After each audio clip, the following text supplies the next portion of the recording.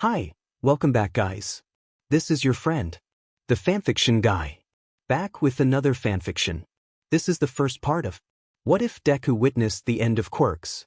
Now before starting, please give this video a like and subscribe to the channel if you want more videos like this. Now let's get into the fanfic. 5:30. The usual wake-up call. A scarred hand slammed down on the alarm, pulling the rest of its owner with it as he rolled over and groaned out the presence of sleep, using his other hand to scratch at the perpetual mess of green hair atop his head. Legs were thrown over the side of the bed, neck cracked, yawn let out. It was all routine that might as well be hardwired into his brain. It was for that very reason that despite the numerous steps necessary to prepare for his morning jog, Izuku could let his mind drift to whatever anxiety or conundrum was most recently plaguing him. It had been the same all week. Not his general classes nor hero training had swayed his worry at what was transpiring with One for All. It nagged him all hours of the day, even amongst friends his mind was elsewhere. In many ways it was overwhelming to think that he'd gone from a quirkless kid less than a year ago to now being in the process of manifesting an entire arsenal of powers from within the enigmatic quirk he'd inherited. Some random thought in his mind drifted off. In a way, All for One was basically the same. Until he stole his first quirk, he was basically powerless. Izuku shook his head, stepping out of Heights Alliance and into the chilling winter morning, illuminated only by the pathway lights. Having Bakugo compare him to that man was enough of a sting. He didn't need to be doing it himself. The idea of multiple abilities didn't bring a smile to his face like it would that monster, it only created uncertainty. He was prepared to fulfill his dream using only the stockpiling strength his idol had been known for. Now he had to worry about 6 additional surprises that could pop up without warning. No more vestige dreams had come as of that day before the joint training exercise, not a single peep out of the predecessors. Even so, Izuku did his best every session of quirk practice to call upon Black Whip. After some brainstorming between himself and All Might, they'd agreed to describe the new ability as his superpower, growing to the point that it manifested outside his body, resulting in the devastating force his second quirk unleashed upon awakening. Everyone accepted the false hypothesis without much question. Some even gave a few suggestions as to drawing it out, minus the explosive drawback. Yet Black Whip remained out of reach for now. Izuku forced a smile to his face as he ran his circuit across campus, using it to remind himself what he'd told Eri the other day. Their mutual pact to gain control would serve as another source of determination, perhaps even more. Their quirks were more similar than one would think, according to Monoma, so the journey to mastering them might even lead to something greater. Now his smile was genuine, his emerald eyes narrowing fiercely as he upped his pace. There was no need to let himself down when he didn't have to go it alone. Izuku felt a lot better walking back inside the dorm than he had exiting, wiping some sweat that had persisted through the cold weather from his forehead. He had pushed it more than he realized, though the soreness was unlikely to stay for long. A good shower to ease the tension, as well as his classmates emerging from their rooms, soon left him with an extra positive attitude, humming along to himself as he prepared a trio of eggs for breakfast. The typical morning activities ensued around him. The class filtered into the kitchen and common room alike, still shaking off the rest of their drowsiness, save for Ida and Todoroki, who generally never appeared groggy at all.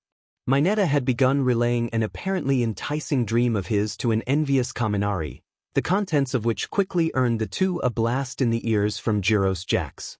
Kirishima turned on the news while he and Siro wolfed down their food, eager not to miss a single detail. Sato had spared time to make a few muffins he'd prepped the previous day, much to the delight of Uraraka and Hagakure, who were both swooning at the taste from the ones he'd shared. The rest of the class was scattered about making small talk, not leaving much for Izuku to do other than finish his meal in solitude. Fortunately, one of his best friends had intuition to spare that morning, Ida walking over to join him, having already briskly consumed his breakfast. "Midoriya, I'd noticed you returned rather early from your usual run. I do hope you aren't pushing your routine even further back into the morning. It will begin to negatively affect your health, which will cascade into your other demanding activities." Izuku made sure to dismissively wave his hands in front of him as he put on a smile. No, nothing like that, Ida. I was just feeling really pumped this morning and pushed my speed. The boy's overly dramatic friend immediately doused his concerned expression, quickly shifting to one of admiration. Ah, I see. Excellent to see your physical ability improving. I would expect no less from a fellow hero course student. The two traded a few additional lines of dialogue involving training and the like, until all conversation across the floor was halted by an outburst from the TV area. Hey, guys, check this out. Kirishima called with an obvious tone of urgency, making sure to broadcast to everyone as a whole rather than a select few. Sensing the intended concern, the class gradually made their way over, even Bakugo hanging back in the rear to see what his boisterous friend was so worried about. 20 pairs of eyes were now trained on the channel, where Daikaku Miyagi, the usual newscaster, was present. Though he wasn't alone, at least not on screen. 2 additional windows were to his side, each displaying a cut-in of a clearly non-Japanese man and woman. The names just below their faces, as well as the flags of nationality beside them, were further proof. Their attire suggested they worked for some government branch or other. What caught immediate shock from Class 1A, however, was the tagline across the bottom of the screen. Worldwide quirk manifestation stagnates. As everyone was left speechless by the words, the American man, Warren Maddock, had resumed whatever conversation had been in progress, his speech quickly being translated from English. Not just at some erroneously low ratio in comparison to typical population reports, but an astronomical 99.98% of the most recent wave of children aged 4 to 5 have been declared quirkless, with these numbers holding up with each passing day of new medical diagnoses. The only areas with even a hint of normal percentile are isolated communities far from most urban development. The other foreigner, Marie Weber, picked up after him, her German overlapped by everyone's native tongue. We're having an almost identical pattern here in Europe. Nations in South America and Africa are showing slightly lower numbers, but are suffering the same unprecedented drop.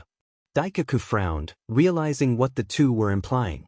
With the way populated environments have been affected, you could surmise this is an epidemic of some kind. The newscaster's guests both nodded. That is the fear, Warren replied.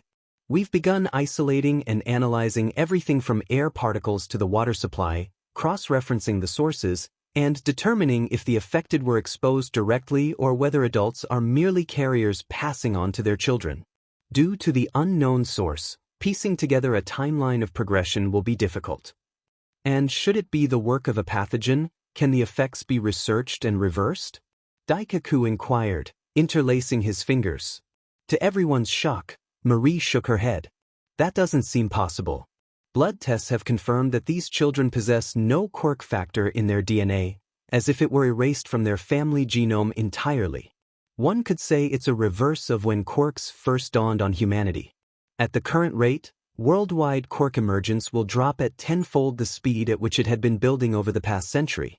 We don't have enough data to speculate if they'll become extinct entirely, but what we've witnessed so far has us expecting the worst. As the news report went on, everyone in the common room was left in deep unease. Kaminari, who had been about to drink out of his glass, instead emptied the water into a nearby potted plant. Much of the class looked amongst themselves, suddenly concerned that they too were unable to pass on to the next generation. This is nuts. Ciro commented, taking a moment to mute the television as the group dropped their attention from the data charts being brought up on screen. Current quirks are left unchanged, but passing them on becomes out of the question, Ida mused, placing a hand under his chin in thought. Such a frightening development. Could this be the work of some villain? No, the effects are indiscriminate, so it is unlikely. While the bespectacled engine user pondered thoroughly, Ashido shivered beside the rest of the girls. Should I even drink anything? Should I even breath? The pinkette clamped her mouth shut, cheeks puffed out and face beginning to turn lilac.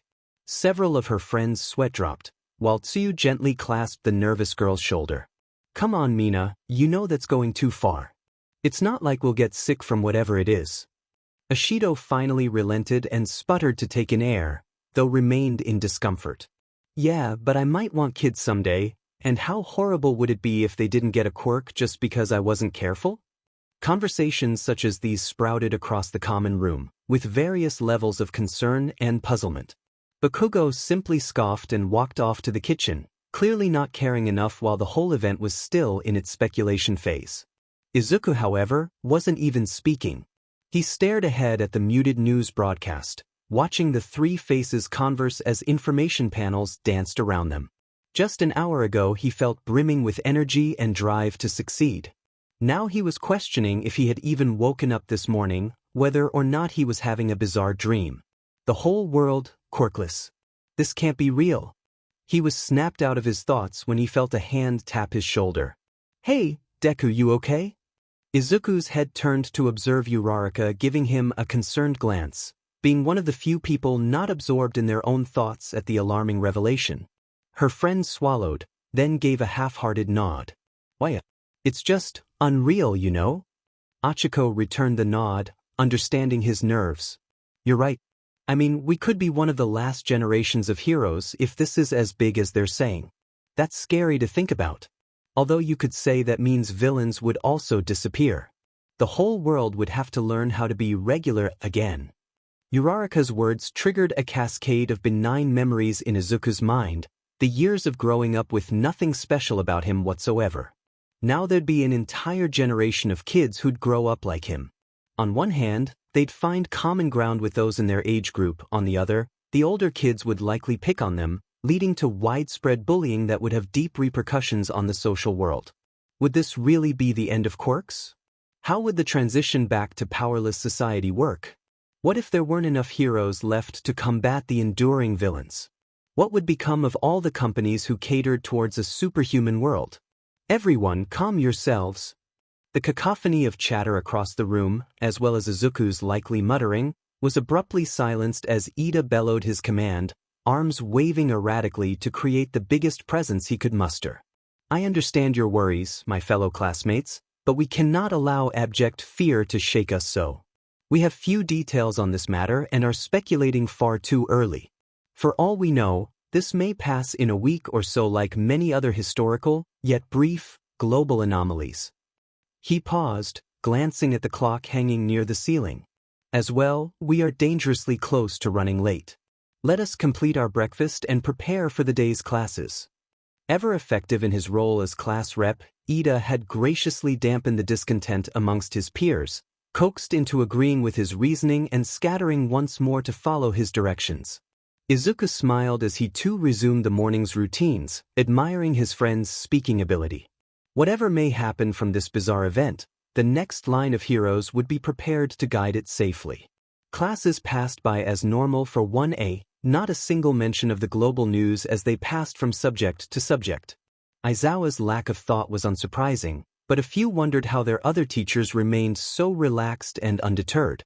Izuku chanced that he could read All Might's subtle Ks during heroics training, having grown so close to the retired pro, but found him just as steely and reinforcing as ever, not even giving his successor an extra glance that suggested concern.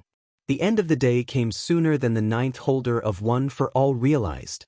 As he now walked out into the hall, flanking Uraraka's left side while Ida took the right. They hadn't spoken of the news during lunch, choosing instead to discuss lightly things, as per usual. Tenya had been right in saying it would make them all feel better. Focusing on homework once they got back to Heights Alliance would also help.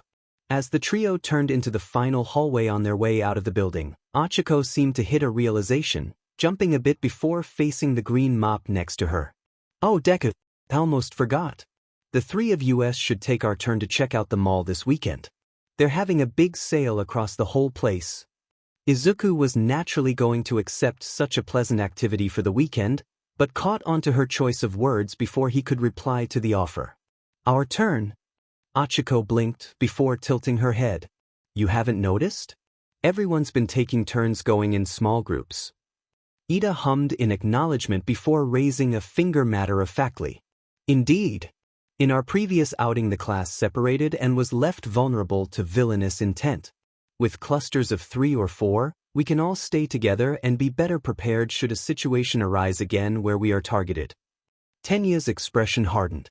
"It was my suggestion, as I cannot bear the thought of one of my classmates, my friends, Enduring an ordeal such as yours, Midoriya? Izuku now understood, and also took a moment to think back. He'd been rather preoccupied thinking about One for All and the issues concerning its growth. It was no surprise this arrangement of Ida's had flown over his head. He was right. The young man placed a hand to his neck subconsciously, remembering the feel of Shigaraki's ice-cold hand practically choking him. The subtle act wasn't missed by Ochako, whose normal enthusiasm dimmed upon recalling the day as well.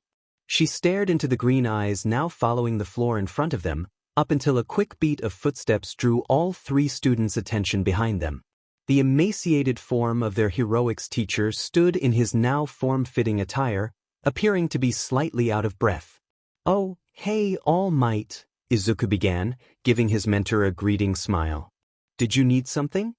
The retired hero took a moment to breathe deeply, then offered back a grin. "Oh, nothing too important, young Midoriya. Just wondered if we could chat for a few minutes." Izuku and his friends briefly exchanged glances, before nodding between them. This happened often enough to have a routine, just like the rest of their days at UA. At least while no villains were mucking about. "Yeah, sure," the greenette replied brightly, breaking off from his companions, but not before sending them a quick wave. "I'll see you guys in a bit. Oh, and I'd love to hang out at the mall. We'll talk it out when I get back." Ida gave a hearty raised arm straight up towards the ceiling, while Uraraka performed a quick hop into the air in excitement. With that, Izuku followed his secret mentor to their usual meeting room, wondering if this was really a casual chat.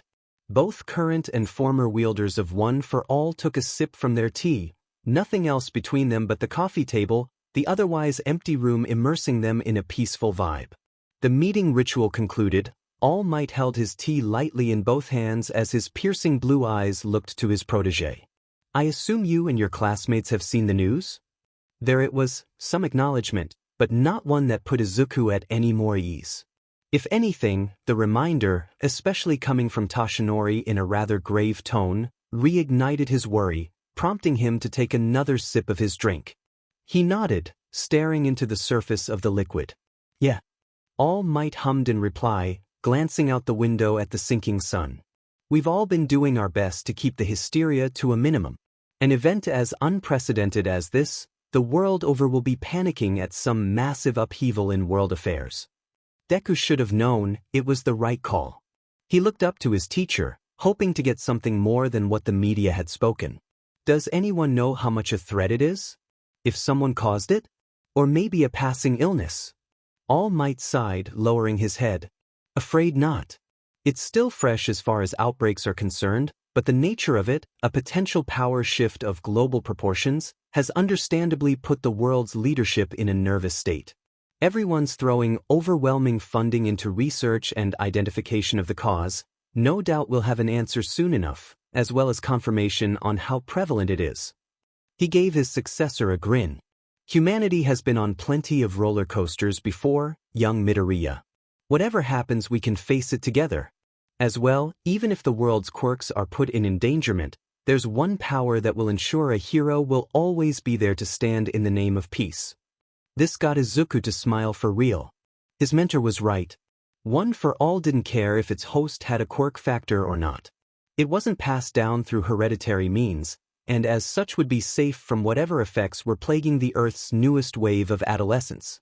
Perhaps one day, one of those unfortunate young ones would have the power in their grasp. Even deprived of his legendary might, Izuku's beloved mentor knew how to instill hope during a bleak situation.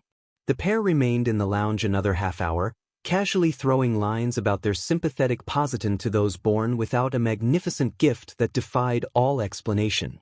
Although their shared bond of One for All was a secret, their origins would forever ensure the quirkless were never too far in the background next to those with abilities. If anything, they were just as strong. With a bit of safety from their classmates, the trio of Izuku, Ochako, and Tenya exited the dorms to begin the short walk to UA's front gate, from which point they'd brave the outside world, free of nearby pro-hero teachers and significant security measures. With everything going on lately, Deku really hoped for a nice day with his friends, or at least one free of confrontation. Heck, last time he'd gone out for a simple supply run he'd had to deal with Gentle. Izuku found himself mentally stressing each phase of their trip to Kiyoshi Ward, eyes darting rapidly towards any alleyway, each corner, and every nook where a villain may spontaneously emerge from. With everyone bundled up in their winter outfits, it became even harder to distinguish who may be approaching, with some even having their hoods up, nothing but icy breath being expelled to prove a face was underneath. With his paranoid levels of observation, it came as a shock that the boy still managed to run into someone while Ida and Uraraka were distracted with some conversation, the two only noticing their friend's misstep when his rear end met the ground. As they were about to rush in to help him, the other victim, who'd remained on his feet, had already reached out a hand to help him up. Izuku accepted the offer with thanks and was pulled to his feet, then bowed in apology for his carelessness. The man waved it off as no harm, then continued down the street in the opposite direction. Following this brief hiccup, Achiko insisted Izuku walk between her and Ida, which, as a pleasant side effect, drew him into their conversations and had him let go of his worries about the potential dangers around them. By the time the trio reached the shopping mall, they all shared a collective mood of excitement, admiring the bustling aura of cheer and enjoyment that the mass of civilians there exerted. "So, what should we look for?" Izuku asked his friends, casually scanning the various shops. Uraraka skipped in front of her companions and held up her mittened hands. "I've been meaning to get some kind of gloves for my hero costume. With winter coming around, it'd be nice to not get frostbite while dealing with our exercises and all." Izuku brightened at the notion, his mind's Quirks-studious gears accelerating in thought. "Oh right. Since you have to have your finger pads exposed to work, you can't really have anything on your hands. But you know, I'll bet Hatsum could easily, huh? There's a shop, let's go." Achiko interrupted, already shoving Midoriya towards the intended location, a task she made look easy even without the use of her quirk. Ida followed without argument. For the next hour or so, the three hopped between several clothing stores, Uraraka looking for something compatible with her costume and abilities while her friends either helped or spotted some extra cold season attire they themselves could use. Eventually she found what she was looking for, some fingerless gloves that actually conducted heat as opposed to venting it. As the friends exited their most recent stop, Achiko sighed, giving a small pout. "There's one more thing to envy Todoroki for. Summer or winter, he doesn't have to worry about the temperature." Izuku and Ida chuckled in amusement at the observation, making their way past crowds of other shoppers. Getting over it quickly, Uraraka clapped her hands together and smiled at her friends. "Sorry that took so long, guys. Let's go find what you two need." Izuku patted his backpack. "I already got a few coats. I wasn't actually looking for anything, I just wanted to come along." He turned to his other friend. "What about you, Ida?" The engine user adjusted his glasses before nodding. "Yes. I believe there was stores specializing in more mechanical-based quirks on the other side of the mall. I could use some more carbon cleaner to ensure my enhanced mufflers don't suffer unnecessary buildup." Izuku pondered for a moment, then brightened much as he did earlier. "Wait, I saw some of that laying around the support lab. I'll bet if we help her out a little, Hatsum will give you some without having to buy, eh?" He was again cut off as Tenya firmly yanked him by the collar and began dragging him briskly to their destination. "A strong hero must know when to balance support with independence, Midoriya. We cannot rely on others indefinitely, hence we may be at a loss when cornered on our own." "Yeah," chirped Uraraka beside him, not in the least concerned with Izuku's predicament. The one for all inheritor groaned in defeat, simply submitting to his friend's dismissal. Ida took an unusually long time deciding between the dozen or so brands of cleaner available at the shop once they'd found it. While he extensively questioned the clearly overwhelmed employee in front of him on the details of each type, Izuku and Achiko spent the time marveling and poking at all the unique gear around the place. When they finally walked out, all three felt a deep satisfaction at the purchases they'd made. "With that done, let's have some fun." Achiko cheered with a jump, earning her nods of approval from her two companions. "Sounds like a good idea to me." The sudden female voice, quite close to Izuku and Ida's ears, caused the two to flinch and swing around to see who had intruded on their gathering. Upon sighting the culprit, all three friends could hardly believe their eyes. here to lend a helping paw. Stunningly cute and cat-like. Wild, wild pussycats. Half-off version. Wait, what? While the three UA students were momentarily shocked, many of the mall-goers around them blinked in befuddlement, clearly having trouble recognizing the posing pair that had just introduced themselves. Amidst murmurs of contemplation, realization seemed to dawn, especially when the three kids responded to the unexpected display. "No way, Pixie Bob and Ragdoll!" Izuku exclaimed with shimmering eyes. "What a pleasant surprise this is," Ida concurred. "You think they do that every single time they run into someone?" Uraraka questioned with a tilt of the head. They gave the crowd a moment to cheer for the now identified pros, who waved back in appreciation. A minute later, as the flow of shoppers resumed, the pair of ladies returned their attention to the hero hopefuls before them. "What a treat to see you kittens again so soon," Pixie Bob exclaimed, before stepping in front of Izuku and Tenya in a flash. "Especially you pair of impressive boys." Before the students could get too uncomfortable, Ragdoll yanked her teammate back, her massive grin not fading in the slightest. However, she was quick to rush in afterwards and playfully pull at the trio's cheeks and pat their heads. "Absolutely. Looks like we won't be spending the rest of the day bored out of our minds." Izuku rubbed his cheek as he blinked at the enthusiastic rescue heroes. "Speaking of which, why are you two out here anyway?" Pixie Bob, apparently having calmed down, motioned down to herself, while Ragdoll struck a pose one would see in a magazine. "Oh, just some winter shopping. We happened to be in town taking care of some business, then figured we'd use our free time here." Ragdoll nodded vigorously, then was quickly in Uraraka's face, eyes wider than she'd think possible. "You were planning to have some fun too, right? Then why don't we all head over to the arcade just down the way?" Despite the intrusion on her personal space, Ochako, and by extension Izuku, quickly showed their awe at the opportunity, which the Greenette voiced with his renowned hero love. "We get to casually hang out with pro heroes outside of duty. This is so cool." While he and Uraraka were psyching out, Ida raised an eyebrow at his two friends and the unrelenting Ragdoll. "Not that I object to the company, but are two grown adults really content with playing G-Dash?" An almost crushing hand on Tenya's shoulder, along with Pixie Bob's menacing aura and misleading grin, silenced the engine user in a flash. "I'm sorry, what was that?" she asked with a hidden edge. "Can my true inner self not enjoy a good round of air hockey with the rest of you?" Ida gulped, waving his hands in front of him desperately. "Oh, of course not. It is truly heartening to see our hardworking pros can still enjoy pastimes of the youth. Let us be off," he finished with a firm hand chop in the right direction. Ragdoll squealed with delight and ran ahead, followed closely by a more composed Pixie Bob. As Tenya let out a breath, Ochako nudged his side. "Nice save, Ida," she teased. Not long after meeting, the three students and pair of heroes immersed themselves in the gaming corner of the shopping mall, enjoying both the solitary games as well as the competitive ones, with various combinations of the five taking turns at the leaderboard. To the UA students' surprise, Ragdoll destroyed them at every turn. No matter the controls, apparatus, or genre, the hyperactive feline-themed hero was unmatched in any of the machines they eyed in the arcade. Pixie Bob had in fact given them a fair warning when they'd arrived, but they simply mistook it as competitive spirit.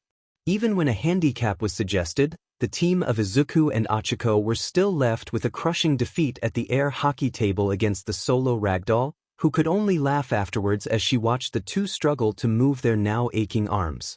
Ida wasn't spared any humiliation either, thinking he had the edge in DDR with his highly adept legs. His friends didn't have the chance to remind him of how stiff his dancing was, letting him see for himself as his opponent pulled off breakdancing that would put Mina to shame. Despite the unsurmountable challenge that was Ragdoll, everyone had fun in the end, picking out some prizes with their winnings before finally exiting into the mall proper. The two pros insisted on treating the students to lunch, as thanks for spending time with them. They chatted idly about various topics, both heroic and otherwise, even as they at last headed out of the mall entirely, the sun just grazing the rooftops on its way down. Now strolling along the sidewalks, the group's conversations had died down, as they made their way towards the station Pixie Bob and Ragdoll would be using to get home. As they passed another block, several massive screens fixed to a building's side were seen playing the news, with much of the populace in the area watching closely. Izuku and the others instantly felt a drop in the pleasantry their day had brought, recognizing the broadcast as another take of the mysterious Quirkless anomaly. Pixie Bob noticed the three students' mood shift out of the corner of her eye, frowning herself as she eyed the televised coverage. "So you guys have seen it, huh?" They nodded slowly. The Earth Flow user folded her arms as they walked, her normally playful aura falling into a more professional stoicism. "It's been shaking up the hero sector quite a bit. I'm sure your teachers have been trying to downplay it as best they can." Another nod. "It's tragic to see so many children realizing they'll never have a power of their own," Ida mused sadly. He then seemed to stiffen, glancing over to Ragdoll. "Of course, I can't imagine having won your entire life only to have it taken." The largely unaffected woman on Pixie Bob's other side gave an offhand shrug, still grinning widely. "It's not that big a deal. With or without it, I still rely on cat combat whenever the chips were down," she informed, throwing a few feline punches into the air before her. "So long as I can still help out the team with finding people in trouble, my search won't be missed too badly." The UA students smiled admiringly at the positively inclined pro, none more so than Izuku, who was reminiscing in his own thoughts, eyes drifting to the sidewalk. Seeing Ragdoll and of course Togata bounce back from losing their quirks, "It's really amazing. I held strong without one for so long, but they kept on going even after being left quirkless, after putting in so much work." Izuku smiled fondly at the idea that maybe one day, one of those kids affected by whatever had happened may be the next successor to One for All. After all, meeting All Might showed him that practically anything was possible in the current world, so long as one had the will to act. Quirkless isn't powerless. "Yeah, you're right, Deku," Uraraka's voice cut in. Izuku's eyes shot back up, seeing his two friends and the pussycats all looking at him with smiling faces. Realizing he'd said that out loud, the boy chuckled nervously, still not quite adept at being the center of attention. As he struggled to get the subtle red out of his face, Pixie Bob threw her head up and placed her hands behind her neck, groaning. "Why is it so hard to find someone thoughtful like you out in the pro world? You kids are so lucky to still be in high school, tossed together with a bunch of impressive specimens who are perfectly dateable."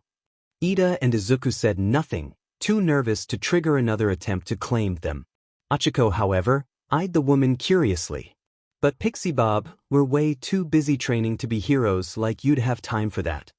At this, the blonde woman locked an eye on the young girl, still casually holding her head back. "Oh, are you guys training right now?" Achiko flinched, not expecting such a reply.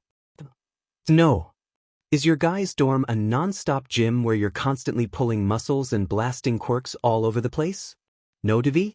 Games? Chilling out on the couch? No, but dash. Is ol' Eraserhead filling even your days off from classes with extra work?" "Sometimes. To be fair." Pixie Bob shrugged, but Uraraka seemed to be firing back on autopilot. "Okay, yeah, we have time to ourselves, but we could be distracting each other from our growth." The blonde seemed to consider this argument, then glanced over at Izuku. "Midoriya." The boy jerked to attention at being called out directly to such a conversation. "You're a smart kid, what's your take on this?"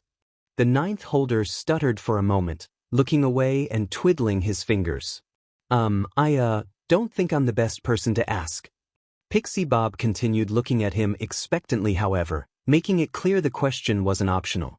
Izuku briefly pursed his lips together, trying to push aside the awkwardness of discussing relationships and give an honest opinion. Achiko and Ida waited with apt attention.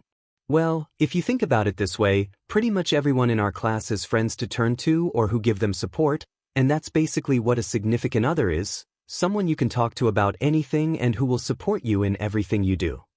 He locked his fingers together.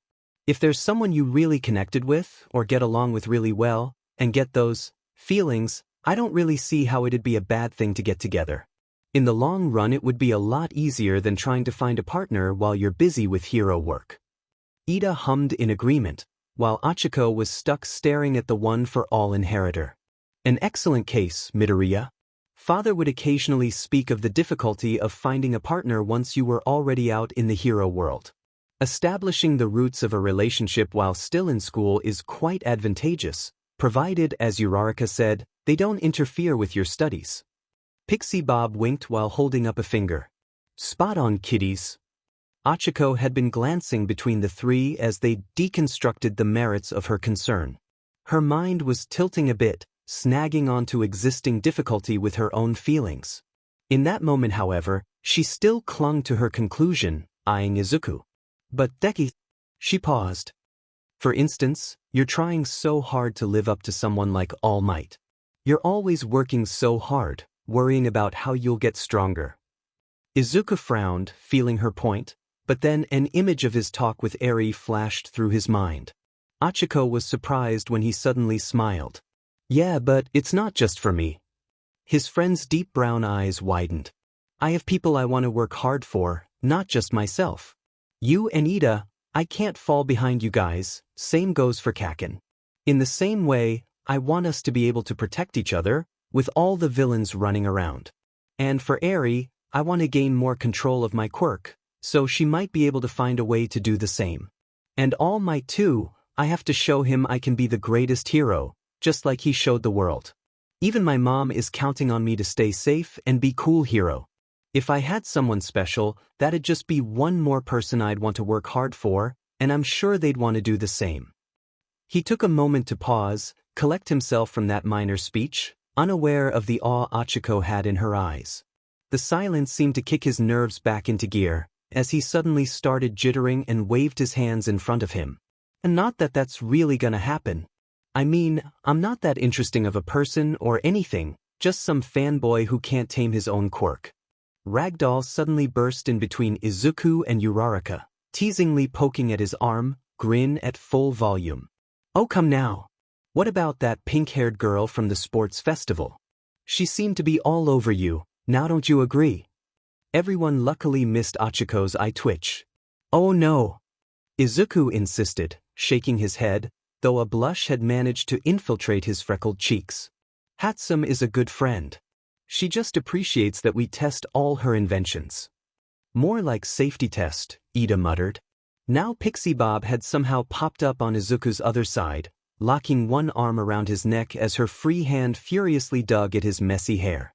She's right though, girls love the adorable smart guy who knows how to throw a punch.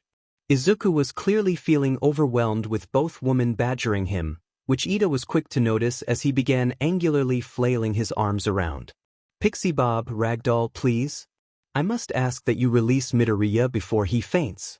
Off-duty or not, such pestering behavior is unfit of a prestigious hero team such as yours.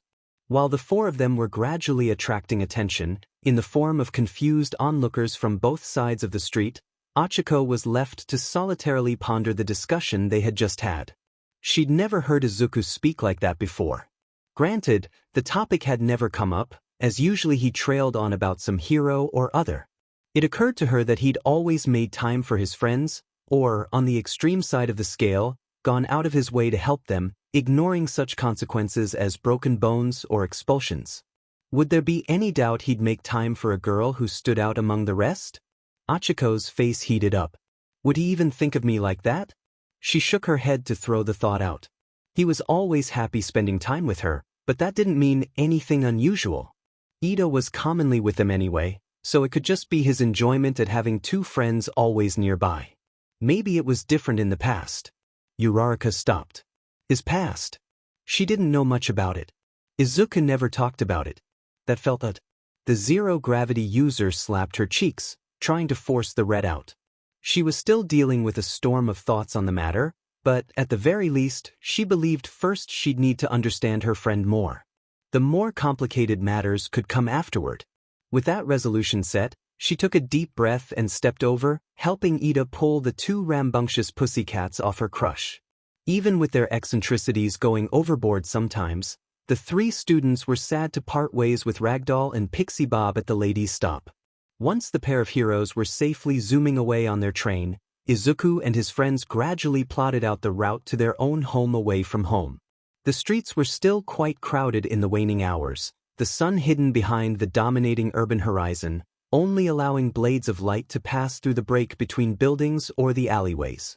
As the three came to a stop at a crosswalk, still idly chatting, Ida suddenly felt a light tug at his pant leg, glancing down to see an elderly woman with a cane, looking up at him hopefully. "Excuse me, young man, could you tell me where the nearest pharmacy is?" Tenya, ever the helpful, whether it was wanted or not, put on a perfect smile and raised a finger, motioning across the street. "Certainly. It is right dashed up." He stopped, noticing how crowded and chaotic the crosswalk running perpendicular to their own path had become. Plotting his next action, the speedster of 1A gave an affirming nod to himself and smiled down to the lady.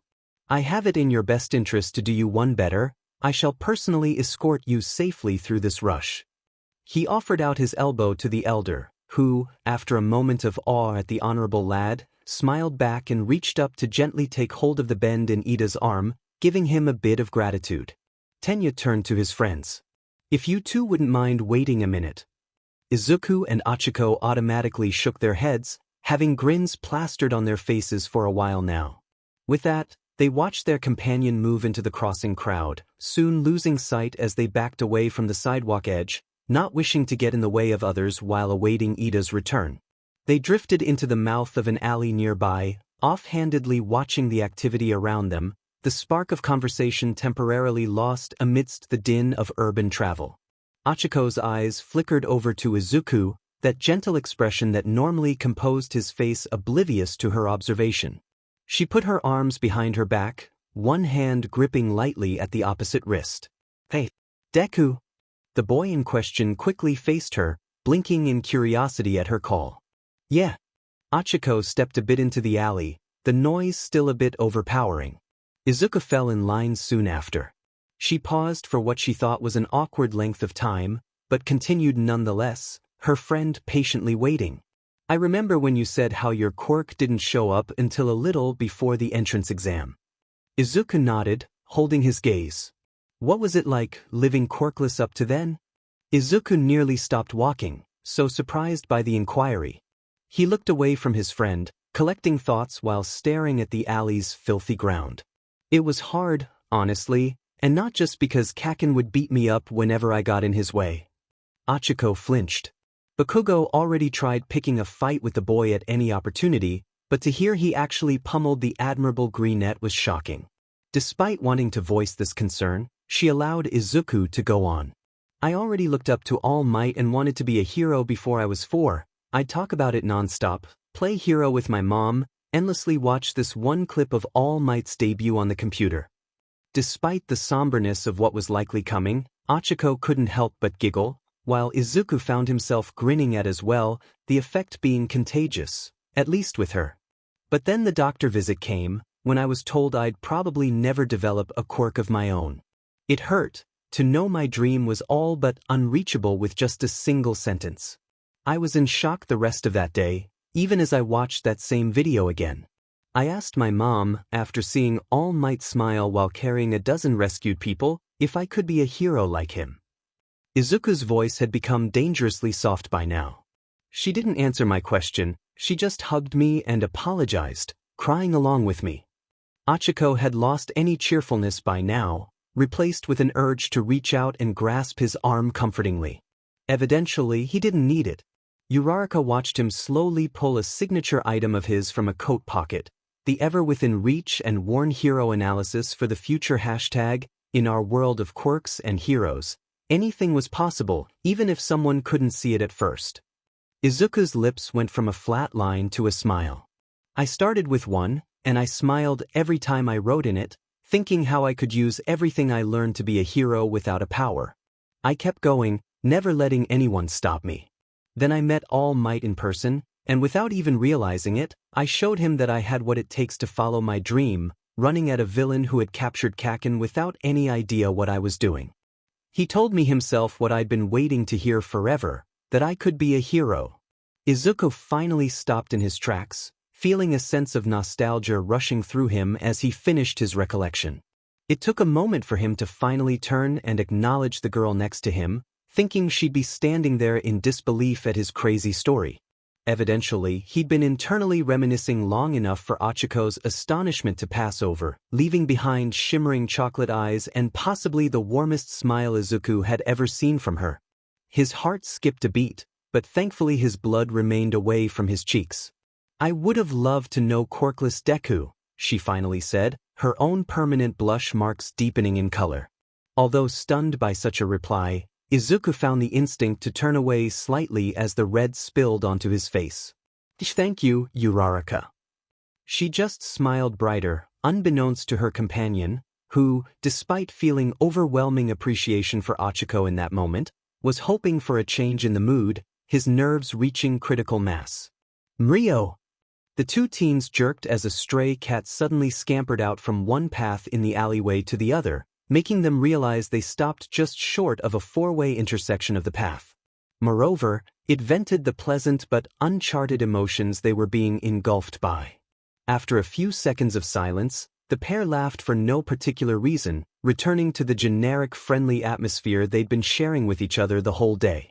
This went on until Izuku's eyes caught something emerge from the same corner as the feline. Black, tattered trench coat, hood up, just barely revealing the ends of disheveled grayish-blue hair. And red eyes that caused Izuku's to shrink. The crimson were staring ahead, disregarding the two teenagers even as Ochiko noticed that her friend seemed shaken by something from behind her. The moment she turned to see what it was, the red eyes shifted to Izuku's, reacting in the same way his did. Though the emotion behind them was far different. The pair were blindsided by a wide swing from Tamura's arm, both knocked backwards by the man's incredible natural speed. While Uraraka skidded onto the ground, Izuku found his back hitting a mound of garbage bags laying against the wall of the alley. When the ninth holder managed to reorient and scan for the sudden threat, he was already staring at Shigaraki's hand reaching towards him, the villain's heinous smile peering out from beneath his hood. "To think I'd be given this chance again," he hissed in mixed delight and hatred. Izuku's heart rate skyrocketed, his perception of time going haywire as his brain screamed for one for all to surge through him to avoid the impending death inching closer to him frame by frame. He had landed awkwardly, a kick would require too much wind-up, a punch could be intercepted by Shigaraki's other hand, a haphazard finger flick could hit Uraraka as well as the villain. A stray thought cursed Bakugo for being right about his combat mentality. If another was in danger, he could act without thinking, but for himself, he debated too much. He was going to pay for it now, permanently. And suddenly Ochiko ignored whatever deluded time dilation Izuku was experiencing, appearing over him as if she'd teleported. Even Tamura seemed surprised, but clearly he decided there was no reason to stop. Regardless of this, Izuku's attention was taken off the villain, instead his Bison boring deep into the face of his savior.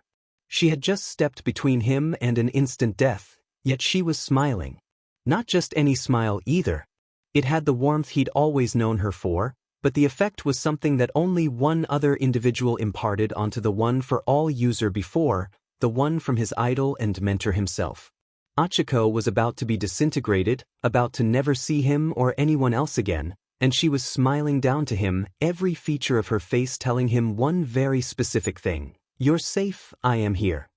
There was little light in the alley, but what there was of it seemed entirely drawn to her in that frozen moment. Izuku's entire nervous system blared alarms in the background, overlapped by the sheer sense of safety and tranquility washing over him.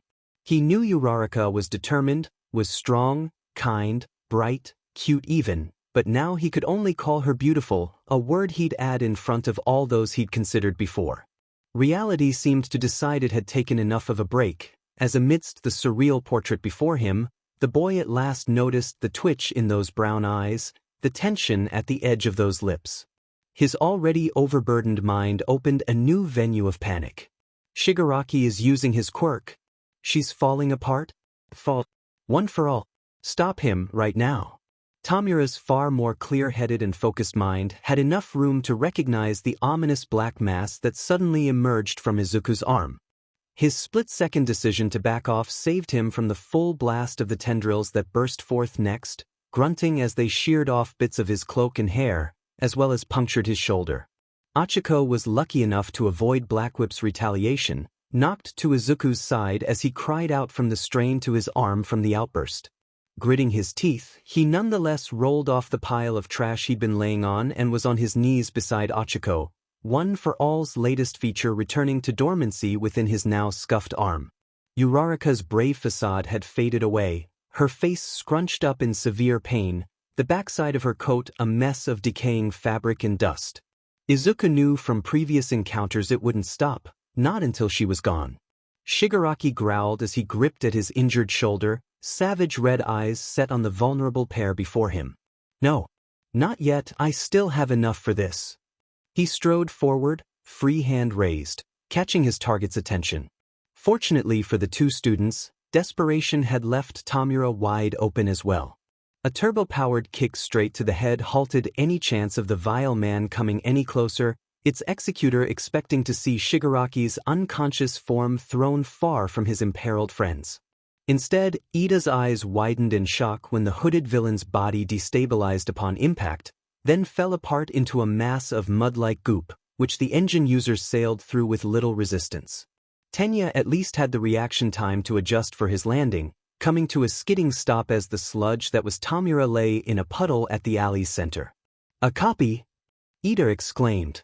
This surprise was quickly overridden when he remembered his friends, still nearby. He rushed over to assist, already witnessing Izuku turning Ochako over to inspect the damage. The decaying had stopped, but it was quickly replaced by red soaking into the frayed edges of her attire. Mid-her dash. Hold her, the other boy interrupted, moving the now weakly groaning girl into Ida's arms. As Tenya watched, Izuku took off his own coat and began tearing it apart. Get hers off, he instructed amidst his act. Ida did so easily, the material incredibly weak from its ordeal. In record time, Izuku began tightly wrapping strips of clothing around Uraraka's wound as fast and carefully as he could.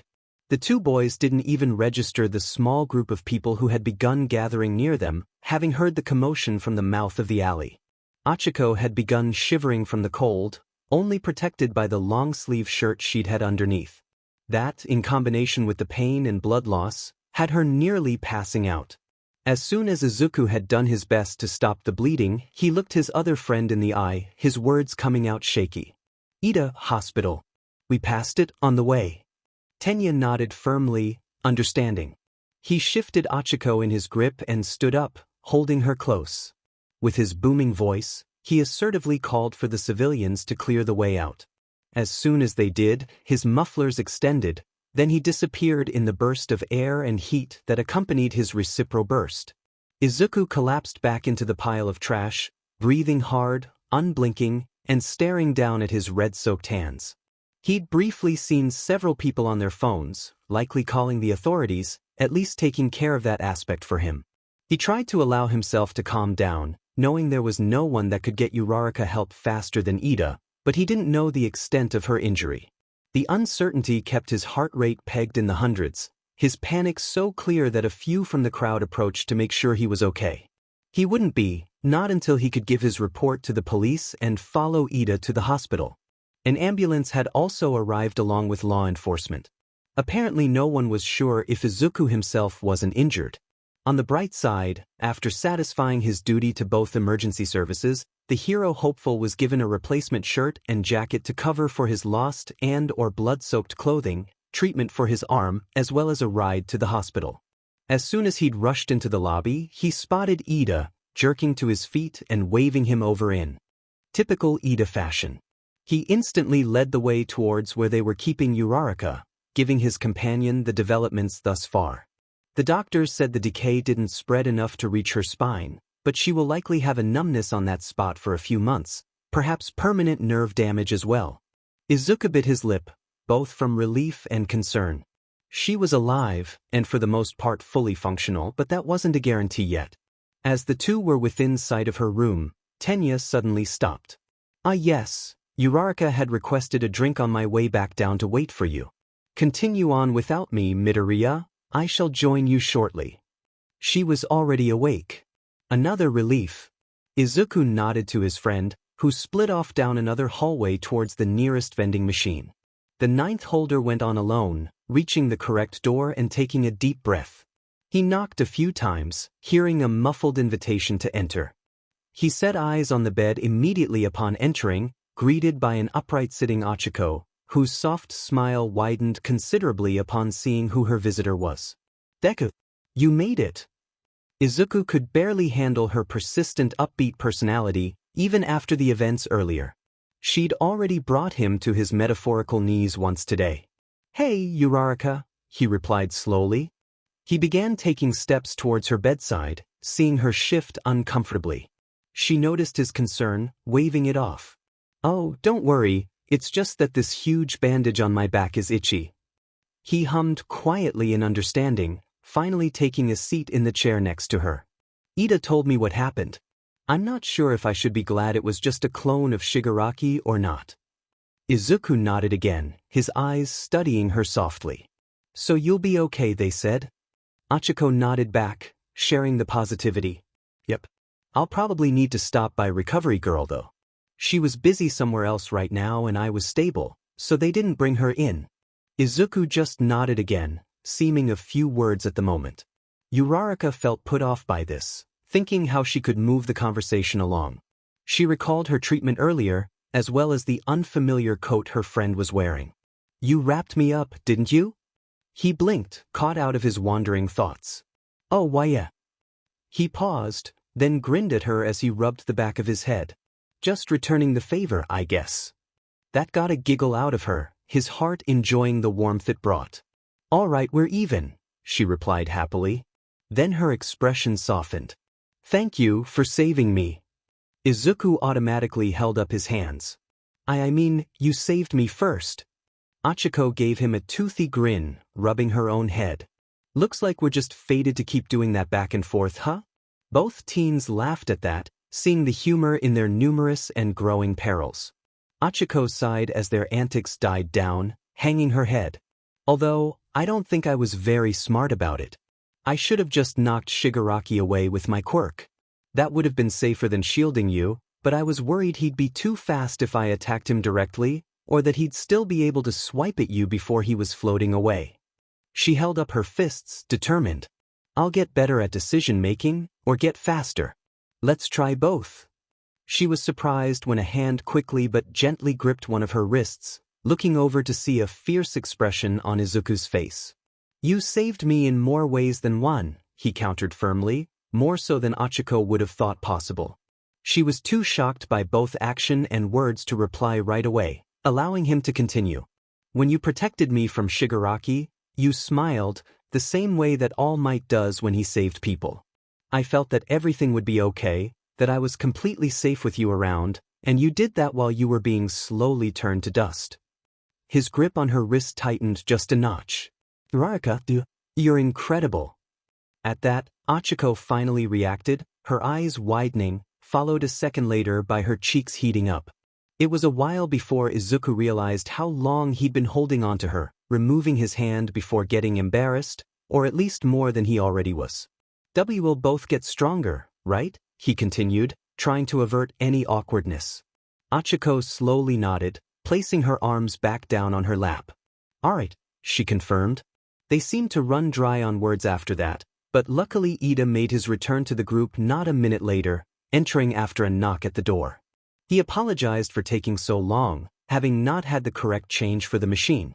He'd bought drinks for all three of them, and so the trio sat around chatting for the rest of their visit, putting the encounter with Tamura past them for a time being, even though the effects would endure long after. Tamura growled through his bandage-biting teeth as he wrapped another layer of medical cloth around his arm, seeing it already soaked with his blood underneath. With an awkward pull of his free hand and mouth, he managed to tighten the rather messy knot he'd assembled and felt his limbs' blood flow stabilize. A row of knuckles grated into his cheek, attempting to wipe off dirt and sweat, although it accomplished little since his hand was covered in the same substances. The lanky man groaned as he got to his feet, moving across the dilapidated shack he currently occupied to hopefully find some rest in the landfill futon across the room.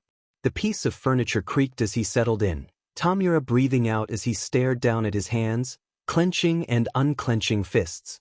Another round without much progress. Hopefully his group's other activities were bearing greater fruit. Yo boss. Right on cue. Even in his somewhat battered state, Shigaraki found the sense to be positive at what news his cohort would bring. He placed his weary red eyes on the doorless doorway, through which Twice's head had popped out of from the side. What have you got for me? Tamura's ally gave a thumbs up. Just wanted to let you know one of your clones bit the dust, he replied in a chipper tone, as if discussing the weather on a glorious morning. Shigaraki's crimson orbs widened in mixed anger and shock. What? Which one? He demanded. Twice dramatically flinched, but resumed just the same.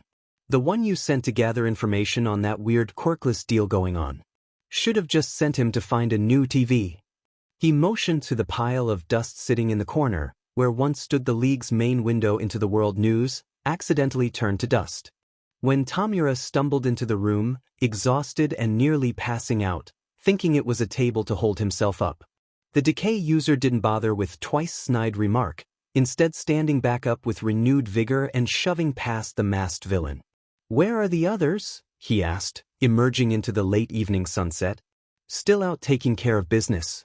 Bunch of slackers is what they are. Tamura stopped his pace and scanned the fringes of their current hideout's perimeter. He was getting sick of the view in all honesty, stuck in a ditch, the remains of an abandoned construction site. Ruins, perhaps the more accurate term, with all the fighting it had been subjected to now. Unfortunately, Shigaraki wasn't exactly in a position to have his untamed opponent move before resuming their struggle. He briefly considered subtly moving the battleground during their next engagement, but reconsidered when he thought it would risk attracting attention. Oh yeah, there's these two punks wanting to talk to you. They were very polite. Tamura swiveled to face Twice, face in a scowl. You didn't mention that first? He hissed. His compatriot just shrugged. You looked like crap, so I waited until you seemed okay to move. The picture of endurance and liveliness you are. Tamura rolled his eyes before commanding Twice to take him to the pair he'd encountered. The two villains trudged through the scarred and broken surroundings, occasionally climbing around some blasted-out rubble to reach the other end of the site. Tamura noted they were heading away from Gigantamachia's vicinity, counting it as lucky in the event that their guests were hoping to snoop around. A few minutes later and they came within sight of the pair Twice mentioned, Shigaraki narrowing his eyes at their rather unimpressive appearances. Both were adult males of average stature, no physical abnormalities that would hint at a mutation-type quirk, though it would be possible they were hiding something underneath their matching brick-red trench coats. Keeping this in mind, the villains stopped a generous distance from the strangers. Even from there, Shigaraki could notice their facial features, recognizing them both as foreigners. One's skin tone and hair suggested Middle Eastern, while the other perhaps European or overseas. In either case, the two stared back at Shigaraki with unflinching, sharp eyes, making no move as a brief silence lapsed over the gathered four. Wow, they actually waited nicely like I asked. How chivalrous. Morons. Could have just snuck up after me and snapped my neck. The lighter-toned man shook his head. We regretfully need information from you directly. Tamura caught the accent. European, definitely, but he couldn't pinpoint the country. The stranger's companion eyed the League leader directly. We're here for the bullets, Shigaraki. At this declaration, Tamura's stance shifted, which the coded pair didn't miss. Your trip was wasted then, the Decay user replied with venom, unclenching his hands and spreading them out in preparation. But at least now I know how to respond to your visit. Twice, kill them. His fellow villain didn't miss a beat, pulling out his wrist-mounted measuring tape and lashing it around a few times. The villain's opposition responded to their act of aggression by glancing at one another, but other than that remained stationary. Cautious, Shigaraki advanced upon them slowly, saving his speed for when they were in range. Twice followed his lead, inching forward as if he were approaching a rabid dog. Eventually, Tamura realized they'd have to make the first strike. Now within reasonable range, he sprinted forward, though cursed when he found his speed not at optimum performance, still nursing injuries from his last round. Regardless, he was sure he'd be able to close the distance enough to dust the two intruders. Especially with his improvements. The European's eyes suddenly flashed red. Shigaraki's own widened in surprise, even as his hand touched the man's chest. The distraction, along with the lack of decay affecting his foe, unfortunately led Tamura to taking a hard knee to the gut, knocking the wind out of him. Twice, equally distracted, found his weapon of choice deflected by a bladed arm brace concealed beneath the Arab's coat sleeve, which was torn apart in the ensuing exchange. Not long after, the masked villain was floored by a follow-up punch to the jaw, throwing him back onto the dirt. Shigaraki's opponent took the opportunity to give the disoriented leader a blow to the head as well, before twisting him around into a lock, keeping his obviously strained eyes firmly on the foe as he called to his partner. Now. The Arabic man rushed over and reached out his gloved hand, grasping Shigaraki's while the villain struggled to clear his head. The man's expression momentarily shifted to horror, before simmering back down to stoic and releasing his grip, motioning for his partner to back off as he did the same. It was just in time, as his counterpart's eyes returned to their natural brown iris, their owners rubbing them with his forearm. Tamura and Twice managed to get back on their feet, wondering what in the world had just transpired. How do you have that power? What did you do to me just now? The decay user demanded, doing his best to cover his wincing at the pain. His enemies seemed to ignore his questions, even as they cautiously kept their eyes on him. They're not here, the man, Alam, relayed to his partner. Their exact location is unknown even to him. Shigaraki was understandably alarmed. The European grunted in frustration, shaking his head. Do you mean it? All right, we'll finish here and head back. Alam nodded, grabbing at his ruined coat and throwing it aside, an act mirrored by his companion. Beneath the garb, the opposing villains were surprised to see full tactical suits, loaded with lines of utility pouches and equipment, as well as a few holsters. Tamura briefly noted a red insignia on the two's chest plates, the image of a cliffside. It shouldn't pose a problem for the immediate future, especially once we deal with them, Alam assured his friend. The other gave a sigh, reaching for a holster. Fine, but be ready, I've only got a few erasures left. Alam acknowledged, grabbing a firearm as well. Instinctually, Tamura and Twice jumped for the nearest cover, narrowly avoiding the first round of bullets coming their way. The enemies closed in on their hiding spots, reloading their pistols as they eyed the rubble concealing their targets. Suddenly, 3 Shigarakis sprang from where Twice was hiding, rapidly closing in on the two foes. You can still negate the clone's quirks, Alam shouted, unloading a few bullets into the nearest copy. As it dissolved into gray muck, the man's partner activated his power again, crimson glowing eyes keeping all the targets in sight. The two were slowed in their approach as Twice sent in more, rapidly draining their ammo supply. As they were forced to reload, they resorted to close quarters, which proved effective since the copies were of Tamura in his current state. Even as the mess cleared, they found they'd given the two villains an opening, the real Shigaraki having snuck around in a blind spot to grab at the mysterious erasure user, who had been forced to blink again as his ability wore off. Elias, his range has increased. Following the warning from Alam, the man jumped back, though not before Shigaraki managed to catch his weapon in the decay, forcing him to ditch the crumbling firearm. Alam, having his eyes taken off Twice, suffered the same disarmament, the copying villain's tape whipping the pistol out of his hand. The two retreated back to recover, but the foes were on them now, rushing in for the kill before they could strike back. What they didn't expect was for Elias to suddenly use erasure again, as well as for Alam to quickly fire 2 dart-like devices from his wrist, each one clamping onto a villain's chest, at which point they howled at receiving a devastating shock to their nervous systems. The pair crumpled to the ground, twitching in a desperate attempt to regain mobility. Alam and Elias stepped over to them, studying the felled villains. Elias' eyes trembled as the red glow from them faded away, the man rubbing at them vigorously while growling to himself. God, I hate using that one. With that kind of side effect you could mistake it for one of yours. Alam grimaced at the comment, eyeing his partner carefully. Elias seemed to notice his mistake, glancing back with concern. Sorry. Alam just gave a small nod, accepting the apology. The two looked back down at Tamura. Don't worry, we'll tip the cops off about your friends. While Shigaraki scowled at the taunt, Alam knelt down by Twice and grasped the man's hand. After a moment, he stood back up and shook his head. Nothing new of any relevance. Let's go. Elias nodded, reaching down to his belt and grabbing what Tamura could only describe as a hand grenade. The two men strolled past the paralyzed villains, Elias pulling the pin from his device as he did. No evidence. Nothing personal, he offered down to the League head. He dropped the item near the decay user's head, casually exiting the blast zone with Alam. Tamura desperately struggled even now, only succeeding in moving his hand towards the explosive by his side before a bright flash drew his attention.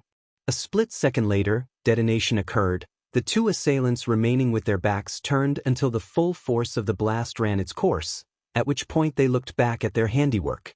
The smoking crater was enough for them, the duo making their way to the edge of the site to climb back to surface level, leaving the area in deathly silence.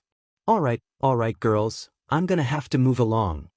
A small gathering of female high schoolers pouted in unison, watching as a striking tan-skinned young man waved them off with a smile and wink, returning to the side of his apparent accomplice, who was patiently leaning against a nearby building, arms crossed and eyes closed. The slightly older man took notice as his friend rejoined him, opening his gaze to him and giving a brief huff as the two fell in line, walking down the fairly deserted sidewalk. I knew they should have sent someone else with me, you draw too much attention. The younger boy chuckled, shrugging. What can I say? Japan loves foreigners. He noticing an approaching semi, quickly switching sides with his companion as the massive vehicle passed them by on the adjacent street.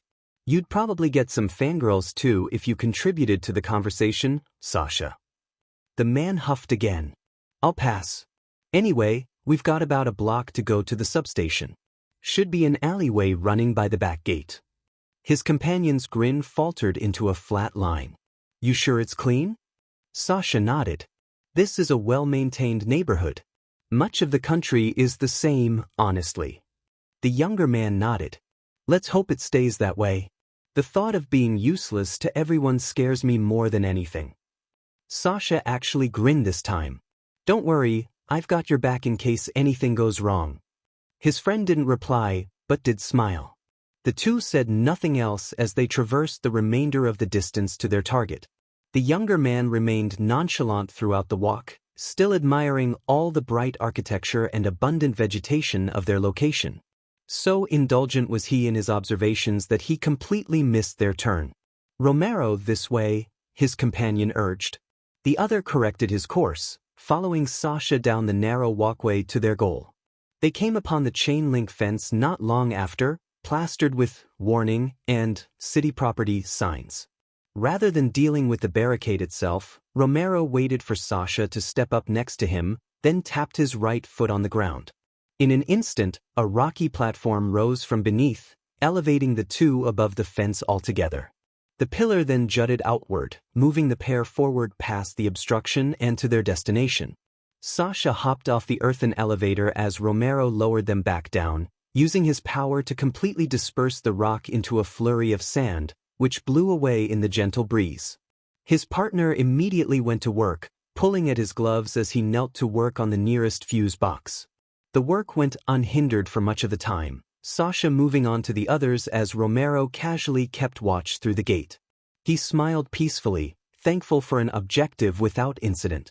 As if triggering the almighty karma, both young men were suddenly startled by a blast from nearby, attention drawn to a now punched-out hole in the wall by the gate. Romero backed away in anticipation, but retained a calm demeanor on the outside, his partner taking the chance to hide to conceal their numbers. With the wall now absent for a decent length, the two watched an imposing figure stalk through, his agitated stare catching sight of Romero immediately.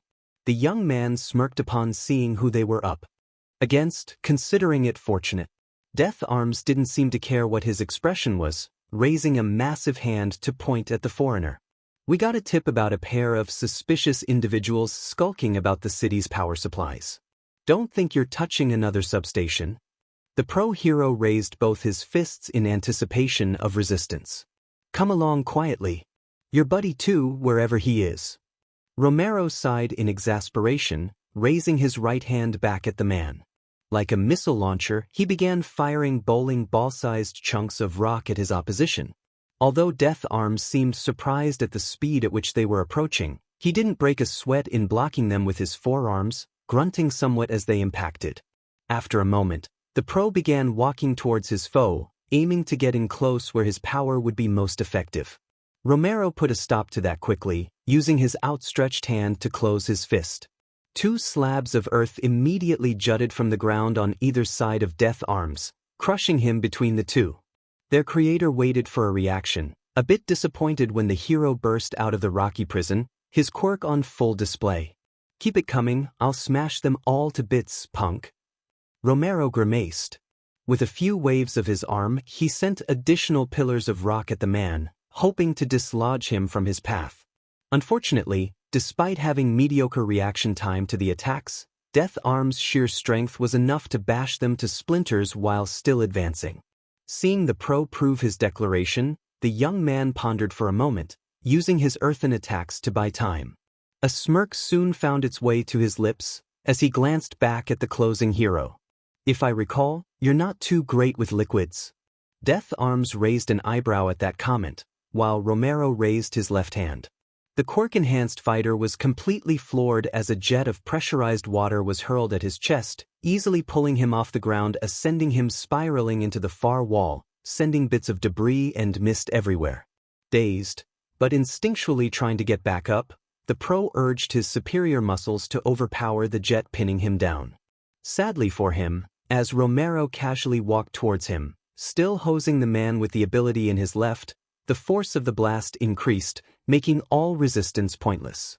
Once the young man was close enough, he finally ceased his attack, both hands now calmly at his side. Death Arms was completely drenched, with a trickle of blood running down from the top of his head, panting heavily as his eyes struggled to stay open at the enemy before him. Seeing the battle all but concluded, Sasha emerged from his hiding spot and joined his friend, looking down at the defeated hero.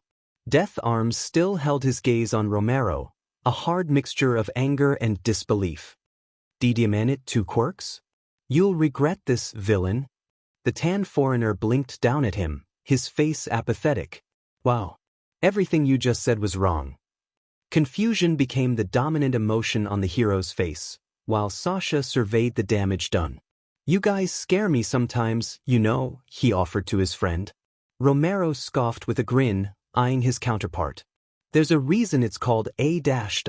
Sasha cut him off with a gloved hand over his mouth. "Not in front of them, the less leaks the better." Romero calmly pushed his hand away. "Why bother? We've got to secure him anyway, otherwise we can't continue the operation." Sasha considered the logic, sighing at yet another task on his duties. "Fair point." He held his wrist up to his face. "Immune too, we need an extraction, live capture." "Understood." The 45 seconds. Death Arms wasn't a fan of what they were implying. Fighting was out of the question, and a good hero knew when it was time to get help. He had to at least try. With the last of his strength, he attempted to bolt to Sasha's open side. Unfortunately, his foe was quicker, pulling back the sleeve on his coat. "Let's not make this more difficult." Death Arms hadn't even made it fully upright before a cloud of pink mist was expelled from Sasha's exposed skin, which Romero was alert enough to avoid by covering his nose and mouth. For the man who only knew of one person with such an ability, he stood no chance, inhaling the aroma merely from his gasp of surprise, instantly beginning to lose consciousness. Once the pro was collapsed on the ground, Sasha let his sleeve down, letting out a breath in relief. Fortunate that there was only one of them. "I'm still not sure how much of this stuff I can release before it fades." Romero put his arms behind his head, scanning the skies for their allies. "If it makes you feel better, I think it was a better choice than erasure. Have you seen Elias' eyes? The guy really needs to pick something different for missions more often." Sasha rolled his eyes, but had the ghost of a smile on his face, spying the inbound copter for their prisoner's retrieval. Above him once again, smiling, her full strength on display for him to be in awe, the terror of their situation drowned by the admiration. But there was one player missing. Their foe was never denied delivering their peril. As he watched, warmth fading away as quickly as it came, the girl's smooth skin, deep eyes, rosy cheeks, all dimmed and vanished into the visage of an ashen statue, all color gone, all life erased.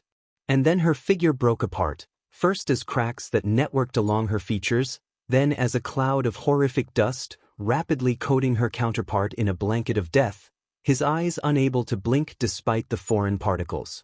They could only stare upwards in all-consuming fear, seeing the vile grin that was hidden behind her, his nerves feeling the numbing sensation of her remains on his skin.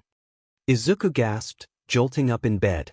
His hands instinctually grabbed at the sides of his face, his breathing irregular as fingers glided and patted over his cheeks and temple, subconscious mind clashing with the waking world to decide which reality was correct. Not convincing enough, as his hands moved down to rub his arms, neck, any exposed flesh. It was a full minute before he stopped shaking, his nervous system confirming fact to his utmost relief. There was no dust, only sweat. A lot of it. The young hero in training let out a steady breath, calming himself in the near pitch-black room. The only noticeable light came from the clock beside his bed, its digital lighting informing him it was only just past 3 in the morning. Sighing, Izuku repositioned and got to his feet, knowing that, on top of the unlikelihood of getting back to sleep that night, he couldn't even lay down comfortably with his body soaked in his own perspiration. After washing his face and changing into a fresh and loose t-shirt, he spent the rest of the hours before his jog time distracting himself with his hero notes. It was back to the usual scene as Izuku entered the dorm past dawn. Several days had passed since the incident, with only the most observant noticing any differences in the students scurrying around inside, preparing for the school day. Of those, Izuku was the most prominent. The rest of the girls were bunched closer around Uraraka than normal, feeling admiration towards her following the encounter with Shigaraki's clone, which he felt was perfectly deserved. Bakugo had been spotted rolling his eyes on several occasions during such times, having also noticed the extra attention, but not caring enough to act on it. A handful of the guys had asked her to be their training partner during quirk practice. Lastly, and most flustering of all, Izuku found himself acting different as well. He'd feel a dumb smile widen on his face every time Achiko grinned upon flipping Kaminari face first into the floor, or be giving generous glances at her throughout the day, caught in that bubbly face and personality. The boy was certain he was worrying, thinking it was simply a trait of being a Midoriya, but it felt different. He put it aside in favor of focusing on studies, although this tactic seemed irrelevant during actual training. Izuku didn't want to be the one in danger every time, he wanted to be sure that he could cover anyone's back in a moment of need. He kept the image of Achiko shielding him close to heart as he practiced over and over to manifest Black Whip, pretending to swat away threats to his friend. It produced no results, as usual, but the one-for-all wielder felt inspired by this new change in mentality. Even as the greatest hero, he wouldn't be alone. He didn't want to be alone. He would have people around him, people he'd want to protect. At last, the end of the day's lessons came, leaving the students of Class 1A to disperse out the door. As the classic trio of Izuku, Tenya, and Achiko stepped out together, the boys were surprised to see their friends swing around to face them, a look of realization upon her face. "Oh, that's right. I have to stop by Recovery Girl for some more treatment." Her companions nodded, offering to tag along, which she showed no objection to. In the days that followed the incident, the full effects of the damage to Achiko were unveiled. Although she could still flip attackers with ease, the gravity heroine was clearly favoring her left arm during movements. An earlier visit to the school's resident healer confirmed that Achiko had trouble lifting her right arm above her head without a tearing pain in her upper back. Accelerated or not, the healing would have to accommodate for her free range of movements that tugged at the scarred flesh next to her shoulder blade. Fortunately, Recovery Girl had some ointment that would gradually loosen up the skin to adapt to stretching and pressure. It was also, according to Uraraka, very itchy, especially the more layers of clothing she had on. She couldn't apply the medicinal oil herself due to positioning, but the other girls were happy to assist whenever she needed it. A few times, however, when none of them were around, Achiko would nervously request a scratch or two, which usually led to her sighing contently as Izuku chuckled to himself. The trio gave a knock upon reaching their destination's door, an elderly voice urging them to enter the infirmary.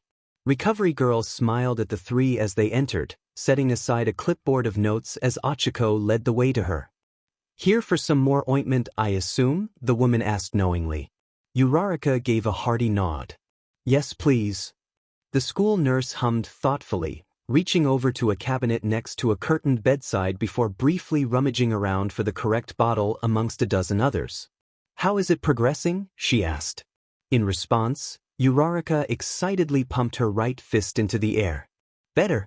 I can totally do this without immediately, Urk." Her enthusiasm quickly died in her throat as her arm trembled, dropped, then fidgeted awkwardly in response to the unpleasant sting on her back. Izuku and Ida looked concerned, but she waved to assure them she was fine. "Still a ways to go, I guess." Recovery Girl chuckled as she retrieved the medication. "Well, it's an improvement. The first time we tried you flat out screamed." Ochako rubbed the back of her head, embarrassed, but graciously accepted her ointment nonetheless, thanking the youthful heroine for her provisions. Without missing a beat, Uraraka swung around to the exit and motioned for her friends to follow. "Come on, guys, I didn't get enough for lunch, let's grab something quick." As she practically vanished into the hall, Ida rushed out as well, shouting about obeying the rules of the hallway and not running. Izuku just smiled, never tired of his two best friends' clashing yet endearing personalities. "You were very lucky to come across friends like those." Izuku glanced over at Recovery Girl, who was diverting her attention back to the work previously in progress, flipping through pages of notes in her office chair. Perhaps even luckier than being made All Might's successor. Midoriya couldn't argue with that, humming in agreement as he motioned to leave as well. "That responsibility makes them invaluable for your future, young man. Especially when we're not around any longer." That had Izuku pause, turning back to the nurse with a furrowed brow. "What do you mean?" Recovery Girl stopped reading, placing the clipboard in her lap as she swiveled around to face the ninth wielder. "The youthful title is endearing and all, but anyone can tell I'm far from my prime, Midoriya. The same goes for your mentor, not to mention that windbag, Gran Torino." She gazed sadly at the floor, before focusing on Izuku. "With Night Eye gone, we're all that's left of those who know your quirk's true nature, of the responsibility that rests on your shoulders, and the burden it puts on you, both mentally and physically. Our time grows short, however." Izuku stood stunned, unable to absorb the sudden reality check. "I never really thought of that." He backed up into the counter behind him, at a loss as the realization sunk in. Kaken will still be there, but then he really just cares about being better than me. It's not like he'll sit down for a chat whenever I'm feeling overwhelmed. He thought back to earlier, about how he'd be able to rely on his friends. Ida and Uraraka, they don't know. They shouldn't for their safety. Recovery Girl said nothing as he practically talked to himself, but eventually seemed inclined enough to counter. Both All Might and his master trusted Gran Torino with the knowledge, in the same way All Might trusted his sidekick as well as myself. Think of where that fool would be without us. One way or another, One for All will be your secret alone to do with as you will. If an old nurse like me can earn her keep of such knowledge, I see no reason not to surround yourself with some who do as well. She stood up from her seat and walked over to Izuku, giving his arm a comforting grip. Think about it, Midoriya. Your friends are strong and loving, you've seen it firsthand many times. Chio let go of his arm and backed off, giving the boy space to think. The successor's eyes were in deep conflict, up until he bowed and excused himself, finally leaving the elder alone with her work. That is, until her surprisingly sharp ears picked up movement behind the curtain at her back. "Feeling better?" she asked offhandedly as she began organizing other paperwork. A groan was heard, followed by a momentary silence. "Did you know I was awake?" Toshinori inquired, stoic and firm despite his condition. Chio didn't even bother walking over to him as she continued the conversation. "No, but at least now I don't have to repeat myself." She heard the curtain being pulled back, finally turning to acknowledge the retired symbol of peace. All Might sat up, rubbing the back of his neck. "You truly think he should tell them?" Recovery Girl put her hands in her coat pockets, her expression somber. "He'll need someone, Toshinori. Bakugo will undoubtedly push him to grow and reach his goal, but the boy will need emotional support just as much, something we can't expect from his rival. All Might pursed his lips, gazing down at the end of his bed. By the way, you didn't mention Nizu among those who... As he glanced over, he found the most severe deadpan look he'd ever known the old lady to make. I think we both know why I didn't bother. Toshinori's sweat dropped. Alright. Chio resumed as the retired pro hung his head. No matter how much you do to keep yourself in shape, you're missing several major organs. As well, Nightai's prediction still hangs over your head. Imagine the devastation to Midoriya when you're gone. He'll need companions then more than ever, ones who can understand exactly how deep his pain goes. Toshinori slowly swung his legs over to sit properly, though ended up hunching over. Those three are close, no doubt about that. All three have shown tremendous growth, proving themselves. One for All's former bearer looked Chio in the eyes at last. I'll discuss with young Midoriya soon. Should it come to it, however, I'm leaving the final choice to him. The torch is rightfully his, and it may be time I truly pass on its burden to him, before it's too late. Recovery Girl considered the man for a moment, then turned away to return to her work. I believe it's for the best, for what it's worth. All Might smirked as she began organizing her desk. Your opinion has always been worth a lot to me. Izuku caught up to his friends when they were halfway to the dorms, explaining his delay as Recovery Girl wishing to take a quick look at his arms. The three rejoined the rest of their classmates soon after, finishing homework, studying, or simply hanging out at the couch playing video games. As afternoon stretched into evening, much of the group retreated to their separate rooms, with only a handful remaining downstairs for a while longer before heading to bed. Izuku was in the kitchen, getting in a cup of tea before retiring for the night. He reached up and into an overhead cabinet for the tea bags, noticing they'd been moved from their usual spot. Sighing, he fiddled around, swiping for the items. When they refused to be found, he retracted his hand and decided to just put it aside. Before putting away the ceramic teacup, he took a look at his searching limb, seeing it covered in a fair bit of dust. He unconsciously rubbed it between his fingers, feeling the chalky sensation. His face paled, a fading memory made fresh. He lost perception of time, his body stiff, eyes wide as imagery of that horrible fantasy played anew. Deku! He was pulled back up. Nearly gasping at the intrusion, Izuku turned to look at his new company, seeing the concerned expression of Achiko as she stood nearby. Uraraka! The girl took a step forward, still holding the worry in her eyes as she eyed her friend up and down. She seemed to come to a conclusion a moment later. Did you have a nightmare too? Izuku's wide eyes returned full force, both from her easily reading him, along with the implication of her words. You too. Uraraka put on a hard look, then nodded. Yeah. The first night back from the hospital. I was back in the alley, when Shigaraki was about to grab you. Except I didn't make it in time. You reached out your hand, but by the time I grabbed it, it went right through, already turned to dust, and then the rest of you. She moved her arms up, hugging herself. It's hard to forget the look on your face, like you couldn't believe I wasn't fast enough, that I failed. What Achiko thought would be a sinking feeling was interrupted by Izuku's hands on her shoulders, surprising her as he gazed her firmly in the eyes. Never! Even in my nightmare, where it was you turning to dust because help didn't come fast enough, you never stopped giving me the feeling that I would still be safe, up until you couldn't. The pair stood still for a few more seconds, before Izuku seemed to realize his action and stepped back in a hurry, his gaze falling to the side. I know you'll always do your best for anyone. He managed to look her directly again. I trust you with my life, Uraraka.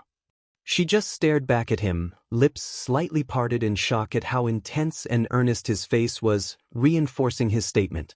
Amidst this, Izuku finally smiled again, holding out his open hand. Let's keep watching each other's backs, like we have been all year. Achiko seemed frozen for a while, until she suddenly mirrored her companion's smile, firmly clasping her hand with his, affirming the vow. Right. What seemed to be a quick action was somehow left on pause, as the two stood there, not letting go of each other's hand, simply gazing at one another in some suspended moment of time. Achiko could feel nothing but vigor emanating from Izuku, a force she was doing her best to replicate to show her own level of dedication. Yet, eventually, something threw her off. She didn't know when, or if she was just imagining it, but there was a subtle shift in the one-for-all-holder's expression. He was still looking upon her in obvious admiration and happiness. However, there was something more leaking through that caused Achiko to feel her cheeks heating up. It was almost like he was fawning over her. Before her heartbeat could catch on, she instinctually let go of their bond and jerked away, turning her back to Izuku in a flash, trying to calm her somewhat flushed face. "Uraraka, are you okay?" her friend asked in a panic.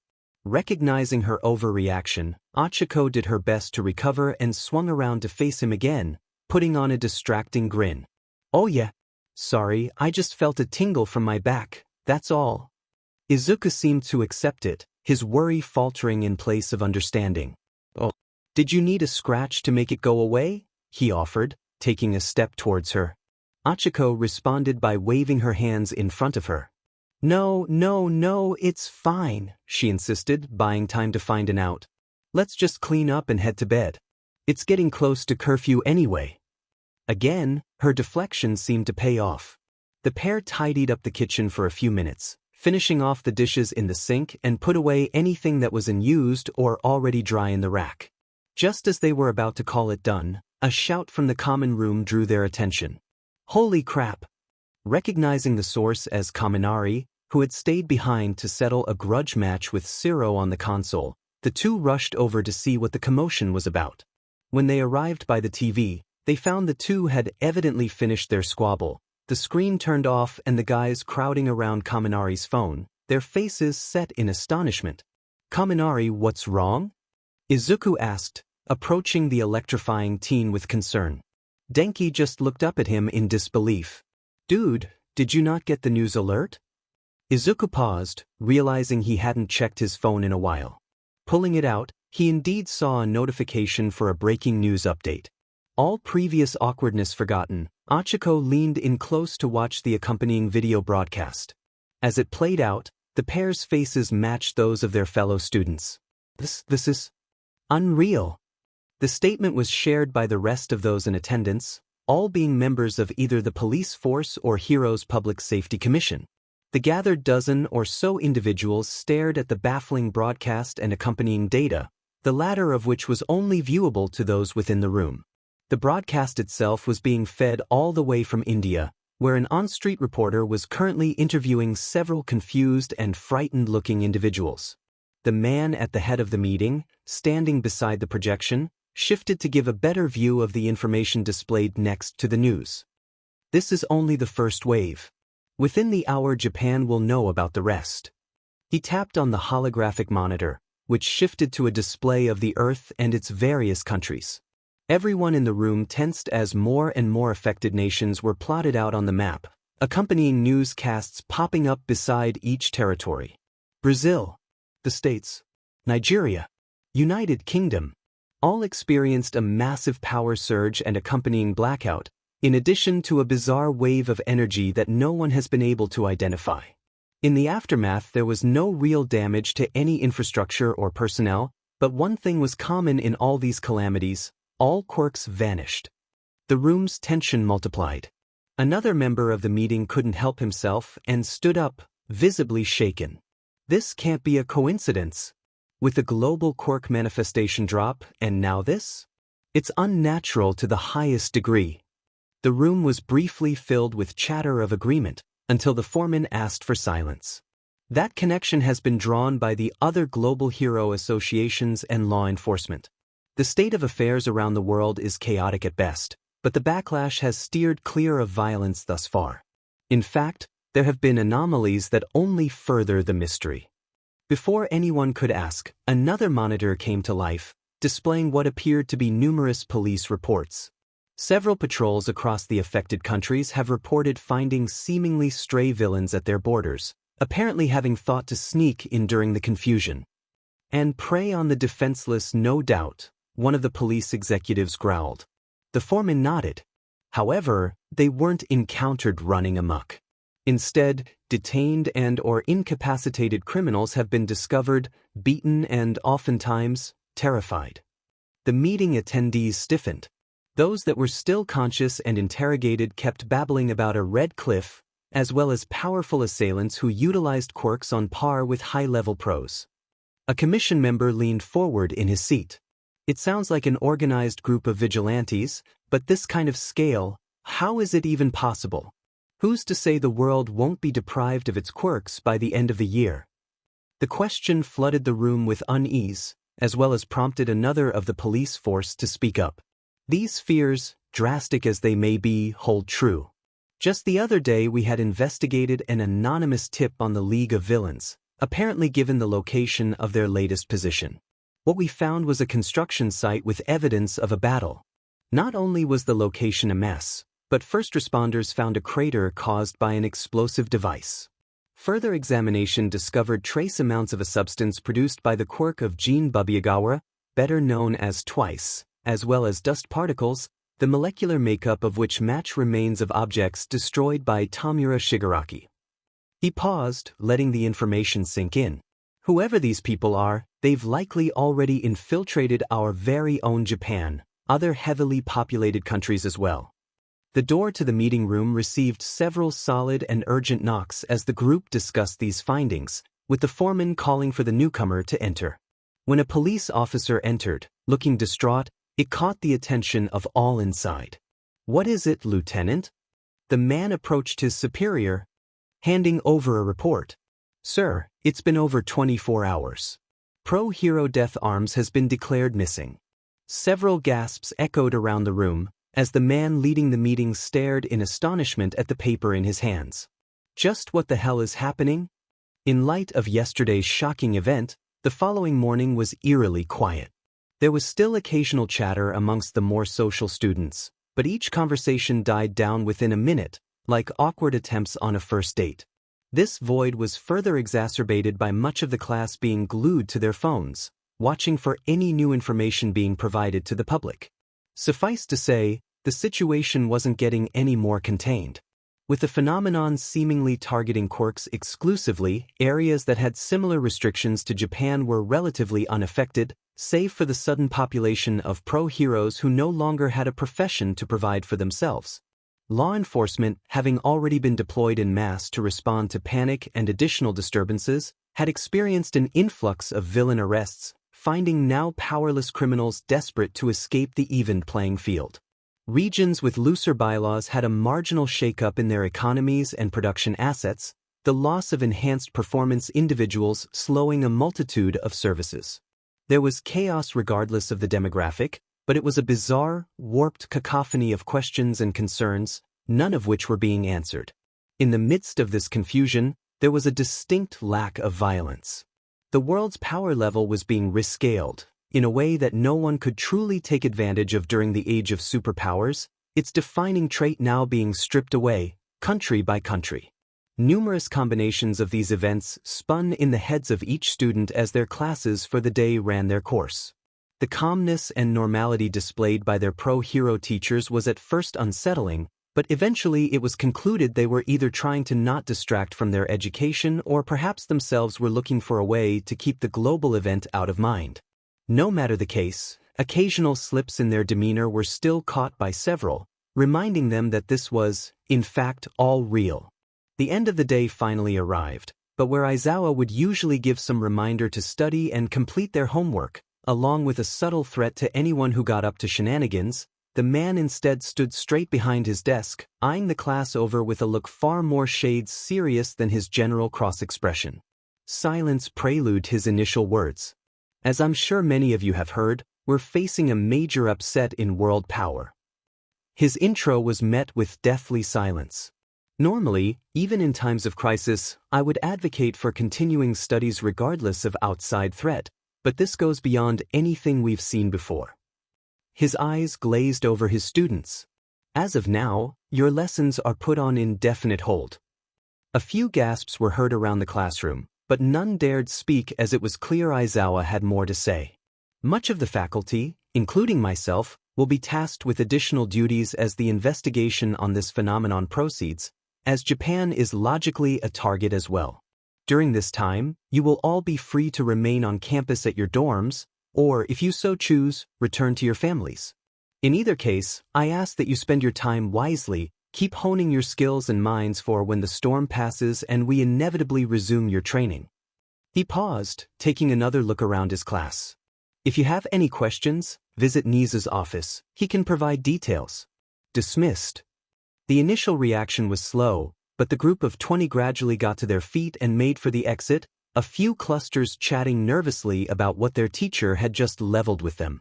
Izuku found himself staring at the floor as he maneuvered for the exit, himself not entirely grounded after last night's revelation. Midoriya, a word? The greenette stopped, looking up, seeing he just passed in front of Aizawa, who eyed him warily. As the one-for-all holder diverted to give the pro his attention, Uraraka and Ida stopped at the door, letting everyone else pass as they watched their friend acknowledge the teacher. Yes, sir? Eraserhead leaned against his desk, letting out a tired as he rubbed the side of his head, a habit that a few of his students recognized as him feeling himself in a bind. Aizawa settled on folding his arms, eyes settled on his student, but not entirely focused. In light of recent events, you could say my hopes for Togata are trivial at best. Izuku gulped, feeling some of the sting in that truth. However, that doesn't change the fact that Eri would still be better off learning how to control that power of hers. I hit a dead end with Monoma, so I figured it's worth asking you, especially since I'll be in the field extensively for the foreseeable future. Do you have any ideas on how to proceed with her? Izuku would say he was surprised by the inquiry, but he was equally surprised that he had a reply. The young hero in training made a hard expression, knowing what he was suggesting would be difficult. I do. I've been thinking about it a lot, actually. Aizawa's face didn't shift at all as he listened. With the idea that her quirk has a similar accumulative nature to mine, I think it's best to keep that method rolling and break down the mechanics piece by piece. The best way to do that, in my opinion, is examining what we've seen directly. At this, Shota's eyes visibly narrowed, but he allowed his student to continue. If she's okay with it, I'd like to go with her to the site of the hideout raid. Tenya could practically feel Achiko stiffen beside him at that last line. This was reinforced as silence once again claimed the room, with Izuku nervously awaiting his teacher's response. Aizawa's facial features revealed nothing, still watching his problem child carefully, the poor boy feeling his integrity slipping. Finally, after what felt like forever, he allowed a soft grunt to pass his throat. Very well. Izuku's eyes went wide, from a mix of released tension and shock. However, if you're bringing her there, you're not going alone. I'd prefer someone else who was on the raid team. His eyes darted over Izuku's shoulders. Uraraka. Eep. The gravity girl jumped, stunned at being called out. Izuku turned to her, surprised to see her and Ida still in the room. Why, sir? Aizawa stood back up straight, putting his hands in his pockets. Since you found the need to stay behind and listen in, you can accompany Midoriya and Eri on their information gathering. Achiko seemed at a loss for words, until her sights landed on her friend, who, upon realizing what their teacher was asking, shot her a hopeful smile that provided the response for her. Of course. She fired back her own smile to the ninth wielder. You can count on me, Deku, she emphasized by holding up and flexing her right arm, showing no visible pain at the act. Izuku was practically beaming at this, until Aizawa cleared his throat to get everyone's attention. That being said, I'll be sending someone to shadow you three during the outing. I ask that you refrain from diverting from the task as much as possible. His students nodded firmly, agreeing to his terms. Good. Now follow me, Midoriya. Ares with Togata. Hopefully he'll help convince her to go along with this plan of yours. Izuku agreed, waving to his two friends as the four of them exited the room and split in opposite directions of the hallway. As they watched their friend and instructor leave, Tenya set his closed hands on his hip, face laden with pride. As I would expect from Midoriya, immediately taking advantage of our time from classes to care for someone in a precarious situation. He glanced over at Achiko, raising one arm to firmly chop at the air. And I expect you to assist him in any capacity necessary, Uraraka. The brunette nodded vehemently. Of course she would, she could do no less for someone in need. At the same time, she was excited for the trip itself. Surely they could have some fun mixed into their research. So it's like a date? This outburst from Mina was immediately followed by the sound of juice being ejected from someone's mouth with the force of a fire hydrant. The victim of said event then had her eyes bulge to maximum diameter and her face swell with the collective blood of what could potentially be her entire body. Waha! Achiko's hands waved away with the intensity of a turbine as she faced the rest of her female classmates. Oh, of course not. We'll have Eri with us. Ashido casually rolled her eyes. Oh please, as if a cute little girl could be a third wheel. If anything, she'll make you two look more adorable. And there's gonna be someone watching out for us close by. Out of sight, out of mind. Mina! Achiko exclaimed desperately. Toru and Kyoko were snickering nearby, enjoying the utterly vulnerable Uraraka as she struggled to not scrunch herself into the couch fold. Mercifully, the two voices of reason stepped in before the gravity girl imploded. Come on, you three, she and Midoriya are trying to help Eri with this trip, Momo insisted, her tone firm and commanding. Tsuyu stepped over and placed a comforting hand on her struggling friend. Let's not make her uncomfortable before she's even out the door. It could affect their objective.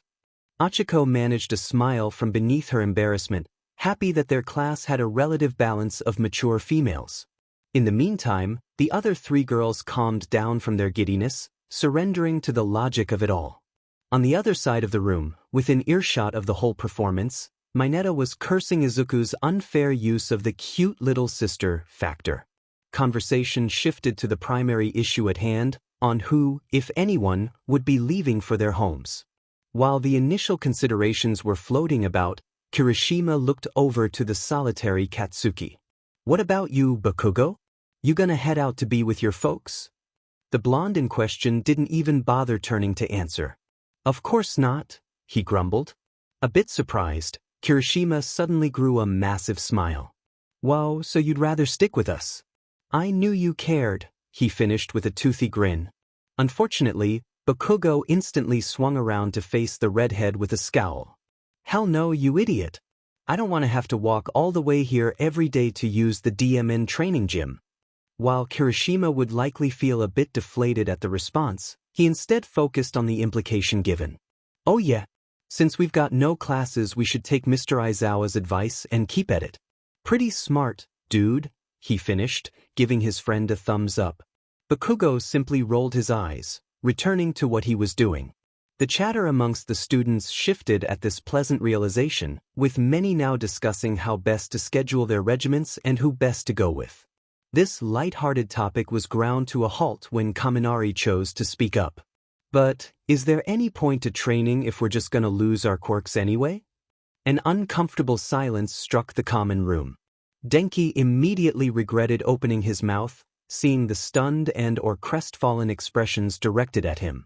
As he sat there on the couch, awkwardly fidgeting under the weight of his statement, he received a firm smack to the back of the head, courtesy of Jairu, who threw him down a glare. Cringing, Kaminari turned away, looking hard at the floor. Sorry. The awful mood of the room lay permeating for another minute, until the entrance doors were heard opening, directing all attention to the front. Izuku came unknowingly to the rescue, strolling into the common room with a genuine grin on his face. Achiko found the opportunity to escape the dire silence. Hey, Deku, how'd it go? She walked over to meet her friend halfway, her eyes expectant. The ninth wielder's smile intensified upon her inquiry. She said she'd go with us. We'll head out tomorrow, around noon. Uraraka allowed herself to jump for joy, excited to be taking Eri out, an activity she had thus far been unable to participate in. The rest of the students, happy for the little girl, allowed the news to wash away the previous conversation's bitterness, which thankfully Izuku hadn't noticed. With that, everyone headed off to bed. A dozen searchlights bathed the sky-piercing structure and its 154 floors in light, acting as a makeshift beacon to the entirety of the surrounding city. A pair of helicopters added in their own flashes in an attempt to gather more information. Unfortunately, as one approached too close to the building, A flurry of projectiles crashed through a nearby window, sending glass raining below as the hostile objects managed to strike the tail of the aircraft. The pilot desperately tried to keep the bird steady as he retreated away from the skyscraper, a spiral of smoke accompanying him. Within the room from where the attack had emerged, a man growled, leaning just outside the now broken window to scan the ground far below. A dizzying array of police lights flickered at the base of the structure, along with a chaotic din of news outlets and enforcement squads. Satisfied with the view, the attacker backed off from the opening in the building and rejoined the rest of his insurgents. He stopped before his leader. "Boss, I don't see how we're getting out of this. Eventually they'll find a pro that can deal with us." The one being addressed made no move to reply, continuing to gaze lazily at the whimpering batch of hostages seated in the corner of the room they occupied. The rest of his underlings glanced between themselves nervously, hoping they weren't finished. "I doubt that very much," the leader finally said. He turned to eye his lookout. "The world's hero population is drastically falling. With everything else going on, there's little chance of enough organization to deconstruct our ranks. We have the resources to hold out for another several days if necessary. These civilians, on the other hand, won't last that long." A few of the hostages began crying anew at the horrid prospect. While most of the men snickered vilely to themselves, one furrowed his brow in concern. "But what about those demons from the news? The ones that show up whenever villains try to prey on a vulnerable country?" Everyone went silent, looking to the man. Their leader eyed him dangerously, making the outspoken grunt gulp.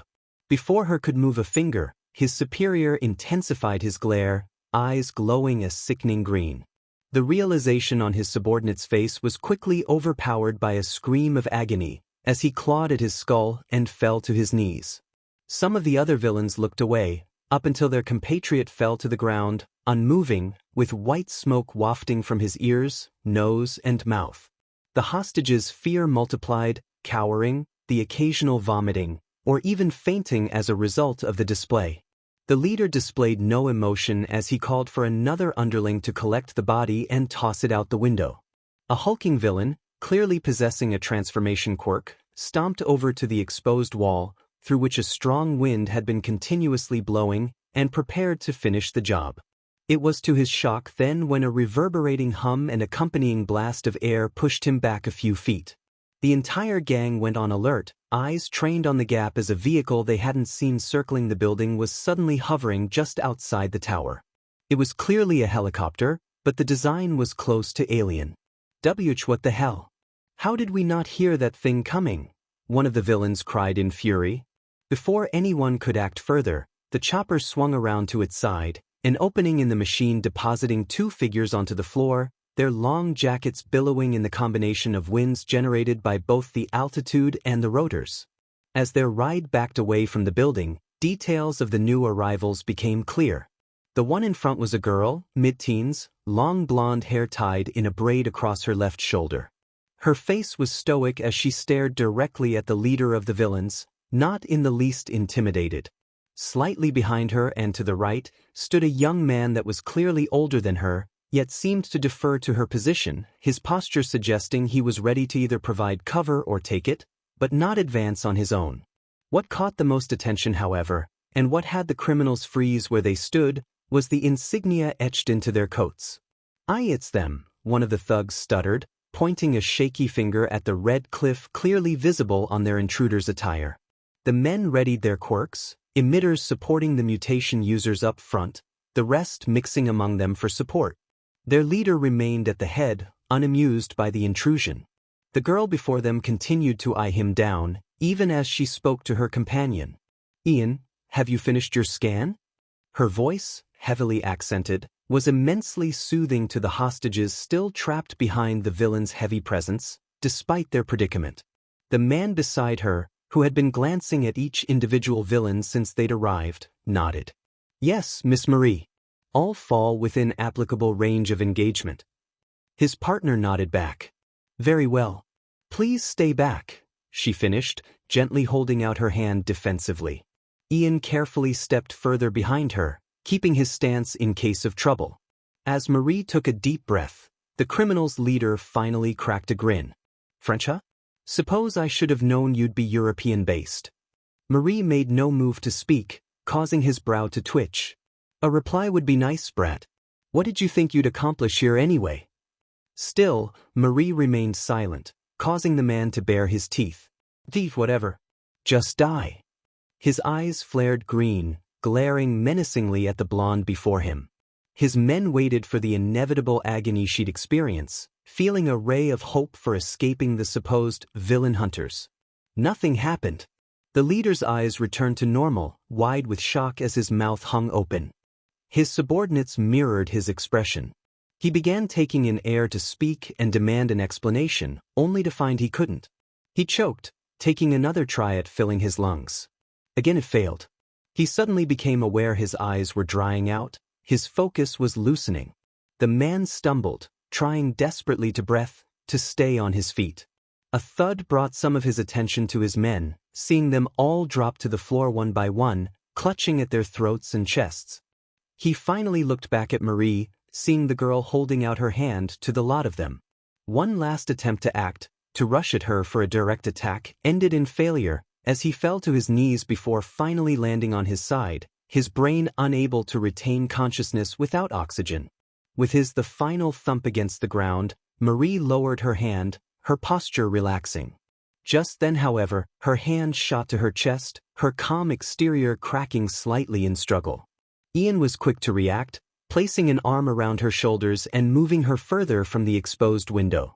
As Marie continued to try catching her breath, her companion reached to his belt and produced an inhaler, which he quickly passed to her.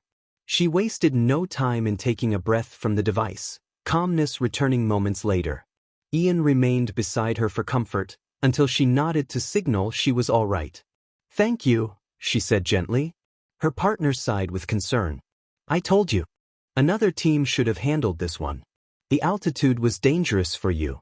Marie gazed sadly downward for a spell, before shaking her head. "We were the closest. This duty goes beyond our individual health." She nodded towards the back of the room. "Go check on the hostages." Ian acknowledged, rushing to the huddled group of flabbergasted bystanders. Marie held a hand up to her ear. "Immune 3, upper-level threats have been neutralized." "Solid copy. Ground floor had been cleared as well. Thermal shows no other pockets. Building is secure." Marie allowed herself a smile, glancing over at Ian as he asked around for any injuries among the civilians. "Excellent. As soon as the hostages have been deemed stable, we'll proceed for extraction." "Negative. The Burj Khalifa has been deemed primary choice for housing the amplifier. Its height can allow the broadcast to net the entire Middle East in one shot." "Understood. We'll restrain the villains for DLVY to the authorities.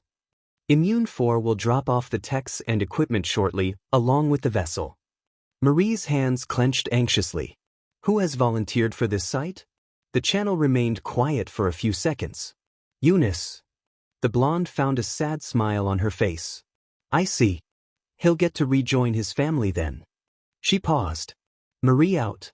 As the connection was cut, the young lady made her way over to the fallen mob of villains, beginning to clasp retractable cork cuffs on each one. Achiko threw her scarf around her neck, making sure it was tucked in and would effectively shield her from the winter air. She hummed lightly as she examined herself in the mirror, satisfied with her attire for the day ahead. Grabbing her bag, the gravity girl rushed out of her dorm room and made her way to the elevator, a wide grin plastered on her face. She couldn't wait to head out into town with Izuku and Eri. At the same time, she reminded herself that it would be a challenging experience for the girl if they weren't careful.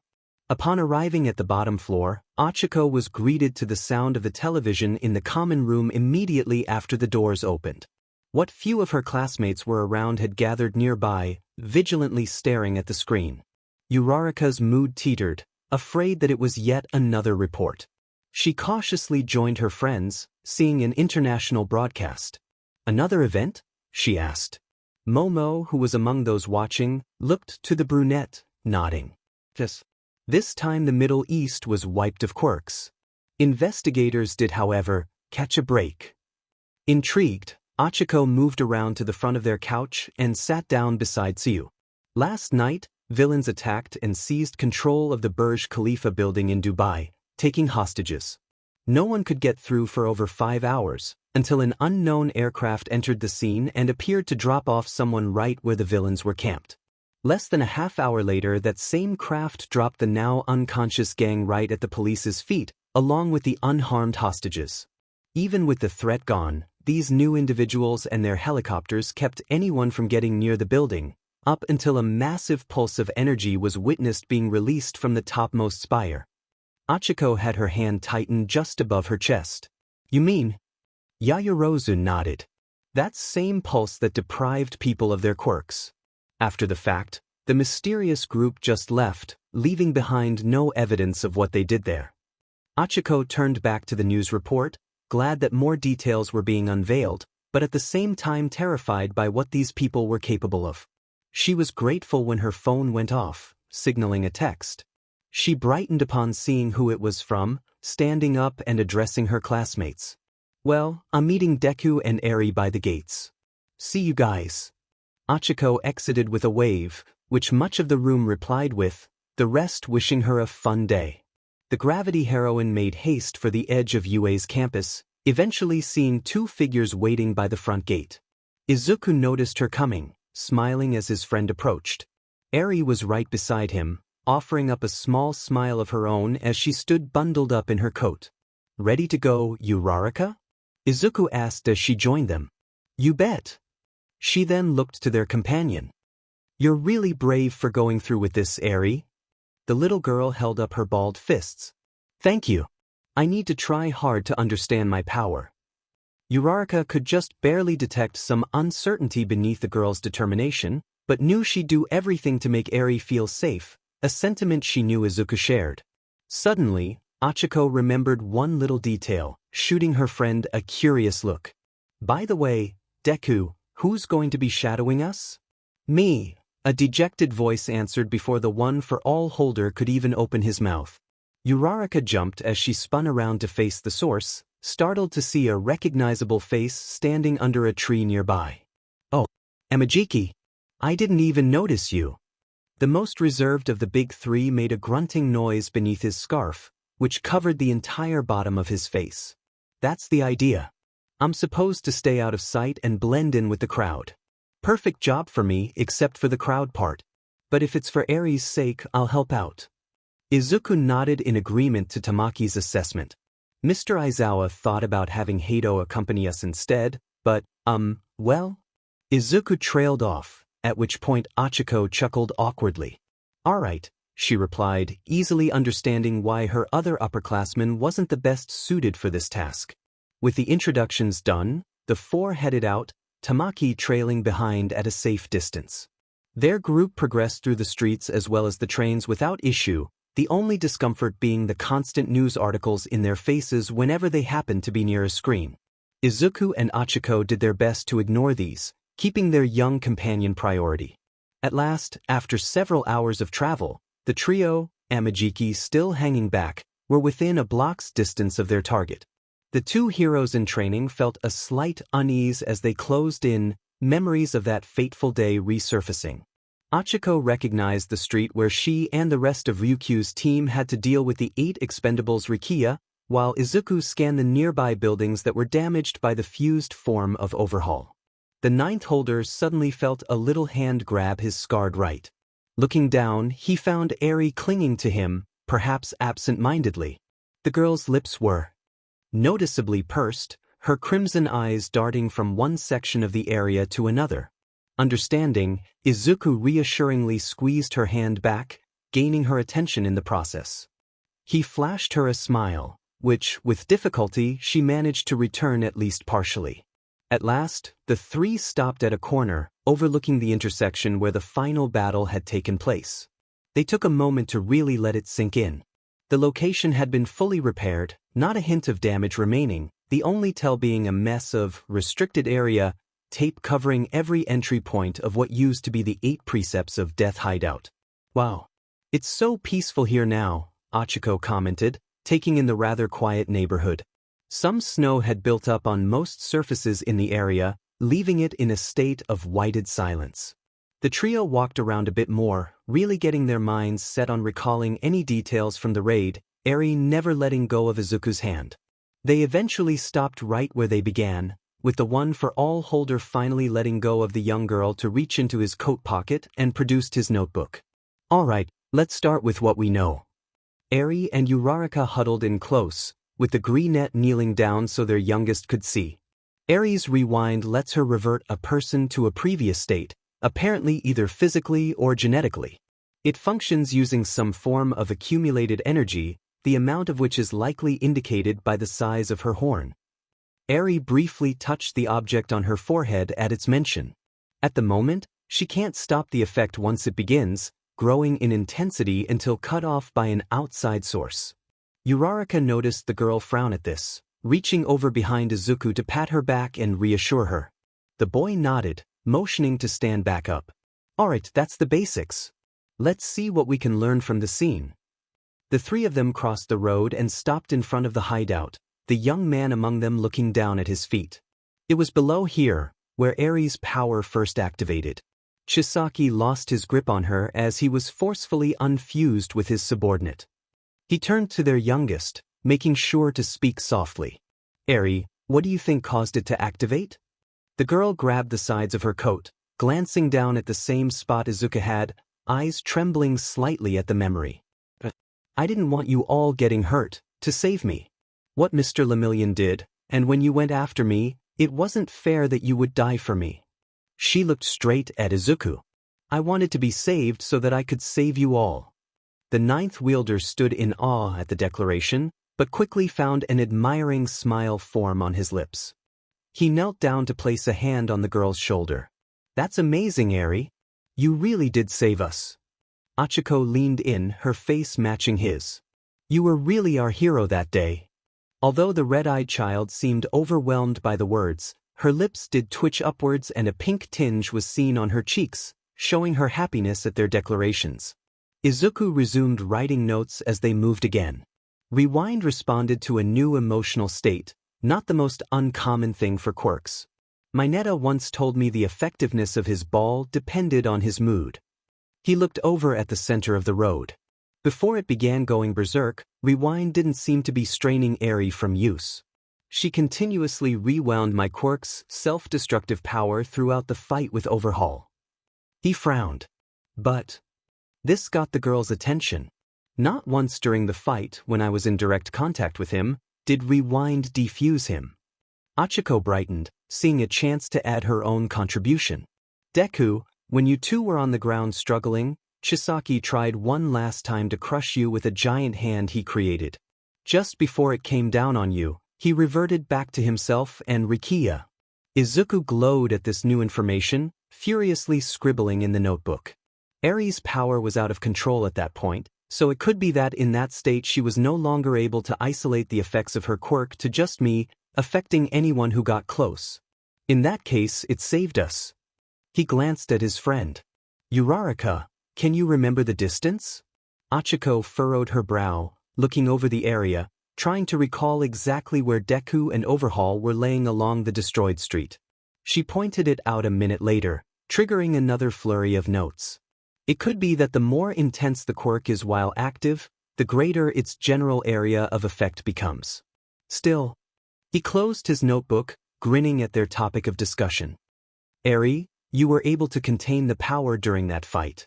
It might not be much to go off of, but it proves that you can have control of it. The girl's eyes widened significantly at this, holding up her hands, considering the power held within them. I can control it, someday.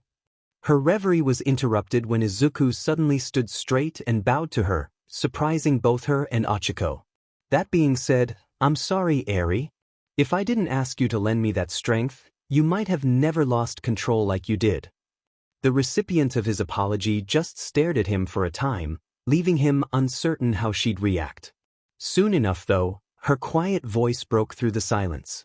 It's okay, Do. You beat Tsuchisaki. No sooner had she said this that a hand rested gently on her head, her large eyes blinking in wonder at a smiling Izuku. Eri, we beat Chisaki. Achiko really thought the little girl would faint at that one, but she stayed on her feet, lips trembling in an attempt to properly react to such praise. She eventually settled for a quick nod. The three of them spent another hour or so on the block, trying to glean any more shreds of information from their encounter months ago. When it was decided they'd left no stone unturned, the trio gathered by the street from where they'd first emerged. "Any sign of Amajiki?" Izuku asked. Achiko scanned the different paths with him, brightening as she pointed to a far-off portion of fencing. "Oh, there he is." Upon noticing he'd been spotted, Tamaki suddenly turned away and planted his forehead against the fence, causing his underclassmen to sweat drop. Once he acknowledged them again, they signaled they were ready to head back, to which the manifest user nodded and slunk into the shadows.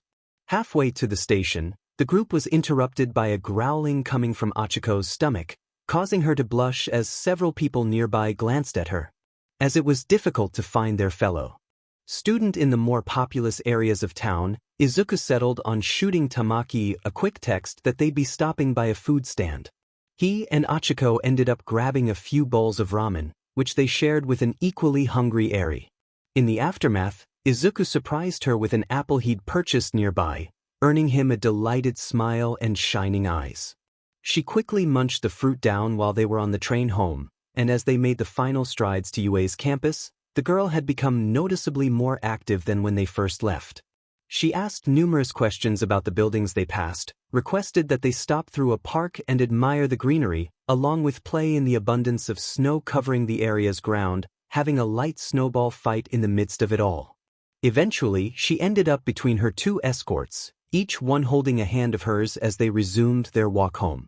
It was hard to ignore the looks they were receiving in this formation, with nearly every person they passed having some reaction to how adorable they looked with Eri in the middle, either making a face or whispering something to their companion. Most of it was indecipherable to the trio, but just past the next block, a pair of ladies awed at them, followed by the one on the right posing a question to her friend as they passed by.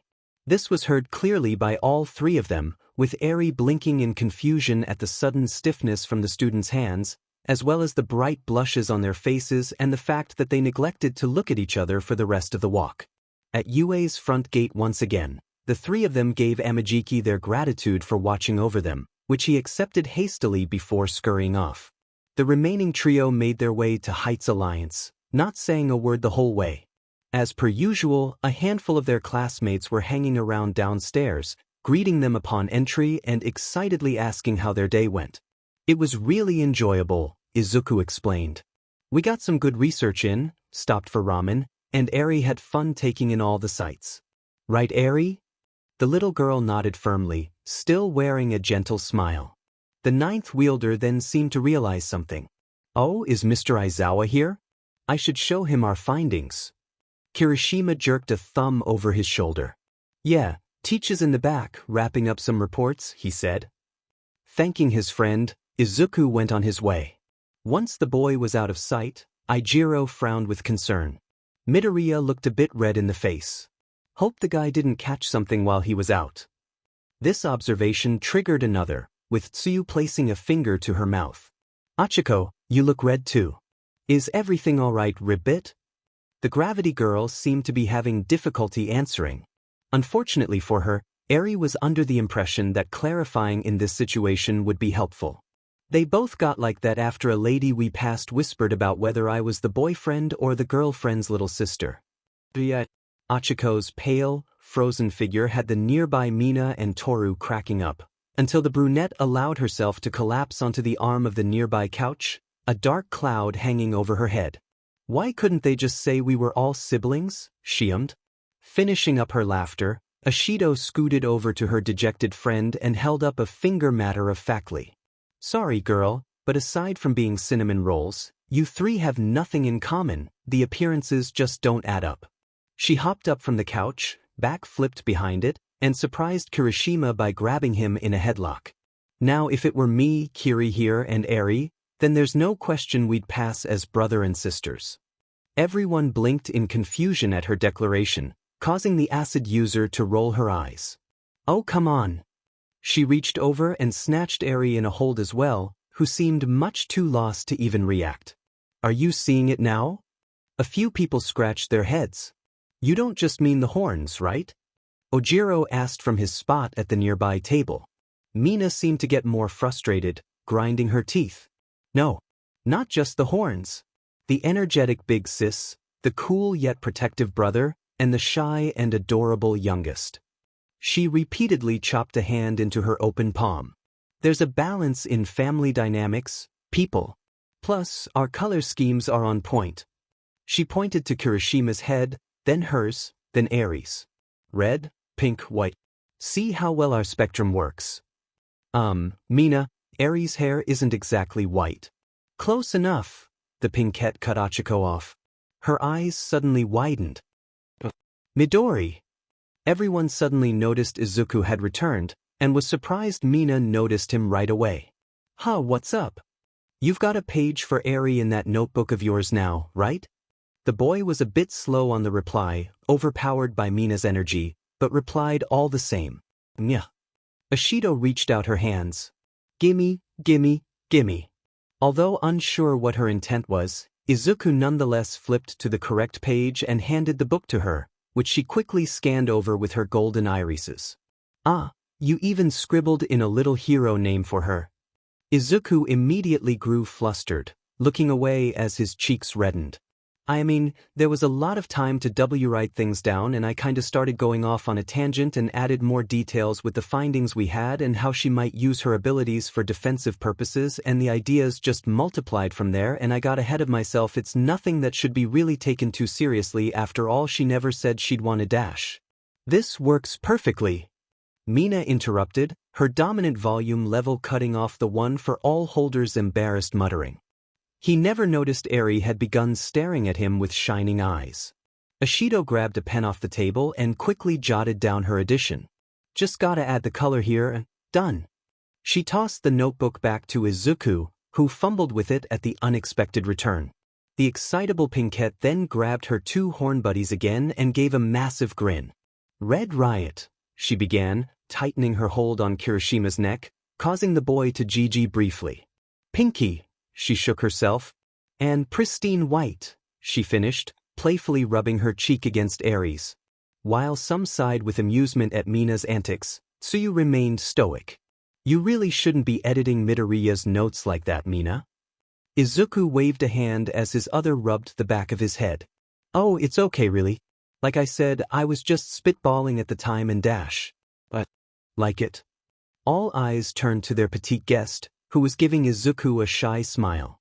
Despite the warm feelings spreading through everyone at her sudden comment, the boy himself could only stutter bashfully, muttering a quick appreciation as the rest of the class laughed. Among them, Achiko watched the young man with admiration, seeing how even subconsciously he always put effort for others.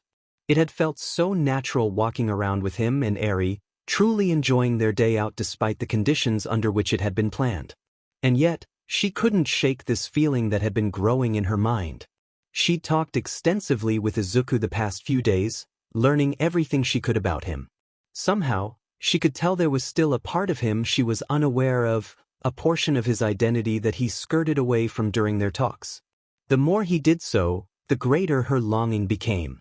Achiko had given herself the chance to be a little selfish, to get closer to him, and now there was no turning back. Not that she regretted it one bit, if her heart was anything to go by. Amidst the day's events, Izuku had failed to realize just how much energy he'd expelled, until he finally made his way to his room that evening.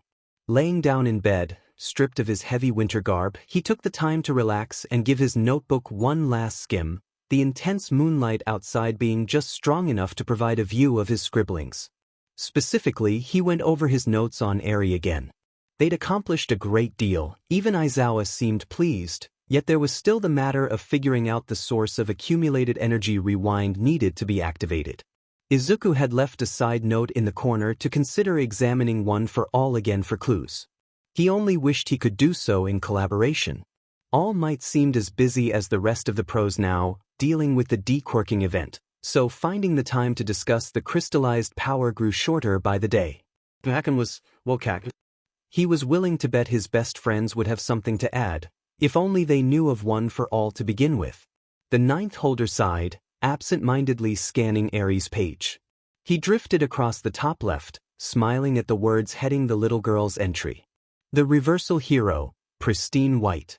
Whether or not she ever showed interest in the profession, Eri could undoubtedly do a great deal of good for the world. Revert injuries, undo unfortunate transformations, perhaps even unwind villains so that their quirks are nullified, rendering them powerless without having to even fight. He'd stocked up on notes for such activity, his inner fanboy leaking out. A fact that got a chuckle out of him as he lay there on his back. However, he suddenly found himself frowning. What if the people behind the world crisis knew about Eri?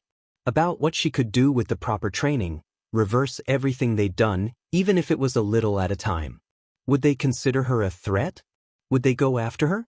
She'd already been a target far longer than any child should, had only just begun living like a normal young girl.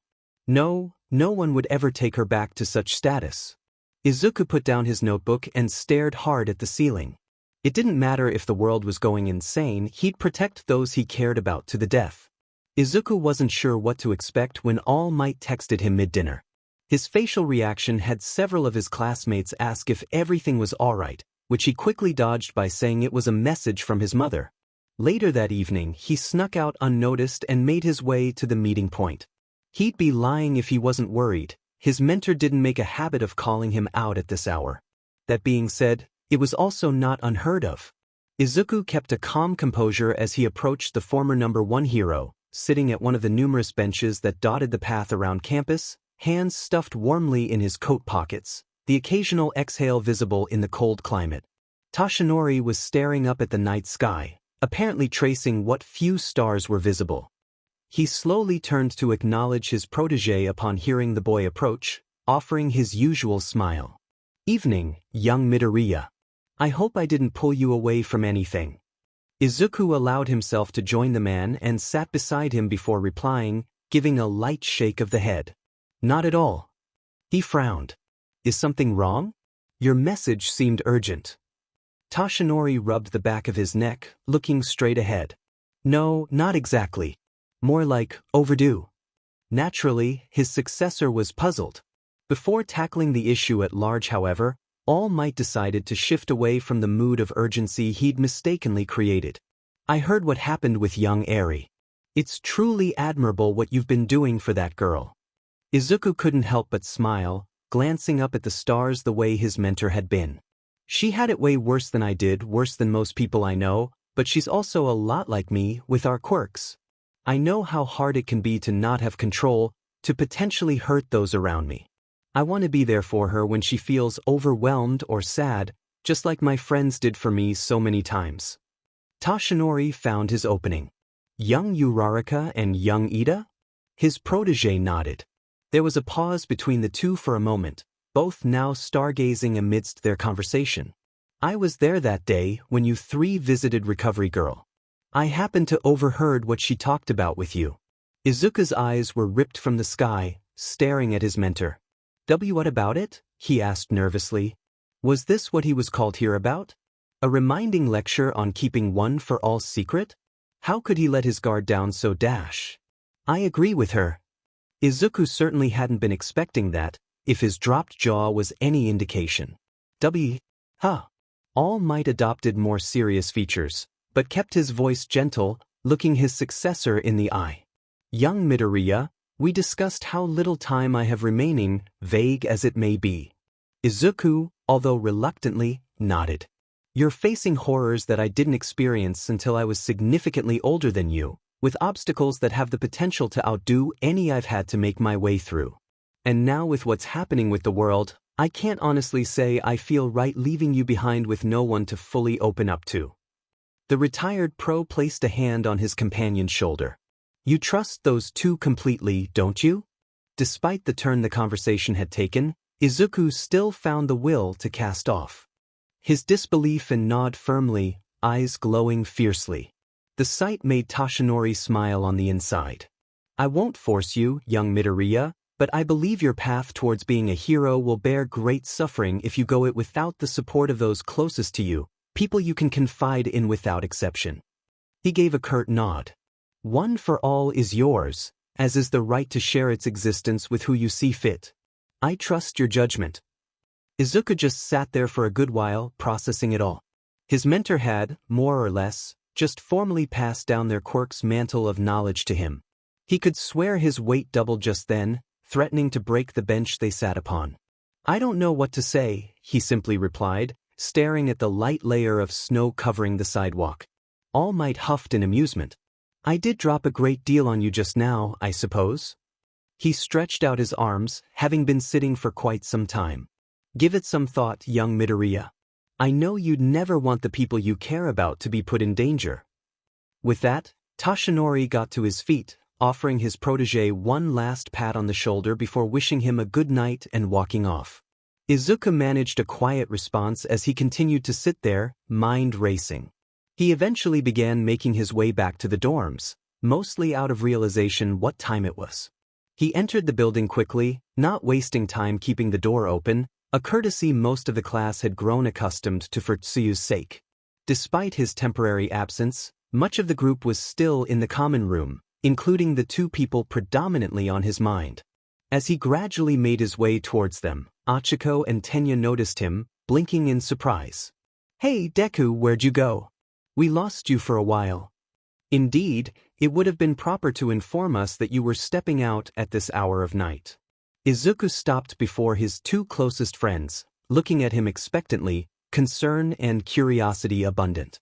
He looked at Uraraka, her warm features overlapped by the memory of her fierce determination at the sports festival, charging at Bakugo again and again, setting aside any insecurities she had to give it her all against a much stronger opponent. Her tenacity made him shiver in awe, but also brought up a warm feeling in his chest. She wanted to know him more, the past week was proof of that. With the effort the girl was giving, she deserved his entirety. He looked at Ida, ever-vigilant eyes, once overridden with rage at a villain's indifference, now held an edge of affirmance, unwavering in his desire to live up to a true hero, to his brother. Justice, honesty, integrity, he appreciated and advocated these principles more than most, and honesty is what he should receive in return. Izuku didn't know what came over him, he probably didn't even care to think about it, it just felt right. He moved forward and embraced the both of them, holding them close as he hung his head between their shoulders, tears beginning to run gently down his cheeks. Tenya was shocked to say the least, remaining quite stiff, not exactly used to sudden displays of affection. As he opened his mouth to ask whatever the matter could be, he stopped. Izuku's hold was firm, even as the rest of him was shaking slightly. The engine user ceased his attempt to inquire, recognizing the signs. His friend could explain later, right now he wanted support. Tenya rested his free arm across his friend's back, determined to do all he could. Under normal circumstances, Achiko would be blaring red and falling apart. Izuku had never hugged her before, and this came out of nowhere. Yet something stopped her heart from quadrupling its beats per minute. The warmth he transferred by the act gave her pause, her nerves practically reading his emotions through their contact. It was similar to when his quirk had gone berserk during their joint training, but also completely different. He was pouring every ounce of gratitude he had into them, holding them close for comfort. Even with her breathing hitched and cheeks pinker than normal, Achiko could only accept his genuine feelings, unaffected by further fluster. She carefully placed her free hand on an available space on his back, then laid her chin on his shoulder, closing her eyes in the process. The following morning was peaceful as could be, with Achiko giving a hearty yawn as she emerged from the elevator, rubbing at the side of her face to get her eyes working fully. In contrast to the night before, there were only a handful of others in the common room, most just lazing around, not feeling the pressure of classes anytime soon, save for Momo, who was quietly reading at the table, offering Uraraka a smile and wave as she passed by, heading for the kitchen. The night before, Achiko's face heated up as she fought to keep her memories in check. Having been entranced by the emotions her friend had shared with her and Ida, she'd completely missed the fact that Izuku had hugged her in front of what was most of their class. At the very least, it being a three-person embrace had kept her from being embarrassed to the level of death by most of the girls. On the other hand, Mina didn't hesitate to tease her about how content she looked holding on to him. Even Tsu hadn't said a word in her defense. Did I really look that happy? Achiko shook her head, now at the fridge. A glass of OJ would clear her up, mind awake for the day ahead. Her embarrassment aside, the act had drawn a number of concerns from those who cared about the humble greenette, which, by this point, included everyone except Bakugo. Some asked if someone had died. Fortunately, Izuku himself had assured them he was just feeling a wave of gratitude, earning soft smiles from the guys, coos from the girls, and a grunt from his rival. That in mind, Achiko couldn't help but wonder if his mood was related to him sneaking out for a spell. Eventually, the gravity girl worked through her thoughts and went about having breakfast with the rest of the class, who all gradually piled in over the course of the next hour. Apparently they'd agreed to some collaborative training at the TDL later, and Cementos was even available to assist. As the morning mealtime subsided, however, she, along with Ida, suddenly found herself being pulled aside by Izuku, who seemed different somehow, an aura she'd noticed while scarfing down eggs but decided to address later. He asked the two if they could spare a moment to come with him, that there was something important he had to tell them. Like the other night, Achiko was grateful for Tenya's inclusion, otherwise she'd be losing her mind at such a request. His sincerity had been at an all-time high, so she knew it had to be something he wasn't quite willing to share with the whole class but wanted to be upfront about with those closest to him. This was apparently how she and Ida found themselves sitting on a couch in All Might's office, Izuku and the man himself sitting opposite them, freshly brewed tea between the four. Wow, I never thought we'd get invited to you two's little tea parties. Toshinori ended up spewing his drink, and some blood, at Achiko's comment, while Izuku settled for chuckling and Ida frantically asking if their teacher was a light. Said educator managed to settle down, pouring himself a new cup. It's more of a private meeting area. Now, I believe young Midoriya had something to discuss. He motioned to his protege, who shook off the lightheartedness from earlier and nodded firmly to the man, followed by facing his two best friends. The pair suddenly felt the weight of what he'd say next, giving him their undivided attention. Izuku took in a deep breath, then let it out, simultaneously cooling his beverage. A small smile then cracked upon his lips. Right, I did have something to say. He paused, considering his words. Upon choosing them, he gazed softly at his treasured companions. I want to tell you guys a story. For the next hour, all 4 cups of tea lay forgotten in their owner's hands, 2 pairs of eyes gradually widening as One for All's 9th holder passionately recapped his journey from the moment he'd been told he was quirkless, to meeting All Might, to the life-changing statement the hero had made to his now-present successor. Toshinori sat quietly, listening along with Achiko and Tenya, a fond smile upon his face. Izuku gave his unique perspective on every event, every encounter, each aftermath and consequence, caught up in the excitement to the point that any nerves he'd had on laying it all out had all but vanished. It was liberating, in a sense, as he let loose with all the knowledge he'd been carrying around in secret. In the end, though, his tale had a stopping point, that being the present day here as they sat in All Might's room, cold tea sitting in their laps. Izuku finally relaxed his thoughts, letting himself sink a bit into the couch, watching for his friends' reactions. It was here that his nerves kicked in again, seeing the two completely frozen where they sat. He did his best not to mutter an interruption, believing they simply needed time to organize their thoughts, which was a sound hypothesis. Neither Achiko nor Tenya had asked a single question amidst the tale, far too caught up in the scope of it all. It was immensely far-fetched from any typical standpoint, but this was negated entirely by All Might himself being there, not once denying any of it. The rest was cancelled out by the sheer trust the two had for their green-haired friend, which gradually led into humbleness upon the understanding that he was willing to share such knowledge with the two of them above anyone else. Ida suddenly set down his cup, firmly, eyes closed, lips pursed. Midoriya. He began. Before Izuku could grow too worried about his tone, the tears began flowing down his class rep's face. I don't have the words to describe it, how honored I am to know you, to be called your friend, to realize that just as I have been passed the torch of ingenium by my brother, who I admire above all others, you too have been given succession by the hero you've looked to your whole life. He furiously rubbed at his face, trying to wipe away the waterworks. Amid his attempts, Izuku honestly felt the struggle to keep it in as well, his lips curved into a trembling smile. He stood up, stepping around the table and standing before his friend, who had risen to his feet as well. The ninth holder held out his hand, which Tenya noticed and managed to stop his tears, quickly and firmly grasping at the offered appendage with both of his own. The two exchanged a powerful stare, despite their shaky and wet eyes, affirmation aplenty. Before it went on too long, Izuku found a second set of hands gently grasp his wrist, shifting his attention to see Achiko beside them, noticing that she wasn't exempt from the emotional wave either, drops budding at the corner of her large eyes. I never would have guessed that the first time you used that power, it was to save me. I just... She couldn't stand it any longer. This was the whole Deku, all of him, not a single stone unturned, no hidden sides. It was all she'd ever wanted, and there was only one way she could respond to it.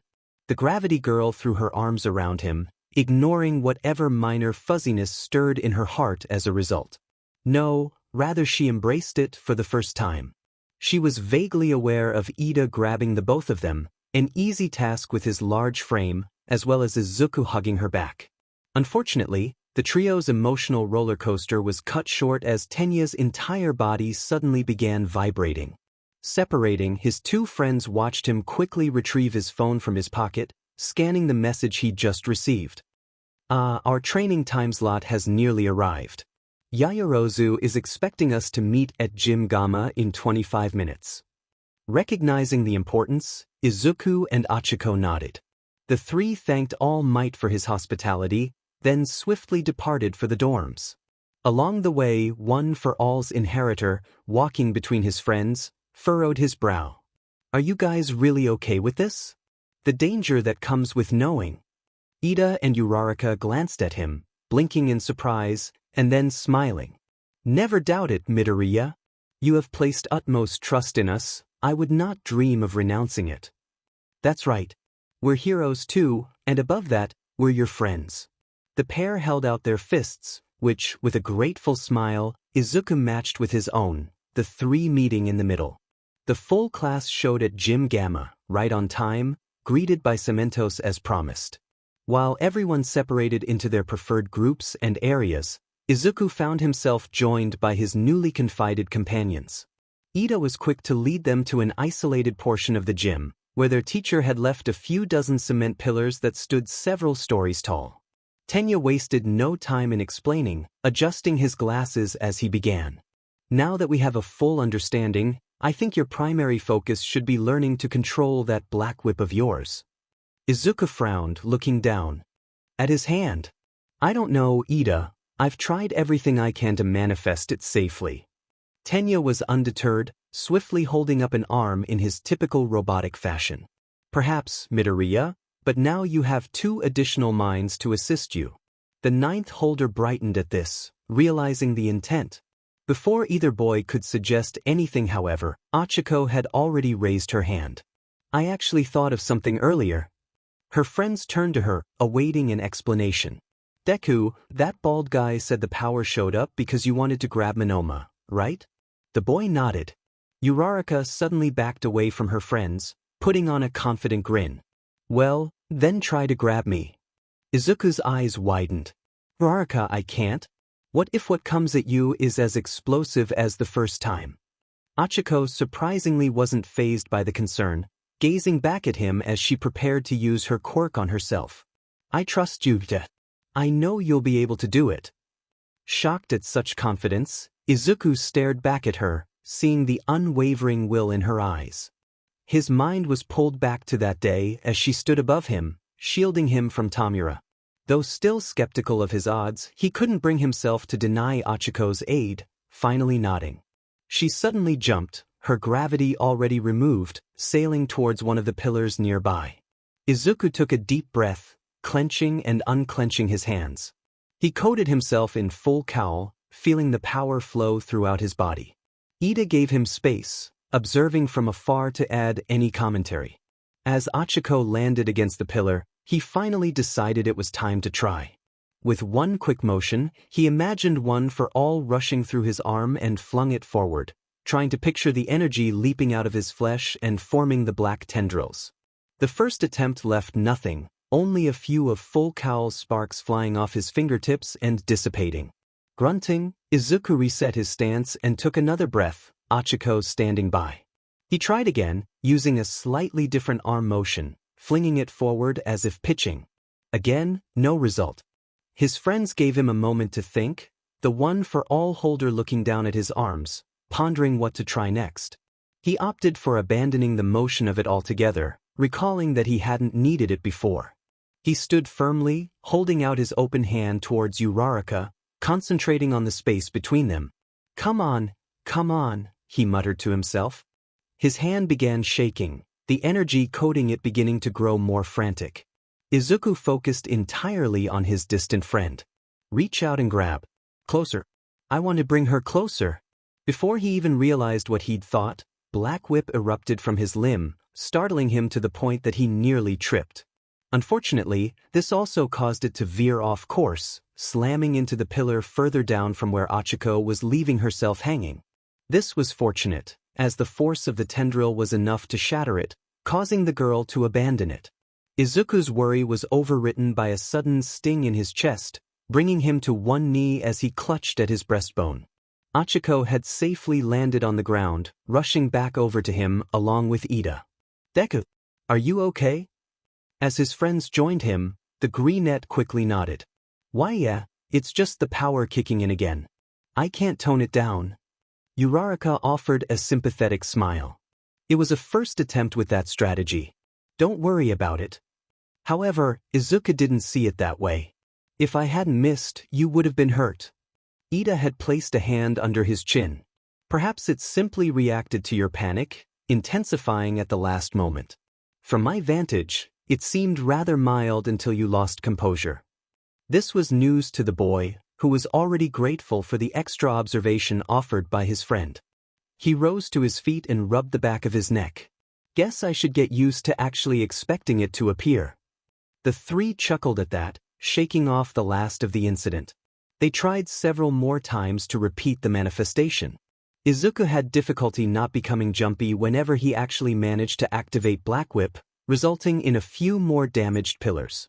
Eventually, after seeing their friend groan from the power's backlash enough times, they convinced him to call it a day with that particular aspect of One for All, promising to discuss later. With that, the trio decided to work together on their maneuverability instead, using the remaining concrete constructs to jump around in a mock game of tag. Izuku was happy seeing just how fast his companions were able to move with their own quirks, impressed with how they took advantage of the environment to rapidly change directions. He had done it enough times, mimicking Bakugo's movements, as well as integrating some of Ida's, but he couldn't help but wonder what they could do with just a bit more power. He was currently training at 10%, feeling the strain grow as time passed, but determined to increase his natural usage of One for All. He made another leap towards his friends, the three of them poised to intersect at their next jumps. I'm only able to use 20% maximum. It's kind of a shame that the rest goes to waste until I can grow stronger.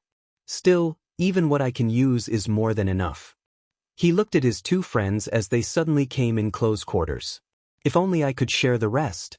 Full Cowl faltered, Izuku gasping as he felt a downshift in power. Ochako and Ida noticed, but were too late in stopping their friend from face-planting into a pillar. As he cried out, then fell to the ground, the others quickly formed up and were at his side. Are you alight? What happened? Ochako asked, helping him to his feet. Izuku rubbed at his now numb temple, trying to focus. I'm not sure. I just suddenly felt a loss in power. Uraraka tilted her head thoughtfully. Maybe you somehow blew it off? I did feel a weird tingle when you passed us. Ida concurred, nodding. Indeed, I did as well. In fact, I dare say I felt a bit energized. Tenya's words caused Izuku's eyes to widen, looking down at himself. He reactivated Full Cowl, holding steady at 10% again. The boy then looked to his two friends, who watched him curiously. He tried to recall the feeling from earlier. The green sparks of his quirk arced wider, surprising the others. Still, nothing of note occurred. Izuku closed his eyes, gradually turning up the dial until he felt the almost crushing weight of 20% fill his body. He gritted his teeth, but held steady, imagining himself pushing the bubble of his power outward, specifically towards the other two nearby. To his surprise, Izuku and Tenya were like nodes, the energy practically being attracted to them. He heard his friends gasp in surprise, but wasn't given the time to see what was happening. He failed to recognize just how fragile this bubble was as the enclosure of energy suddenly popped, instantly causing a burst of energy that knocked Izuku out of focus.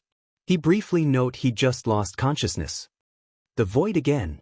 Izuku looked around, his practically disembodied head trying to gather its bearings. The smoke composing the majority of his body wafted off behind him, soundless and empty. The ninth holder desperately searched for another presence, still shocked he'd managed to knock himself back into the bizarre realm. "I'm pleased to see you're a team player." The boy darted what little of his face was corporeal in the direction of the voice, witnessing the image of one he vaguely recognized materialize out of seemingly nowhere. Before him stood a predecessor, the one whose appearance reminded him of Best Jeanist, a high-collared jacket leaving only the top half of his face visible.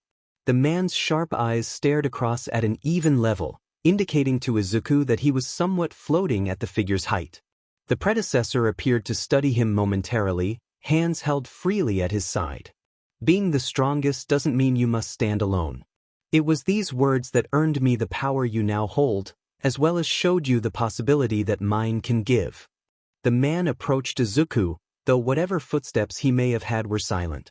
He stood right next to the young successor and planted a fist against Izuku's chest. "We will all be with you, each and every day, but now you understand that you can provide the same support for your own comrades." He backed away, as the void around the two suddenly began to destabilize. "Grasp at one for all in its purest aspect, boy. Solidarity is yours to command." He faded into the blackness, as did Izuku's vision. "Iku! Deku!" The young hero in training slowly opened his eyes, immediately seeing the worried faces of Izuku and Tenya look down at him. Evidently he was laying down. Without much difficulty, he propped himself up on his elbows, shaking his head to relieve the slight dizziness. What happened?" As he was helped up, his friends filled him in. "The two of us felt a surge of energy, but you almost immediately passed out," Ida explained. "Fortunately, it was only for about a minute. Can you tell us anything?" Izuku thought back to the experience, placing a hand to his chest, where the man had made contact. "I was back in that void. Another of the previous holders talked to me." His companions flinched. "Whoa! Does that mean that weird thing you did?" Izuku trailed off. Izuku nodded. "Yeah, I guess so. A new quirk." He clenched his fist. The power to share power. Despite the monumental discovery, the trio didn't have time to work out the fundamentals, as the class's training PRD had all but ended. For the entirety of their remaining day, Izuku, Izuku, and Tenya spent the hours holed up in Izuku's room, trying to piece together everything that they'd learned. The ninth holder made sure to message All Might about the discoveries as well, before returning to furiously scribbling in his notebook. Night had fallen by the time they finally decided to put a hold on their discussions, spending the final hour before curfew casually strewn about Izuku's bedroom. He sat on his bed, elbows on his knees, Izuku spread out across the floor, staring at the ceiling, and Tenya sitting stiffly cross-legged nearby, arms folded in quiet contemplation. "You know, I think I've finally got it all settled in," the gravity girl mused, never taking her eyes off the roof. Her companions glanced at her curiously. "You know, about one for all and everything," she clarified. Ida seemed to agree, nodding firmly. "I second that. It has been a great deal to take in." He looked over at Izuku, giving him a smile. "But I can honestly say I'm glad you shared it with us, Midoriya. We've not only grown closer, but also opened the door to further improvement in our abilities and teamwork." Izuku suddenly threw her fists into the air from the floor. "Yeah. And don't you worry about Black Whip, Deku. We'll get it right eventually." The boy chuckled nervously. "Sure, but I think I'd prefer to work on solidarity first. I've already got smashing covered." The three laughed at that, until Ida gave a stretch and got to his feet. "Well, I believe it's best to call it a night. Let us rest up for tomorrow, where we can pick up where we left off. The other two agreed, getting up from their positions as well. Izuku escorted the two out, waving to Ida as he wished him a good night. When he turned to do the same for Achiko, he paused, seeing an anomaly in her expression. "Something wrong?" he asked in concern. The girl seemed to be hesitating about something, fiddling with her fingers, not quite looking him in the eye. "No, I'm fine, just good night," she finished with her usual cheery attitude. This seemed to convince the boy as he smiled back before waved her off. "All right. Good night, Uraraka." He turned to re-enter his room and closed the door behind him. "Achiko." He paused, turning to look back at the girl, face set in confusion at how fast she'd spoken. The brunette had her hands held behind her now, a visible tint to her already rosy cheeks. Neither one said anything for a while, finally prompting the heroine to elaborate, albeit very fidgety. "I call you Deku, which is basically your name, just read differently, so? Achiko." "Okay." She looked up at him with obvious difficulty. Izuku just stared at her, mouth slightly open. Apparently this didn't help, as she couldn't help turning to the side, at least hiding one blushing cheek. I really know everything about you now, so, She trailed off, clearly distracting herself. "I mean, I know you still have trouble with Tsu on occasion, no pressure or anything, hehe." Her awkward attempt to laugh the conversation off simply created more empty space. Mercifully, Izuku seemed to have spent enough time staring blankly back at her, his own face creeping with red. "Yeah. Okay," he finally said quietly. Achiko immediately took the opportunity to escape, hopping back a step before flashing a smile she hoped would hold. "Okay, good night, Deku," she exclaimed in one breath, before rushing off too fast for him to utter another word. The Holder stood there dumbly for another half a minute or so, staring at the empty hallway, until he stiffly trudged into his room and shut the door behind him. His back quickly met the wooden surface, hand reaching up to where his heart was. "How many times has my chest felt like exploding today?" Blinds closed. Door locked. Chairs occupied. UA's pro-hero education staff sat silently facing the front of the meeting room, awaiting their principal's beginning to the conversation at hand. Niza took his time as usual, calmly pouring and taking a deep sip of his tea before even thinking about addressing his colleagues.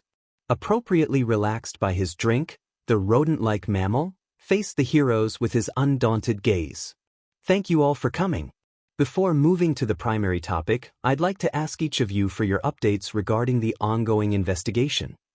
He motioned to his immediate right. "Midnight, if you would please start us off." The woman nodded, holding up an electronic pad to read off her notes.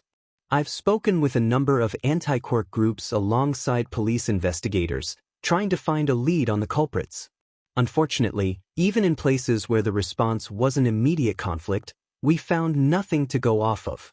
None of these fledgling organizations have the capacity or funding to realistically cause what's happening across the globe, nor do they seem to possess the charisma or DSPLN to attract the attention of whoever is behind it." Cementos carried on from her. "Mike, Snipe, and I have been assisting the security side of proceedings, working to secure and maintain a presence around all high-rise structures in Mizudafu, as well as portions of outlying Tokyo, which has a large concentration of such targets. There's no concrete proof the perpetrators require strategic height to execute their operations, but after the incident in Dubai, all governments are on alert." Vlad took over from there. "The rest of us have been allocated to what amounts to crowd control. Villains across the country seem terrified at what's happening, coaxing them into using whatever power and resources they have available before inevitably losing it all. A marked increase in attacks, robberies, and general mayhem has sprouted everywhere, putting pressure on rescue operations as much as actual combat. It's a mess out there, and not just in Japan." Vlad furrowed his brow. "By the way, Nizu, how has the government been responding? The media seems to be having a drought of information." All eyes looked back to the principal, who frowned upon the inquiry, putting his paws together before replying. "It's true that they've been keeping much of the inner workings under wraps, for the sake of not adding to the chaos. A number of political parties who have held firm against Quirks are now gaining attention, however they've been surprisingly cooperative with their majority opponents. Although most legislatures are in a state of recess until a point of stability arrives in the world, much of the political body is already brainstorming necessary revisions to their judicatories and bylaws. An air of discomfort was exerted from much of the staff. Could it be possible that whoever is behind this has agents in the legislature as well? Power Loader inquired. Nizu hummed sadly, then nodded. I wouldn't put it past them. These people have a superior covert structure that could place their members in any branch of society. It's likely they have access to restricted personal material from various countries, and of course the economy, to better secure potential resources, as well as stalwart labor for their operations. Although at this stage, it's logical to assume they have one or more private suppliers. As everyone else glanced at the data on their tablets, Mike raised an eyebrow at his less-than-verbal colleague. Yo, Eraser, you going to contribute here or not? Shota, who had remained silent the entire meeting, glanced at his boisterous fellow teacher. Before the man said anything, however, the principal came to his defense. Aizawa's findings are the focus of this gathering, so I thought it best to have him present his information last, to better allow us to understand our collective viewpoints. Mike, now informed, sat back, giving an apologetic grunt. With that, Aizawa finally made his move, grabbing his tablet and working the device to display what he'd found to the rest of the gathered pros. Some of you may not be aware, but below the surface chaos experienced by each region, there have been a string of disappearances of various pro-heroes, all of them coinciding with the dequirking of their area of jurisdiction within 3 days after the declaration of their absence. It seems realistic that some pros would stumble across the perpetrators mid-operation, Midnight pointed out. I'm not suggesting it isn't a matter of concern, but why the focus on these MIAs? Aizawa responded by sending several files to the rest of the teachers. Upon scanning through the data, most of them couldn't stifle a gasp. Jiga. These are local pros. Hound Dog exclaimed, reading down the list. Death Arms, Mr. Brave, even Crust, along with a handful of others. Everyone looked at Eraserhead in astonishment. And no one has heard of these? 13 asked, bewildered. Aizawa remained stoic as he sank further into his seat. Much of the country is in a panic, though they have begun questioning where these prolific individuals are. The Hero Public Safety Commission has been covering for the disappearances by stating they're out on assignment, believing that undercover investigation, such as mine, is the best method for tackling the issue. Do you agree with them? Midnight asked carefully. The others seemed to feel her discomfort at the question, glancing nervously at Aizawa. He, however, appeared unfazed. I do. If it weren't for this proceeding, I wouldn't have the data I'm about to present to all of you. He tapped away at his tablet again. Look closely at the dates surrounding the disappearances compared to the country's pulse events. He gave them all a moment to find the connection, taking note of their looks of shock upon doing so, with Mike lifting up his shades just to be sure he was seeing right. Rather than elaborating, Shota allowed Nizu to pick up the conversation. As you all can see, no more than 48 hours pass between report of the first disappearance and the eventual loss of the region's quirks. The sole exception being us, who have experienced over a week's worth of passing time since Death Arms was last seen. The principal interlaced his pause. Something here in Japan has given them reason to pause. Considering the hypotheticals for what their operations require, it's likely that there is a condition to their process that hasn't been met, or that there is a resource they are unable to acquire. He nodded to Eraserhead to continue. The moment I recognized this break in the chronological pattern, I made sure every government agency across the country was alerted to potential information leaks, hopefully buying us time until these people find what they're looking for. Unfortunately, Japan's circulation of public information is massive in scope, especially regarding pros as well as students in the various hero courses. There's a good chance whatever actions we take here are futile. As the staff were left pondering the impact of what they'd heard, Aizawa decided to add one last line not in his report. The more time passes, the more likely other parties will notice this break-in pattern. I would wager that the potential for such a roadblock is why they've been striking multiple countries at once, as well as the general chaos created by the initial lack of quirk manifesting youths. That being said, this will eventually force them to move forward regardless of the situation. An act of desperation then, Cementos declared. Shota nodded, leaving the room to tense in anticipation at what such a move could entail. A muffled rumble vibrated through much of the cabin, though produced insufficient motion to bother anyone who may be inside. Aside from the pilot and co-pilot, only 2 other individuals occupied the vehicle, both currently staring out the side windows, watching the endless ocean pass by. The sunset behind them splashed over into their view, glancing across the waves in a brilliant visage of orange and yellow. The resulting sunlight accented their Chinese and Japanese features. After what had seemed like an endless silence, a voice finally spoke from the front of the helicopter. "Sir, we've entered visual range. Please 6 minutes." The one their pilot referred to drifted his sight over to the windshield, gazing stoically at the distance curvature of their target. His companion broke off from their sightseeing and stepped over to the back of the cabin, where she began fiddling with a canister-like device on the table. "What's the operating status of the installation?" the apparent superior inquired, never taking his eyes off the horizon. "The island has successfully been brought to high alert. All civilians have been placed under curfew. Security is still in the midst of inspecting all sectors. Drones have been deployed to all intersections. Our infiltrators remain undetected amongst the populace." The leader nodded, turning to address his scientist, who was just finishing up with her work. "Are we ready?" The woman nodded, taking hold of her device, which seemed quite heavy, and presented it to her superior, who gently took hold of the canister. Immediately, the object's weight all but vanished, allowing him to easily reach around and clip it to the back of his belt line, underneath his coat. "You'll need to be within 300 yards of the island center to encompass the entire structure. Once you're successful, we'll airdrop in a functional earpiece to re-establish communication." The man nodded to his subordinate's explanation, moving over to the side door in preparation for departure. "We'll keep you updated on obstacles from the air, along with Immune. However, we'll have to move out of range of the pulse once you reach the central region, leaving you on your own," he acknowledged, glancing over to see that they were nearing his drop point, right atop the island's outer wall. Minutes later, the copter pulled alongside the lip of the wall, remaining undetected. The leader hit a button nearby, causing the door to depressurize and begin opening. As it did, he felt a hand rest on his shoulder, turning to see his companion with a concerned expression. "The timer is set to 10 seconds. Make sure you and anyone else is at least a few dozen yards away from it before detonation, as the energy can be harmful if concentrated."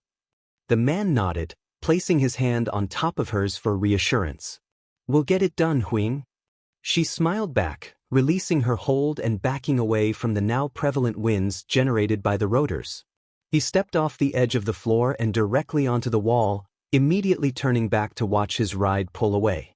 Huiying shut the door behind him, removing the helicopter from view due to its active cloaking. Once he could no longer see the subtle distortion of the air from where the vehicle was flying, he turned his attention back to the task at hand, facing the inner portion of the island. Before he could take a single step forward, however, his earpiece crackled with a new voice. "Immune 2 to Ryohoken. You there, boss?" "I read you, Immune. I'm starting my approach." "Understood. Standing by for updates." With his extra eyes in the sky confirmed, Ryohoken made his way towards the opposite side of the wall, gradually revealing the cities far below its apex. Unfortunately, he wasn't even halfway across when an alarm blared, followed by a multitude of sections in the ground parting to reveal drones emerging from automatic lifts. In a matter of seconds, he was surrounded, staring down dozens of crimson mechs, their ports opening to prepare for his capture. He wasn't going to give them the chance. The man swept his arm across the canvas of security bots, at which point they suddenly lost their hold on the ground, aimlessly floating about a few feet off the ground. With the flick of a wrist, the collection of drones then rapidly shot at a single one of their kind, the others impacting and wadding around it like a ball of chewing gum.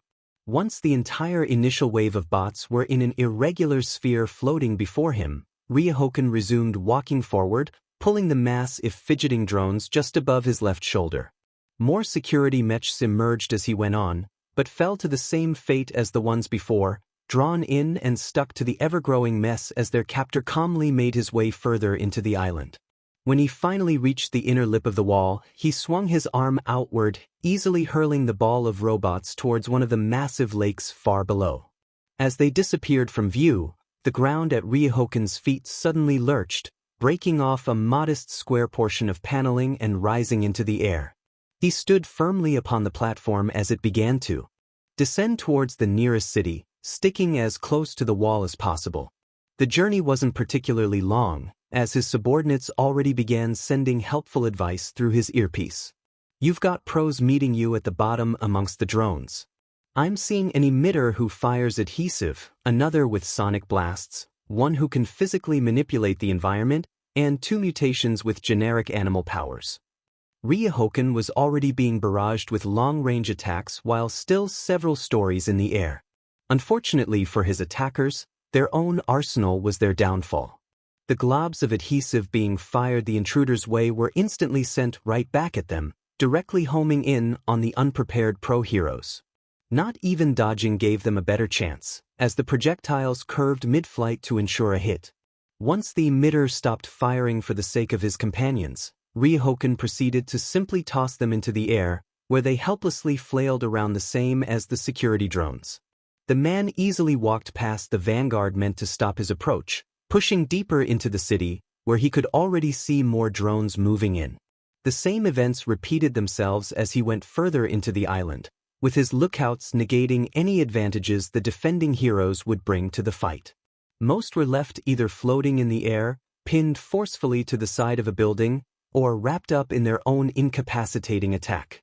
Once the path was clear, Ryohokun accelerated the movement of his platform, zooming him past dozens of drones and slower heroes alike without needlessly wasting time. Once he reached the inner city, defense turrets came to life to intercept. Their target responded by grabbing any nearby drones and using them as makeshift shields, neutralizing any blasts that came near while also firing back the helpless mechs at speeds rivaling a bullet, obliterating the bothersome defenses. The entire city had finally shifted its focus on the man, Ryohokun hearing announcements over loudspeaker of his positioning and what little they understood of his power.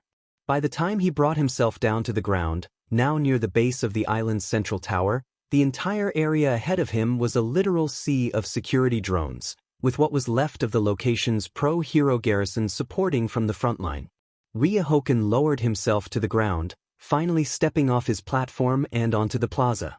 He approached within a reasonable distance, stopping just short of what his allies in the sky had described as the effective range of the hero's attacks. The one at their forefront took a step towards him, glaring the intruder down. He noticed the symbol emblazoned on Ryohokun's jacket. Your people have avoided direct confrontation thus far. Why attack this island?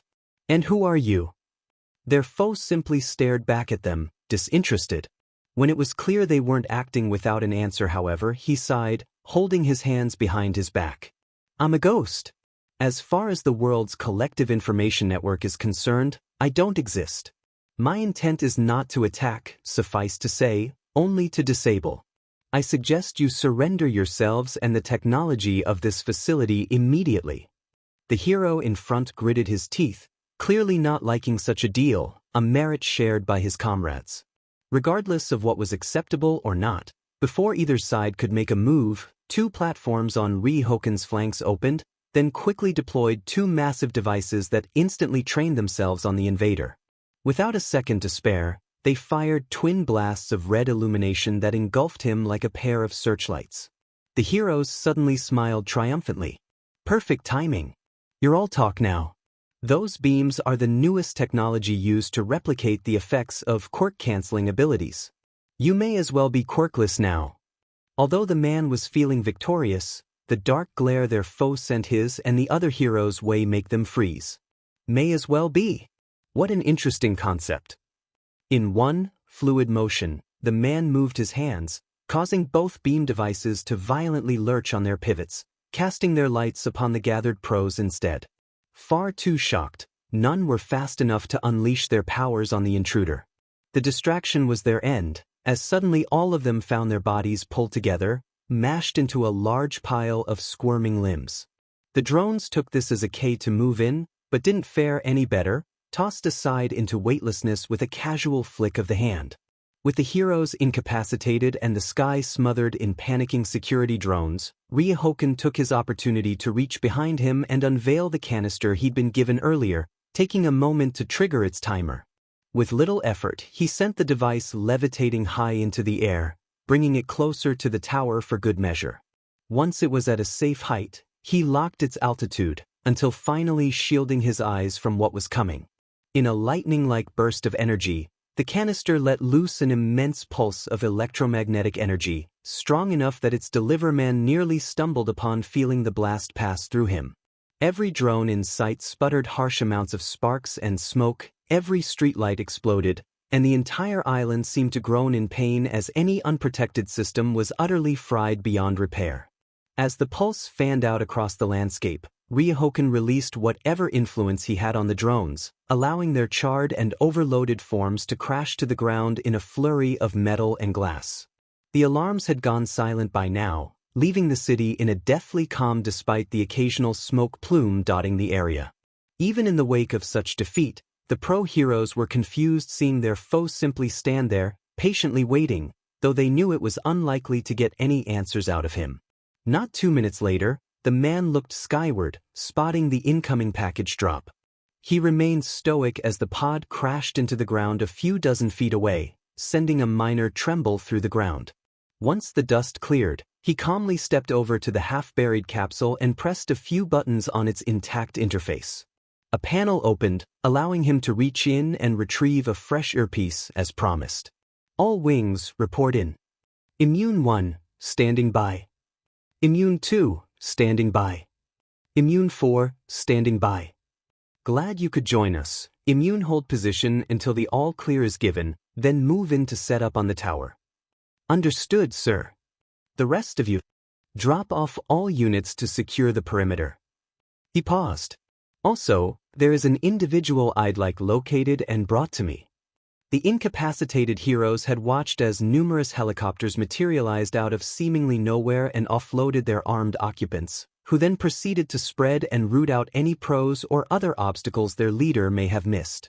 There was little resistance after the blast, leading to the prisoners finally regaining their audience with the man himself, who stepped over to address the bound group. Rest assured, once our task is complete, we will leave without any further harm to yourselves or the island. One of the pros scoffed, glaring him down like her companions. What more could you do? You just disabled the entire structure. Ryohoken gave a dismissive wave, turning to watch his people work.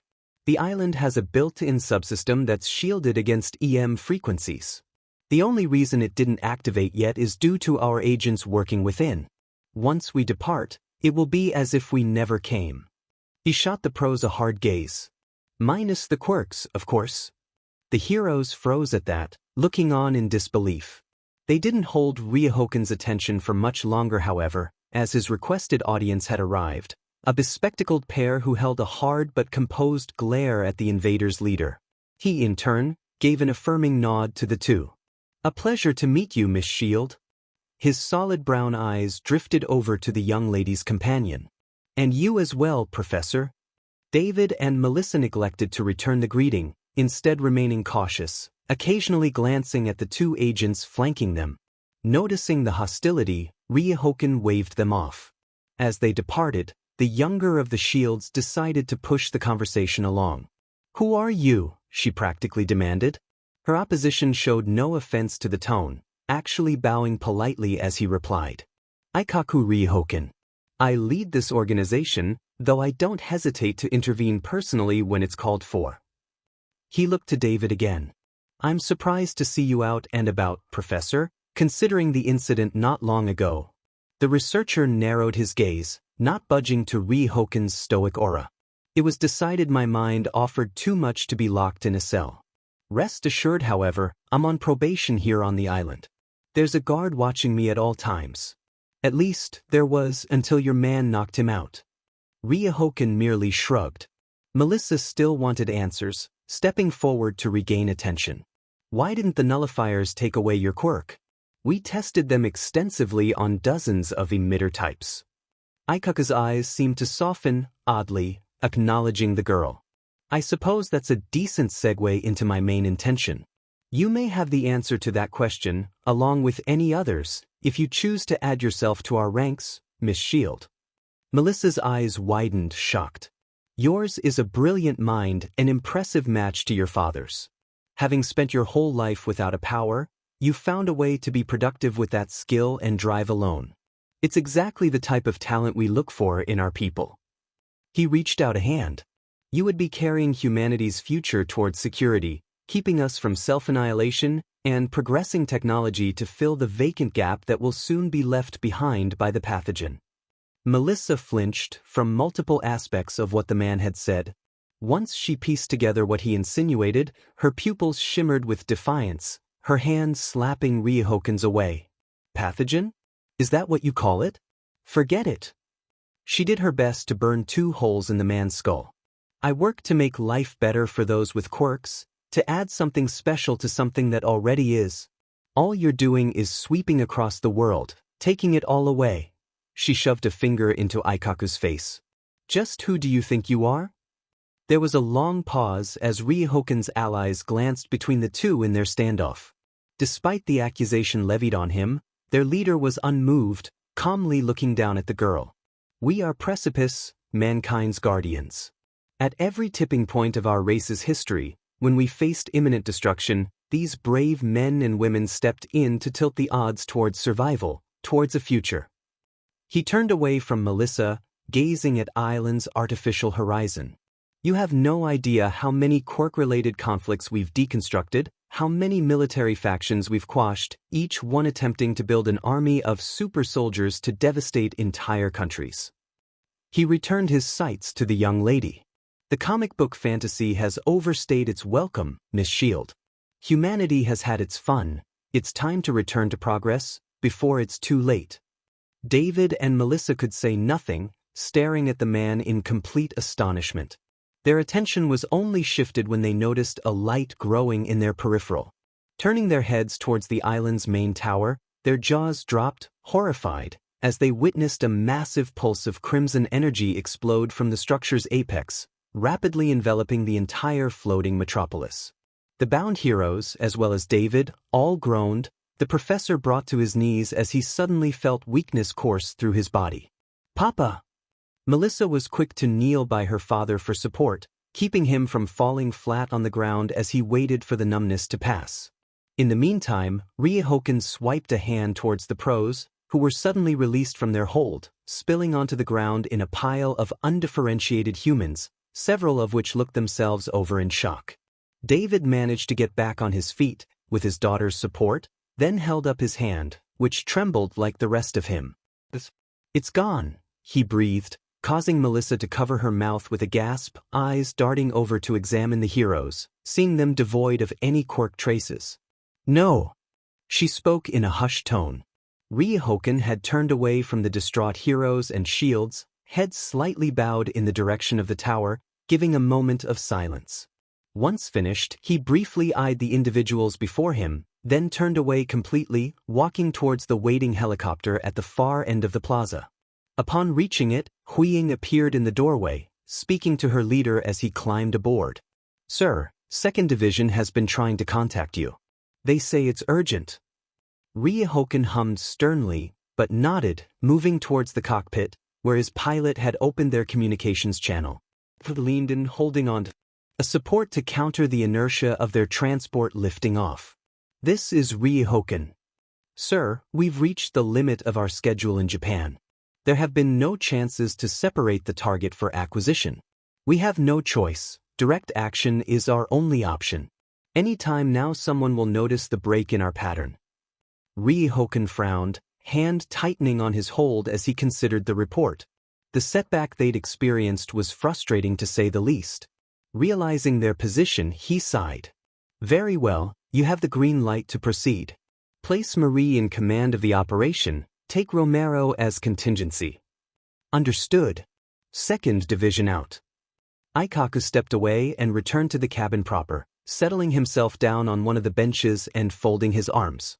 Night had just about arrived, but the following day was already shaping to be a long one. The trio stood before their teacher, clad in their gym uniforms, arranged in a triangle, evenly spaced apart. Izuku took a deep breath, then activated his usual technique, a portion of One for All's vast power flowing throughout his body, indicated by the crackling green lightning. His two friends braced themselves as they watched the ninth wielder focus, slightly holding out his arms with the thought that it may help him disperse the energy out of his body's confinement. All Might observed from the sideline, arms folded in quiet contemplation. He witnessed his protégé's energy fluctuate, differently than any other process before. The arcs of green began to dance more erratically, flung further from Izuku's skin. A few finally struck Hachiko and Tenya, both of whom flinched slightly at the sudden force, only to quickly grow accustomed as they felt something build up within them. Their friend opened his eyes, seeing the two nod at him to keep going. Nodding, the greenette poured more into his full cowl, upping it to 15%, while still maintaining the solidarity field. As the increase settled in, his companions suddenly went wide-eyed, taking a step back from the boy as they witnessed a gentle glow envelope their bodies. All Might shared their awe, sunken blues staring at the trio of human lightbulbs. Izuku held it steady, not feeling anywhere near the pressure of the first time. He smiled, which swiftly grew into a victorious chuckle, infectious to his friends, who grinned back at him. The One for All holder then grew serious, motioning to the others. "Okay, try moving around, guys." Hachiko and Tenya nodded, taking a ready stance. Seconds later, they took off, beginning to run circles around Izuku, making sure to stay within a dozen or so yards of him. All Might nearly spewed blood out of surprise. Seeing Ida blur around was normal, seeing Uraraka do so was another thing altogether. All three friends felt like cheering, seeing the fruits of their brainstorming that day. Unfortunately, this was cut short when Hachiko suddenly veered off course, tripping and tumbling onto the floor, in a daze. Izuku immediately cut the flow of energy, he and the others rushing over. "Uraraka, are you okay?" The girl was already sitting up when they reached her, giving a positive grin. "Yeah, I'm fine. Just not used to moving that fast. I don't know how you do it, Deku." The ninth holder chuckled nervously, rubbing the back of his neck. "I crashed into walls a lot while learning." As Ida helped Hachiko to her feet, All Might gave an approving nod to the trio. "Very well done, you three. It's remarkable how much you've understood Solidarity's mechanics in just a short amount of time." Tenya faced his teacher, giving firm hand chops in his companion's direction. "But of course, sir. This is the result of many minds working towards the same solution. We spent all day practicing different methods to manifest and stabilize Midoriya's new ability." Izuku nodded furiously. "Yeah.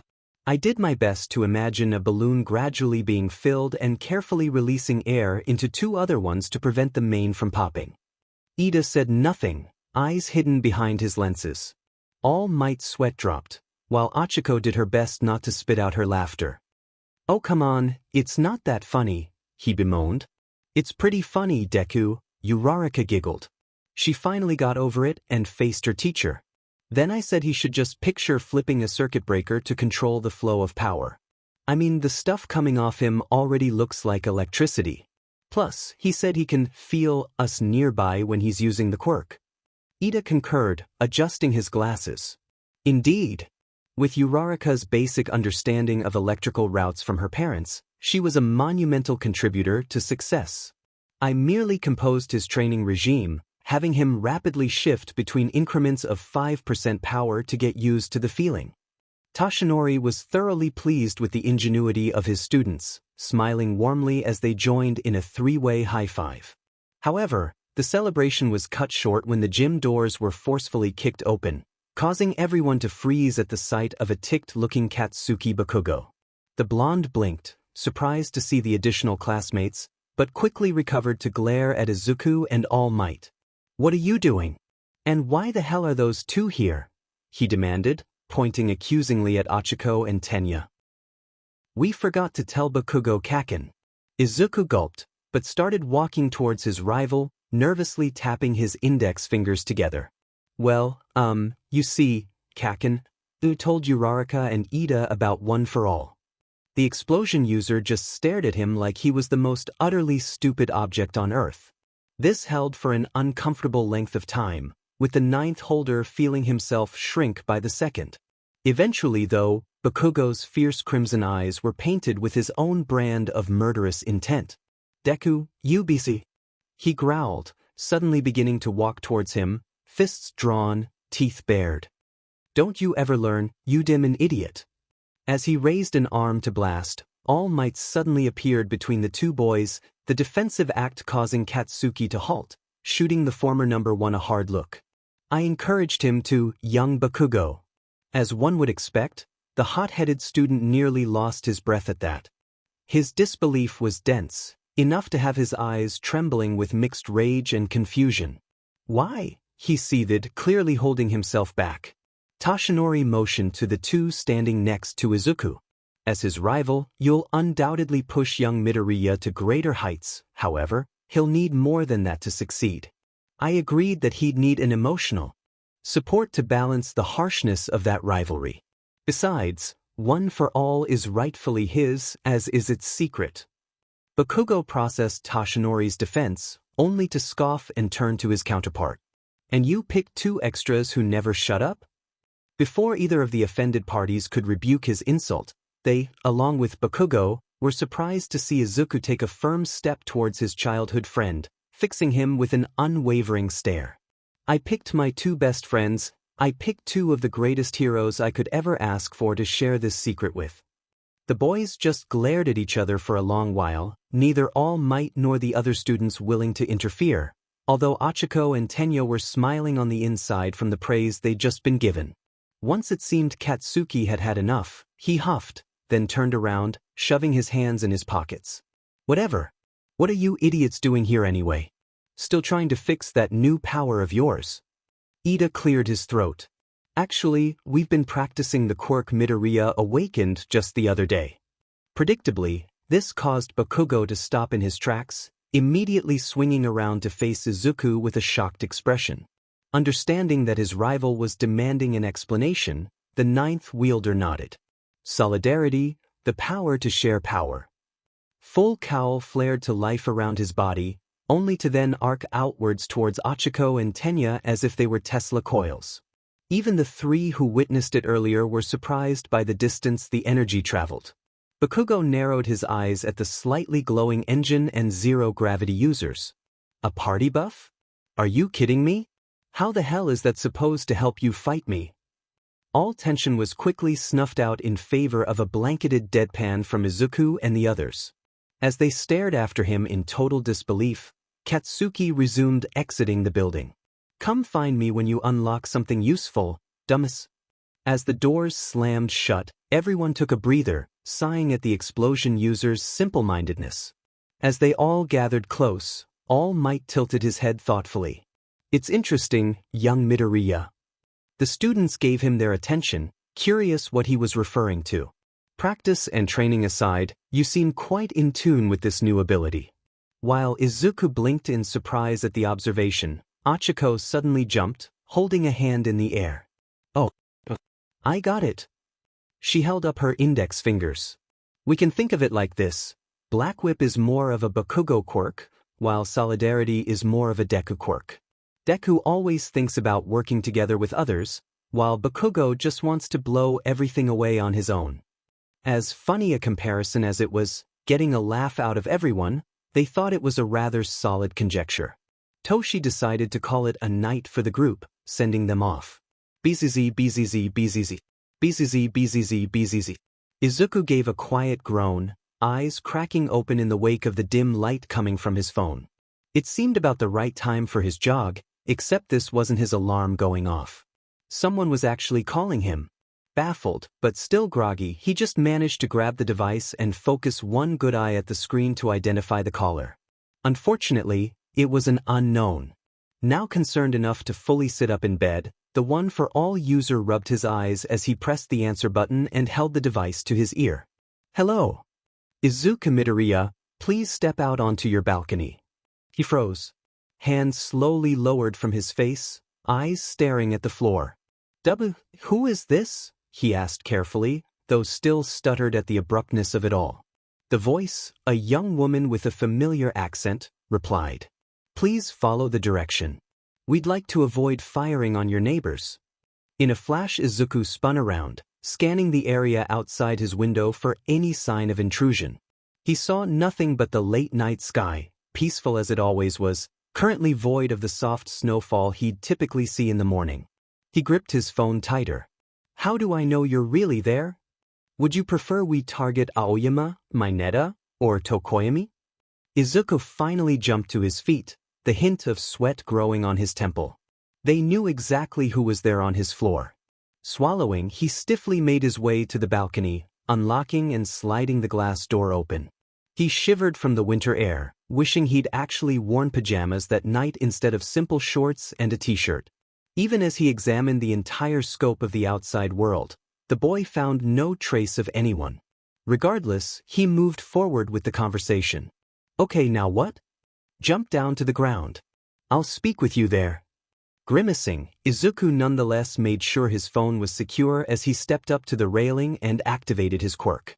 With full cowl, it took little effort to leap and land safely on the earth below, bringing himself to full height as he looked around for his visitor. He was about to try speaking to them again, until he felt a slight vibration in the air. Squinting, the ninth wielder swore the space above him was distorted in some way. The anomaly was quickly addressed, as a door of some kind opened right in the sky, unveiling the interior of an unknown aircraft.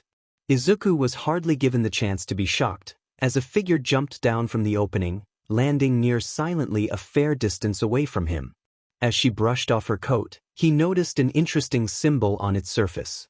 "That red cliff. She made no move to confirm his thought, merely staring back at him as her braided hair billowed from the turbulent winds of her transport. One immediately noticeable feature was some form of breaking mask over her mouth and nose. "My name is Marie. I need you to come with me, Midoriya, for the sake of everyone's safety."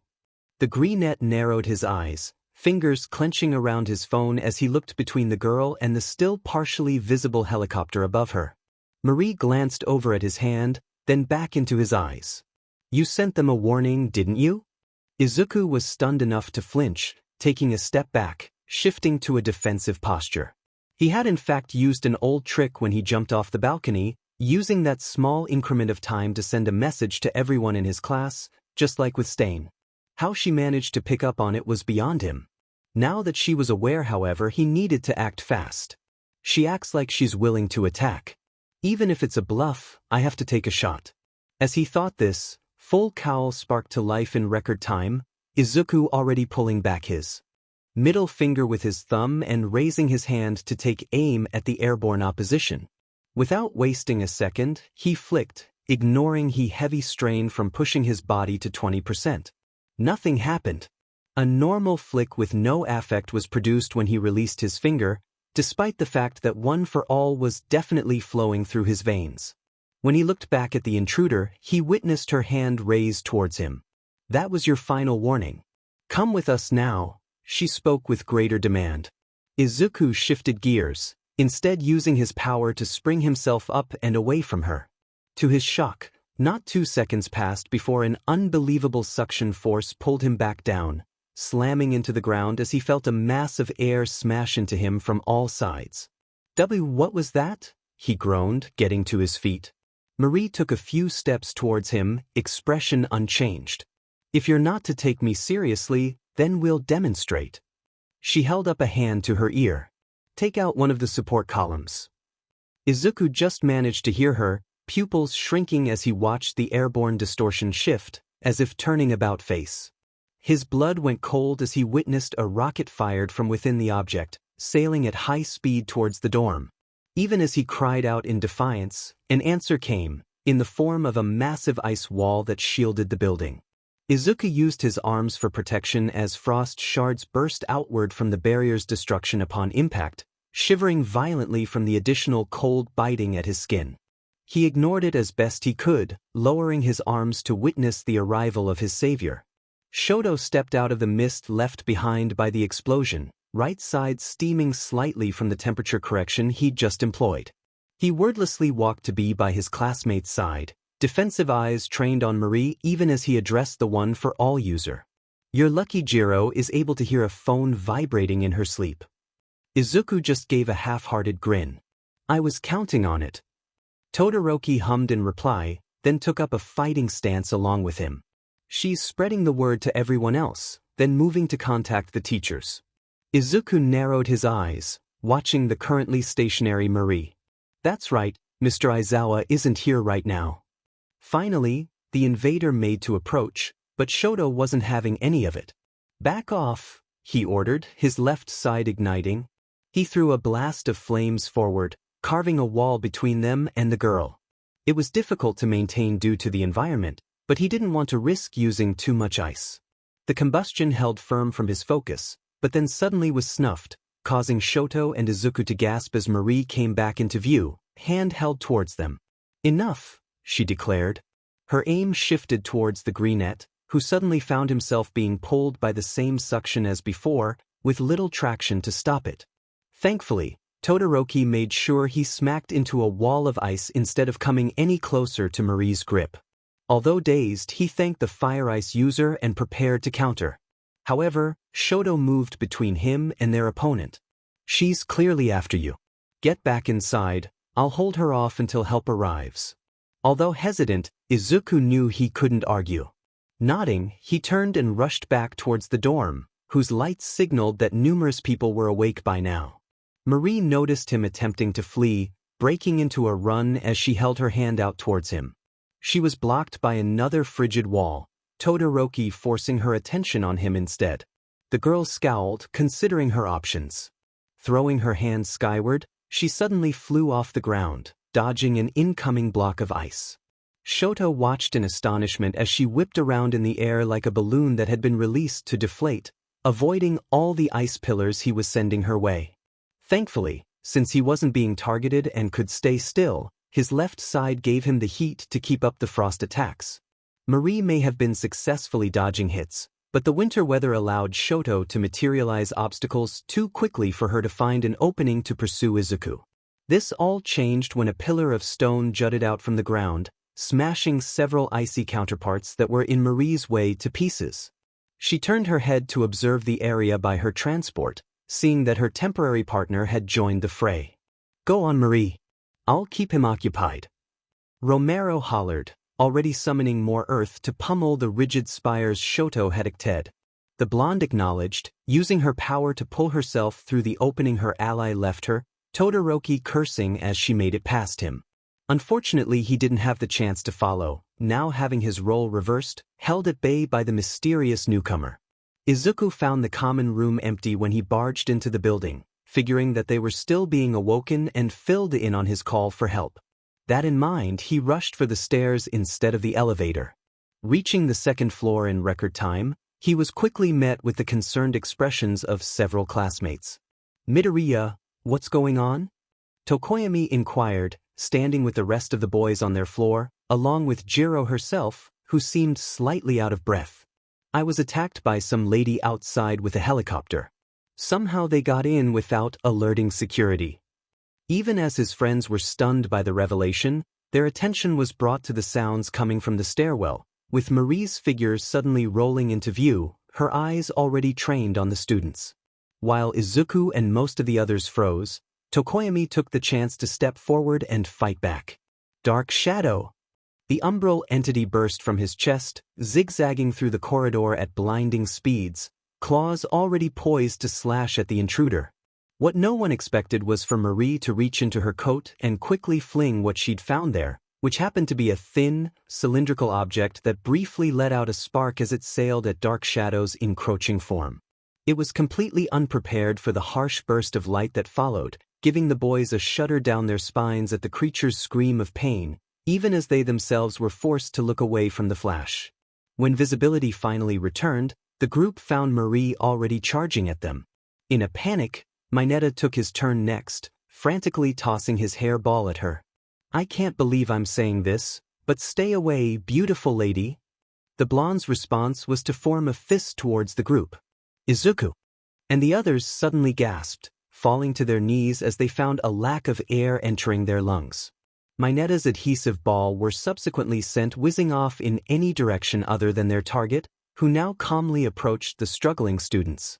Izuku tried his best to activate his quirk and flee, but the absence of oxygen was already too much, his vision beginning to go dim.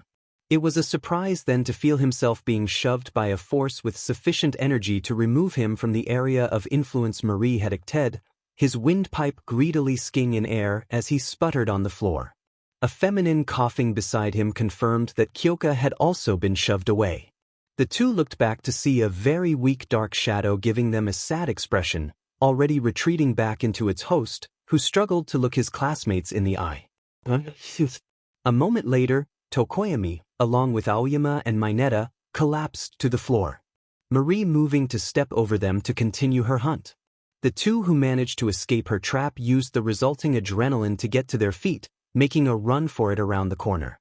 Although she seemed quite winded, Jiro chose to speak up. "If we can find Yamamo, she can make a speaker that I can use to blast her.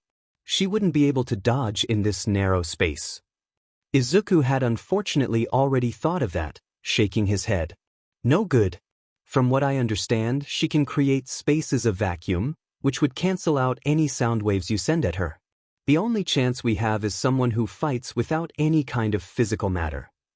Jiro clenched her teeth as her mind worked it out. With Aoyama out, that leaves Kaminari, and I guess Bakugo's long-range attacks. Izuku nodded, just before they rounded the next corner. Kaminari can't focus his attacks without his gear though, so Kaken's the only hope. Kyoka rolled her eyes. I bet he'd love hearing that. Upon finally reaching the opposite side of the dorm, the pair were greeted by the vast majority of the rest of their class. Ironically, this turned out to be everyone except Bakugo.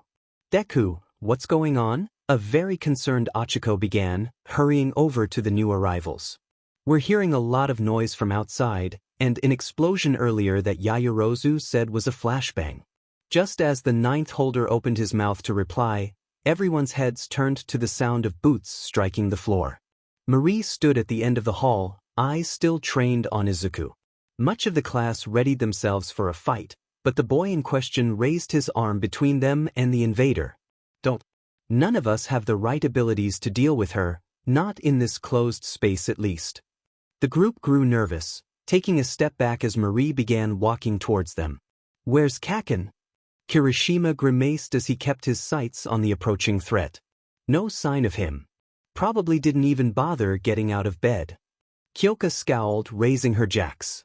"Are you kidding me? He was one of the first I went past. I said it was an emergency." While it was frustrating, Izuku knew that they'd have to retreat further if their foe made it any closer. He'd have to bet that they could escape before she launched an attack. He stiffened when Marie raised her hand towards them, only to then be obscured from view when a beam of explosive energy blasted its way through the ceiling above her, continuing on through the floor at her feet.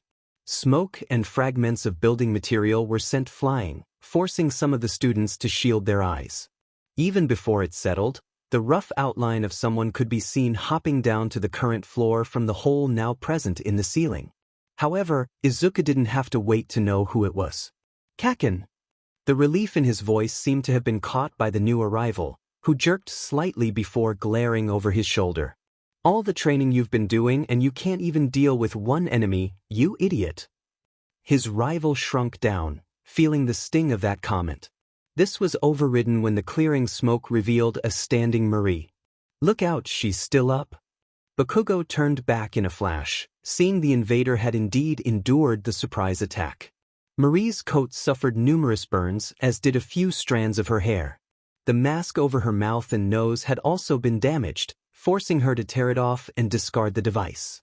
She glared back at the explosion user, finally showing significant emotion since Izuku first saw her. Katsuki clicked his tongue, annoyed he hadn't hit his mark completely.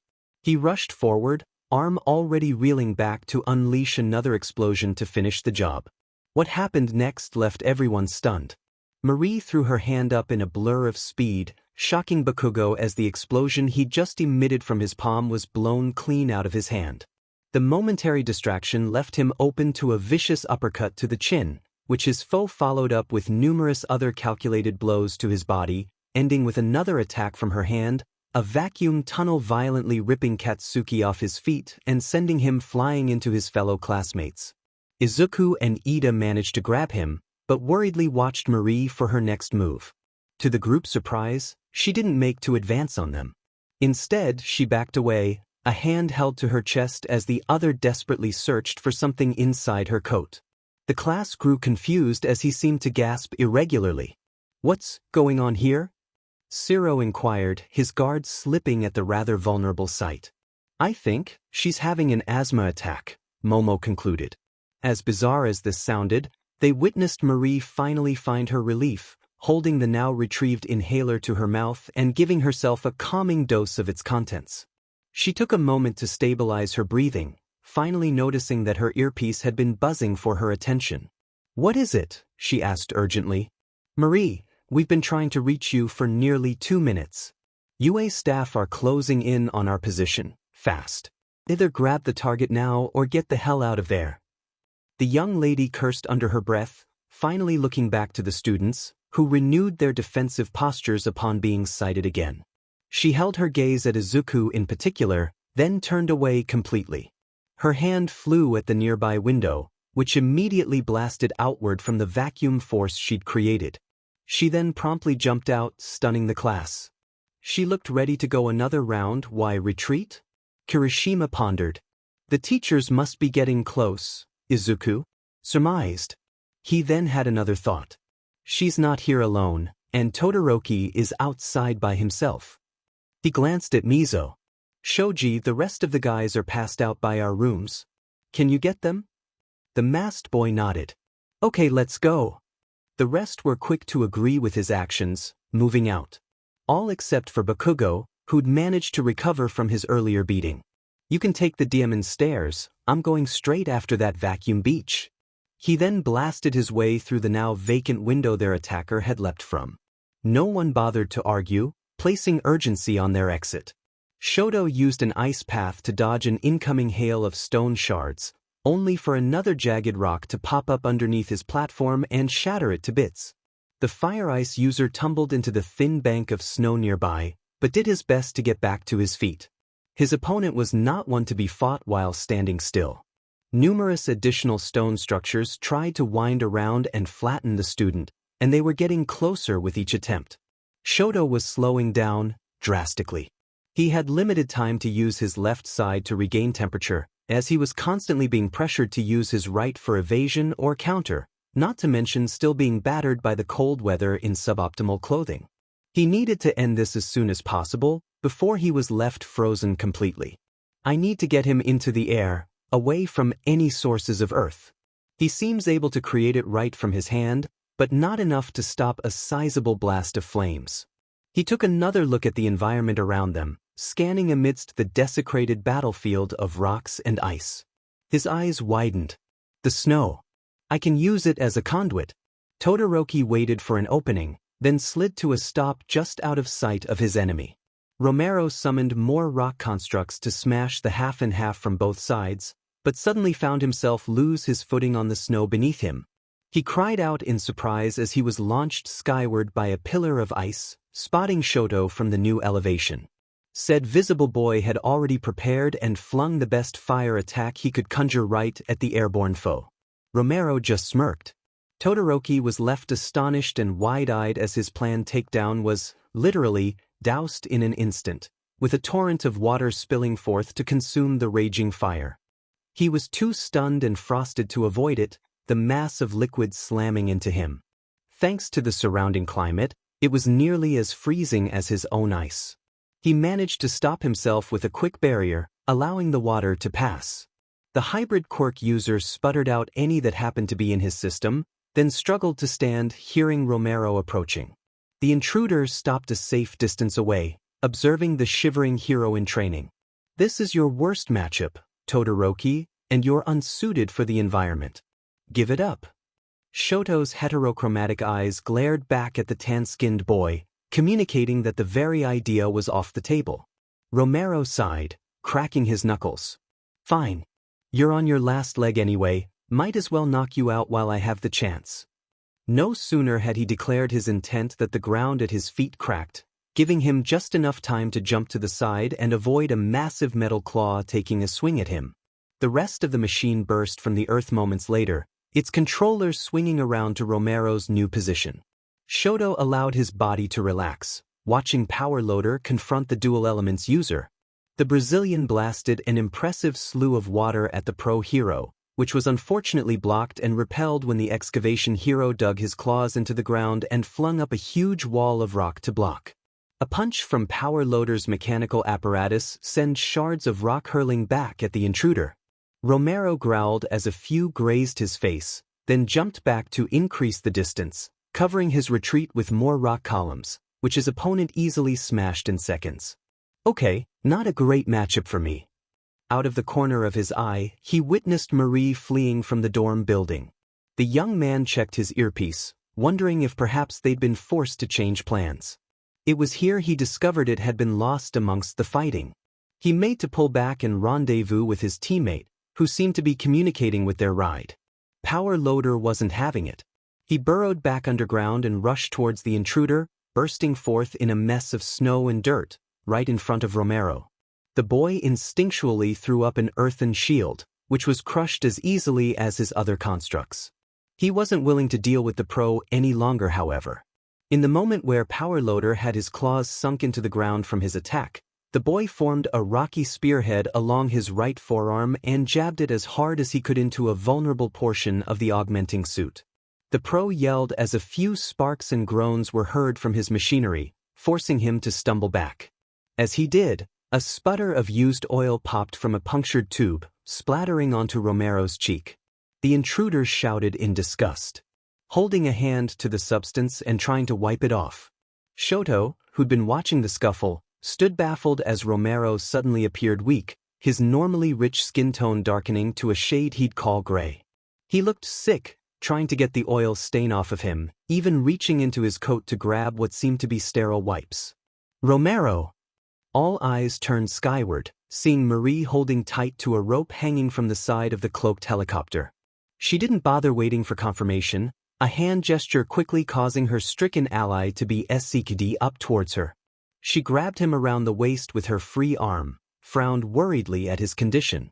The girl was suddenly distracted by the sound of numerous bangs growing increasingly louder. Turning, she witnessed Bakugo flying towards her, eyes burning with rage.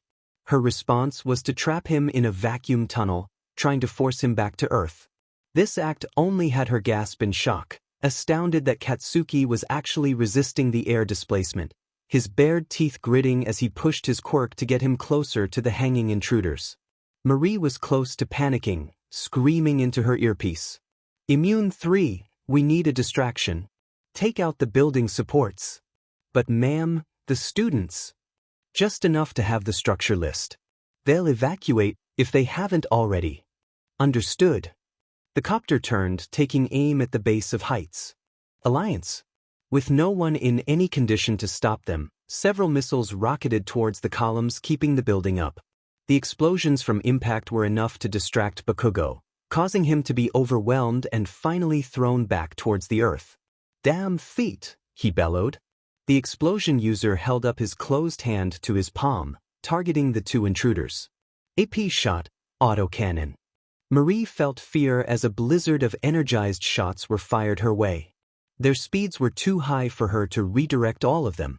Even as she tried to throw off their trajectory, several managed to meet their mark. A handful struck Immune 3's underside, unbalancing the vehicle before it was corrected. Marie screamed as another struck her leg, and she heard Romero GG as one apparently nailed him in the abdomen. Although there were successful strikes, the invaders still managed to pull away, quickly out of range of any attacks the students could throw their way. Even as Present Mike and Snipe arrived on the scene, Marie was able to cancel out any sound waves blasted at them. As impressive as his sensory was, Snipe couldn't hit a critical point once the two agents made it back into the cabin and shut the door, fully cloaking the helicopter. A sudden crunching sound drew attention back to a more pressing issue. Heights Alliance was groaning, the smoke at its base obscuring just how damaged its support was. Thankfully, the rest of Class 1A had emerged, putting distance between themselves and the building, watching with horrified eyes as their dorm continued to crack and tilt. The pro-heroes were no different, trying their best to analyze the situation. "Where's Cementos?" Power Loader cried out. "On a mission. We've got no one to hold up that building." Snipe answered ruefully. Just as the staff were about to order the kids to get further away from the collapsing dorm, a blur ran by, trailed by a significant amount of frost. "Kid, wait." Shoto didn't listen, his ragged breathing and burning muscles ignored along with the teacher's pleas. His classmates spotted him running towards the crumbling ground floor of their abode, adding in their own cries of concern. The fire ice user slid to a halt just out of range of the smoke, giving a shout as he whipped his arm upwards, drawing on the remaining snow in the area and persistent cold to throw up an ice wall to completely swallow the ruined support structure of the dorm. The fire formed from the explosions was instantly snuffed, the smoke dissipating without its burning source. The ice wall crackled with bits of struggling holds, but the main structure held fast, the fall of the building ceasing. Everyone stared in awe at the spectacle, watching the frost settle around them, appearing almost like natural snowfall. Yet one solitary detail broke the serenity in a hurry: the image of a still and hunched-over Shoto standing before his desperate creation. His entire right side was encased in ice, far worse than any had seen him before. He was shivering, enough that his teeth were exposed, letting out the occasional puff of icy breath, its erratic rhythm a sign of how critical his state was. He didn't seem capable of moving any of his fingers. If all that weren't enough to cause his friends to worry, him suddenly collapsing onto the ground certainly was, with over a dozen voices screaming out to his fading consciousness. "Todoroki!" 18 pairs of eyes gazed somberly at the floor, their owners silent, thoughts on the one among them who was currently behind the walls of UA's infirmary. The 19th pair was glaring off into the distance, still fuming at the escape of their attackers. Occasionally, a few of the class would look over to Izuku, who stood dejected between Ida and Uraraka. After being released from questioning by the staff on what transpired the previous night, the 9th holder had rejoined the rest of 1A awaiting news on Todoroki's condition, settling himself amidst his best friends. Suffice to say, he blamed himself for allowing Shoto to be pushed to such an extreme. He'd given the others a brief, if not guilty retelling of events outside Heights Alliance. "I should have stayed," he muttered audibly, breaking the awful silence of the corridor. Everyone looked at him, even Katsuki sparing a glance. "We had no idea how many enemies there were. If I'd stayed behind, fought them together with Todoroki, kept them from ever entering the dorms in the first place." He felt a large hand fall onto his shoulder, craning his neck to meet Tenya's gaze. "I don't think that is how Todoroki would want you to feel. He would be happy you had faith in him to combat the intruders on his own while you alerted the rest of us to the situation." Izuku's eyes widened from their pained expression, the words cracking his guilt. He instinctively shifted over to the others, seeing them all gradually give him a reassuring grin or nod, approving of Ida's reasoning. This managed to pull a smile out of the 9th holder's lips, his tension relaxing as the next minutes passed. Eventually, the quiet was once again interrupted, as the infirmary door clicked and swung open, all eyes zeroing in on the emerging recovery girl. Seeing the students' anticipation, she wasted no time in stepping to the side and beckoning inside with her cane. "He's stable if you'd like to see him." Her brow furrowed. "But as usual, no crowding," she warned. The mass of heroes-to-be just barely gave an acknowledgement before rushing past the nurse, who sighed to herself as she made her way back in after them.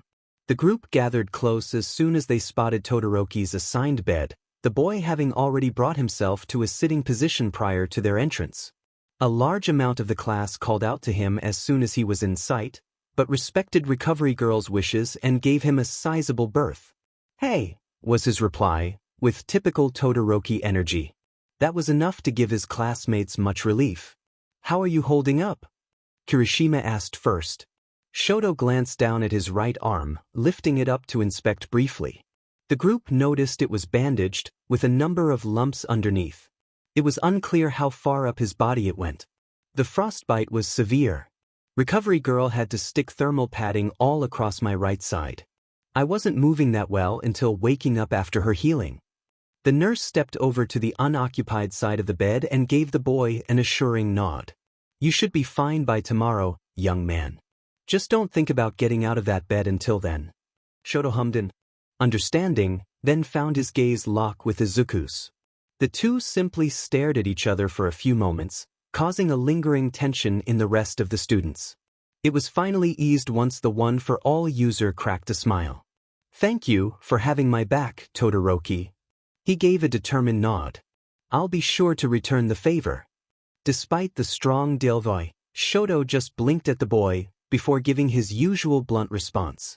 We've had each other's back for a while now. Izuku flinched, but gave a chuckle under his breath as the others held back theirs. The reunion was at last cut short by the arrival of a teacher in the infirmary, the group parting to reveal Aizawa standing before them, hands in his pockets, but his expression far from casual. Good to see you're up, he directed towards his bedridden student. If you don't mind, I'd like to ask you about your encounter with the intruders. Todoroki nodded, as Eraserhead settled himself at the foot of the bed. The others all quieted to listen as well. I made a run for outside as soon as it was seen Midoriya wasn't in his room following his emergency message. I made it just in time to block the first rocket the enemy sent towards the dorm. That's when I saw the girl for the first time. He stopped, glancing at Izuku before back at his teacher. I'm sure Midoriya described her in full, much better than I could. Aizawa nodded, while the greenette scratched his cheek in slight embarrassment. I engaged her myself once I convinced him to get the others up to speed, but also because it was obvious she was after him specifically. Not long after, however, a second enemy emerged from their cloaked aircraft. His right fist clenched. That guy, Romero, his power was insane. Controlling both earth and water with no visible difficulty or limit. In all the time spent holding him off, I couldn't find a single weakness, while the cold gradually wore me down. He never gave me a chance to heat up. It would have been over for me if Power Loader hadn't shown up. He looked Shota in the eye. Then something strange happened. While Romero was fighting him off, he got stuck by a drop of oil. Then he just broke down. It looked like he was about to lay down and die with how horrible his appearance became. Aizawa narrowed his eyes. Yeah, Power Loader mentioned that too. He looked over to the rest of the class. You all noted a similar event with the girl, correct? They nodded. Yes, sir. She suddenly had what seemed to be an asthma attack, then retreated, Momo recounted. Some of the group were left scratching their heads figuring it all out. So, these guys are all in poor health? Siro offered.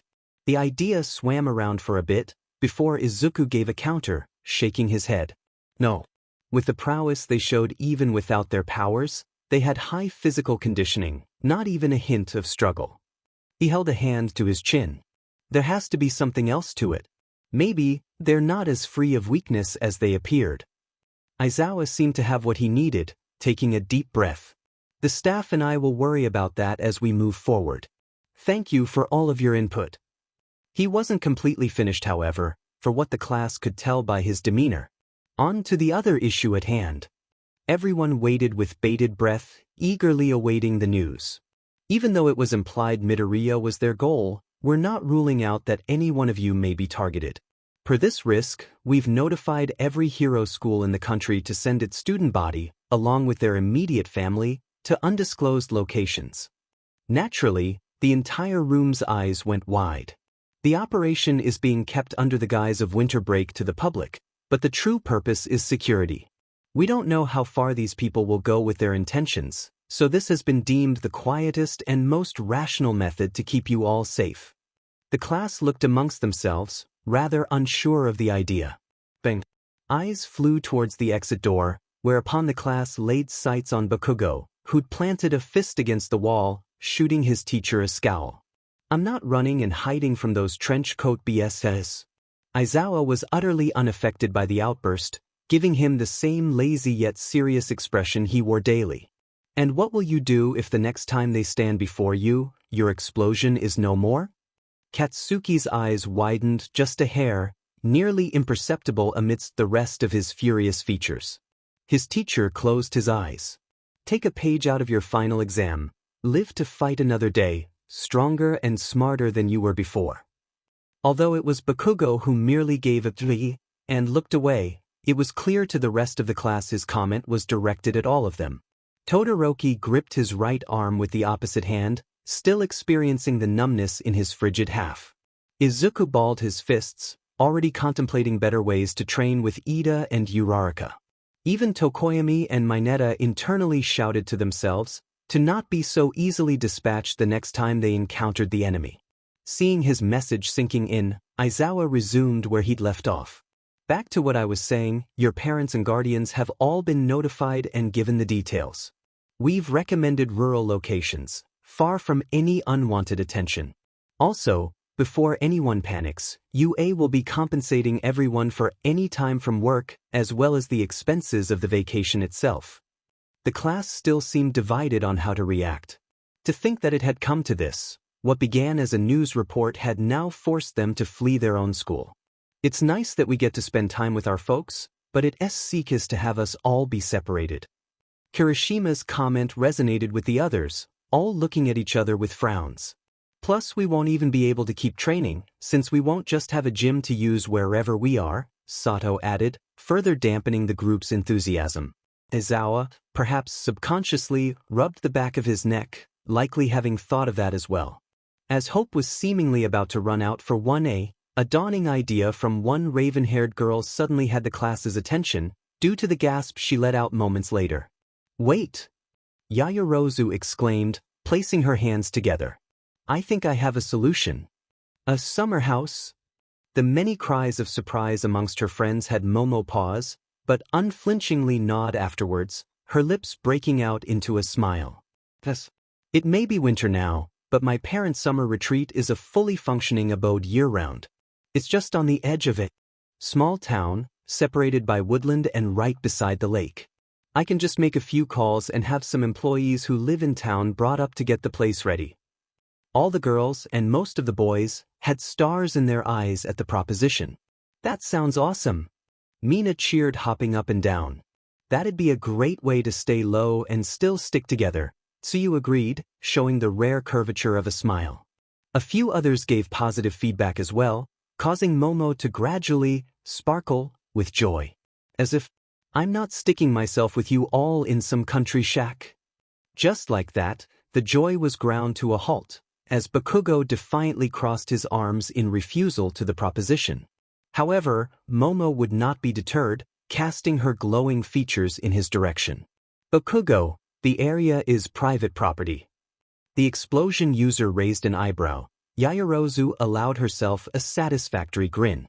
You'll be able to use your quirk to your heart's content.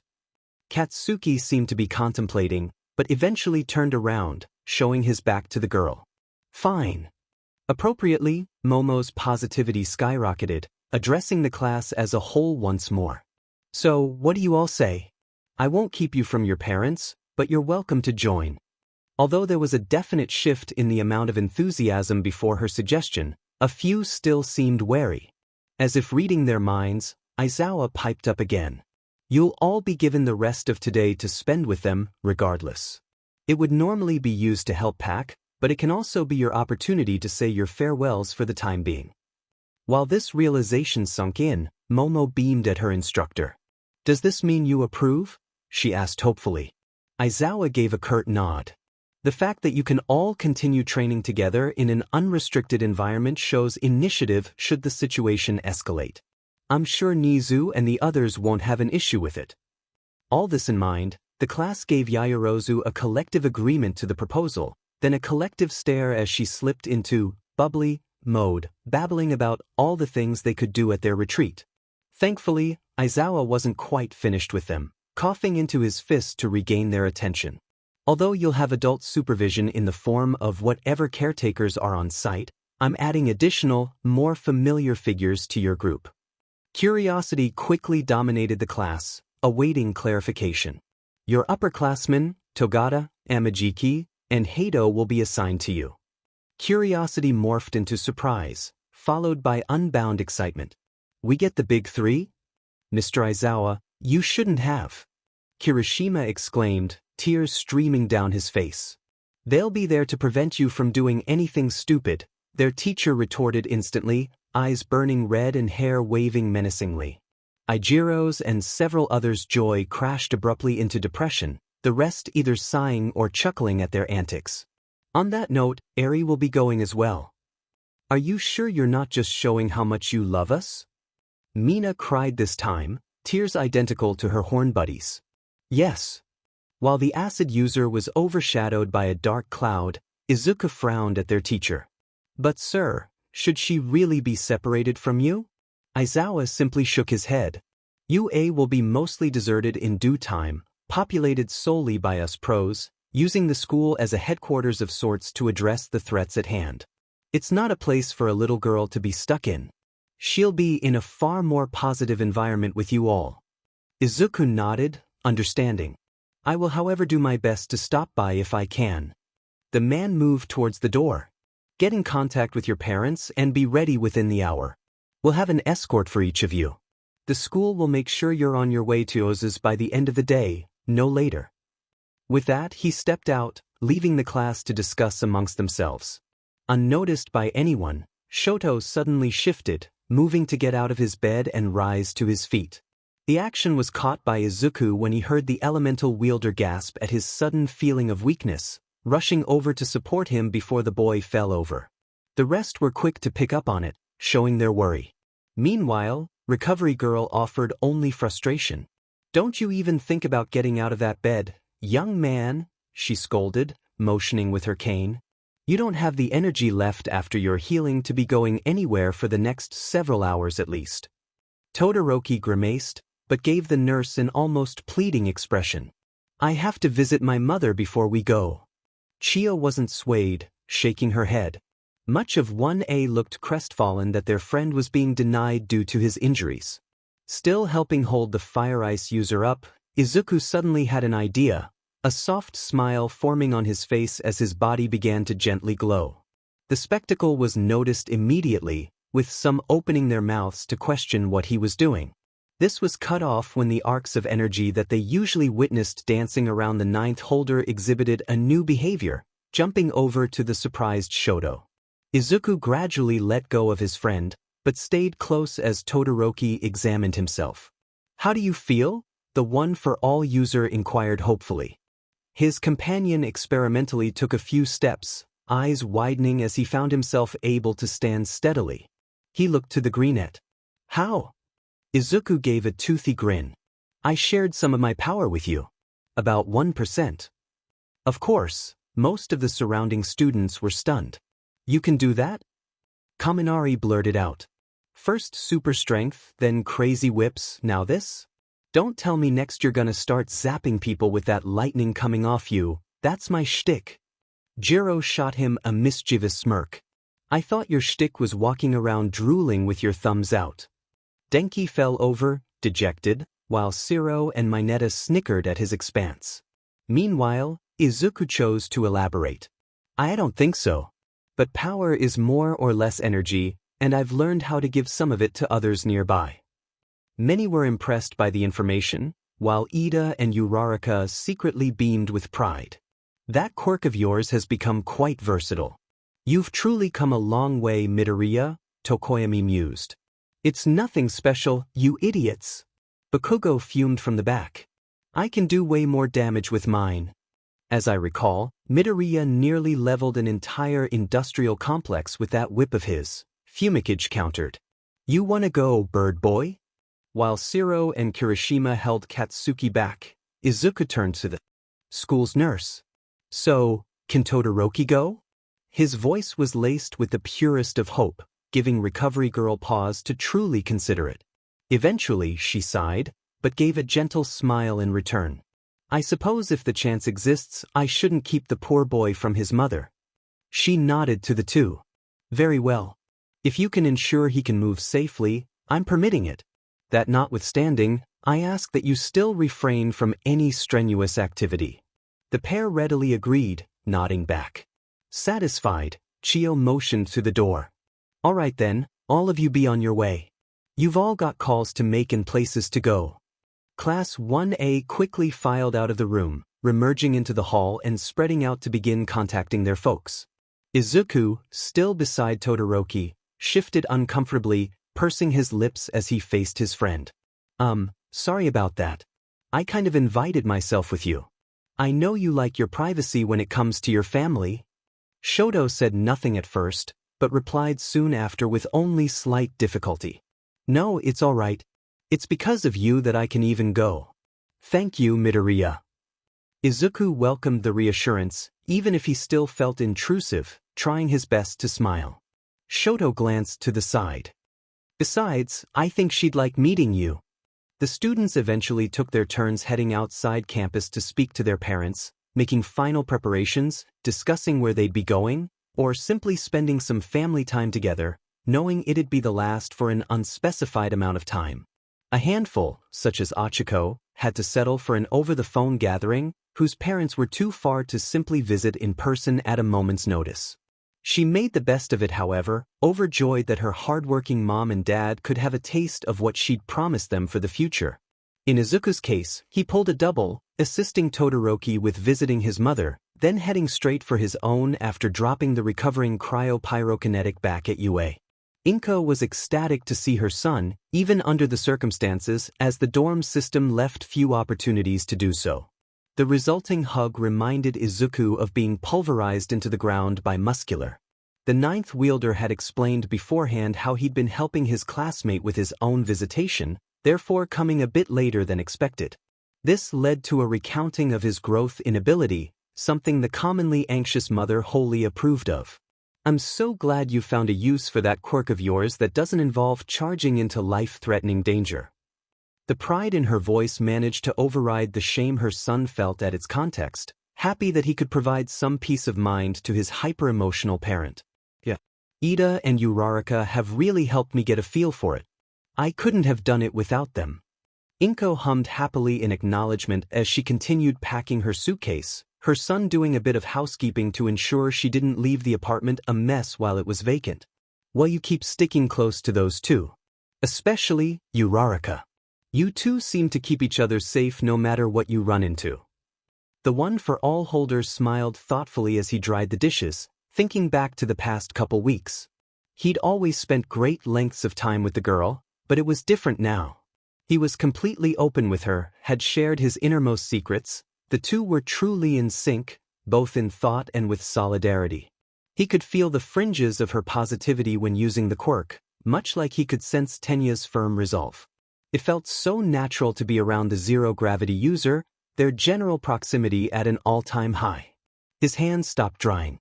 It occurred to him just then that he barely even reacted anymore when she was in his personal space. Yeah, Achiko is really reliable. He resumed his task, an easy smile set on his face. He expected his mom to make some further comment, or perhaps bring up another branch of discussion after a short pause. Instead, there was just silence for the next minute. Curious, the ninth wielder looked over to his parent, the curiosity turning to confusion when he saw her staring at him with her mouth hanging open. Mom, you okay? Inko seemed to be struggling to get a word out, along with warning signs of an impending emotional outburst. Did you just? Izuku blinked, playing back the last few pages of the conversation to figure out what she was getting at. It hit him a few seconds later, his eyes going wide as his freckles were overpowered by an intense red. He stuttered. By the time he managed to piece together a frantic explanation about how familiar the two were now, it was too late. Inko had a sizable fountain's worth of waterworks pouring out, which would effectively serve as deterrent should the apartment have been on fire. Mercifully, the woman seemed to bask in whatever interpretation she'd taken of the situation privately, for the most part. She did nearly push Izuku over the edge by insisting he take good care of his cherished brunette companion. After finally managing to complete the preparations for departure, the Midoriya pair moved to their final goodbyes, glued to each other for possibly the longest hug they'd ever had, repeatedly wishing the other a safe and enjoyable trip. Aizawa had mentioned that their opportunities to make phone calls would be scarce over the following days, to better guard against tracking the students may be victim to. Special intervals of time would be allocated for the activity, making it that much more special to hear from one another. Once returned to UA, Izuku had one last meeting to attend before everyone headed out. The usual tea brew was poured out by Toshinori, the lanky retiree giving his protege an inquisitive look as the boy thanked him for the drink and sipped it carefully. The reason being that the room was oddly vacant, as far as recent numbers were concerned. Young Ida and Uraraka aren't joining us today? Izuku shook his head, giving his mentor a lopsided grin. They figured since this is probably the last time I'll see you for a while that I should have it to myself. Well insisted actually. All Might gave a chuckle at that, taking a drink of his own cup. I see. How thoughtful of them. His student merely hummed in reply, not quite looking at him. Something on your mind, kid? The ninth wielder frowned, not expecting to be found out so quickly. He rotated the now half-drank tea in his hands, staring down into the reflective dark liquid. I was just thinking, I guess. Those people can't say for sure what they wanted with me, but I can't think of any other reason than one for all. Toshi lowered his gaze, having had a similar thought. It does seem to be the most obvious element, unlikely as it would be. He took another sip. It's hard to say if this organization has some means of uncovering a secret such as ours, but we can't exactly rule it out completely, not with what they're capable of. This clearly didn't ease Izuku's conscience any, the boy's expression hardening. He finally looked up at his idol. Do you think that maybe, because one for all can't be forcibly taken? Toshinori's sunken eyes grew clear, catching on to what he was implying. You believe you were targeted because they can't take it away with their methods. His successor nodded. It's a sound theory if any, as well as dangerous. The two were quiet for a time, taking the opportunity to finish off their drinks. Once the two empty teacups sat between them, Izuku finally resumed the discussion. All Might, what do you think will happen if all quirks disappear? The former pro wasn't expecting such an inquiry, but took it seriously all the same. Given the state of the world, it was a fair question. There'll be a PRD of panic, no doubt. We've seen the beginnings of it already. A major state of reform would follow, as the world worked out how to reorganize any venues that previously relied on abilities. Of course, pro-heroes would be affected the most. He grunted. Most don't have a secondary foothold, at least not the ones who lack celebrity status. Having to suddenly change careers after a lifetime of work can be devastating. Izuku kept his eyes on his mentor, biting his lip. I meant more like, would it be better? Again, Toshi was surprised. He was forced to reach deep into his heart for that one, seeing as his whole life was spent vying to be the world's symbol of peace. It's hard to say. People nowadays can't really imagine a world without powers. It's become a staple of society. He tilted his head. Well, let's consider, young Midoriya, how different would your life have been if everyone had been born like you? Or rather, like us. Izuku looked up at the ceiling, giving it some thought. If All Might had never received one for all and become the symbol of peace, he would have no dream of becoming a hero. What would he have wanted to become growing up? If Kaken hadn't been endlessly praised for suddenly being able to cause explosions, would the two of them still be friends to this day? If All for One never rose to power, what would have become of all the lives he'd either ended or warped? Would Eri have ever suffered? Would he have ever met Uraraka and Ida, and the others? It's a lot to think about, isn't it? All Might cut in gently. Oops, he'd been muttering. In a way, I can understand their point of view. Without quirks, combating the bad guys becomes less of matching the power of a potential nuclear weapon and more of countering with effective organization and tactics. A playing field between men of equal capacity, differing only in what they make of themselves, rather than what they were born with. Toshinori eyed his protege. But don't think for a second that that can change who you are. Izuku blinked in surprise as All Might smiled. With or without powers, there always have been and always will be heroes, people like you, young Midoriya, who charge into danger for someone else's sake, no matter how powerless they may seem. The ninth holder was nearly to tears as he listened. However this all ends, your heroic spirit will remain. You and I both desired to give people hope, to be there in times of crisis, even though we had nothing. Well, that's how everyone was in times of old. If we could do it, so can the rest of the world. Izuku sniffled, but found himself nodding firmly, lips quivering in a smile. You don't need a quirk to be hero. You are the embodiment of that belief, my boy. One for All's most recent host rarely felt pride to a heavy degree. It was usually substituted by excitement, or nerves, or even embarrassment. Here and now he felt it fully, like his mentor had just bestowed another honor to him, even if it was something that was already implied. I think the world will be just fine, even without quirks. People will always find something that sparks their inner fire, no matter the era. It's how we've made it this far, with brilliant minds and leaders bringing innovations and ideas that put a look of wonder in a child's eyes. Izuku nodded, his mood having brightened considerably. That being said, we mustn't forget that these people are still committing criminal acts. The declared greater good has never found a welcoming home in history, regardless of form. These individuals are causing chaos and upheaval against the will of innocence and therefore must be stopped.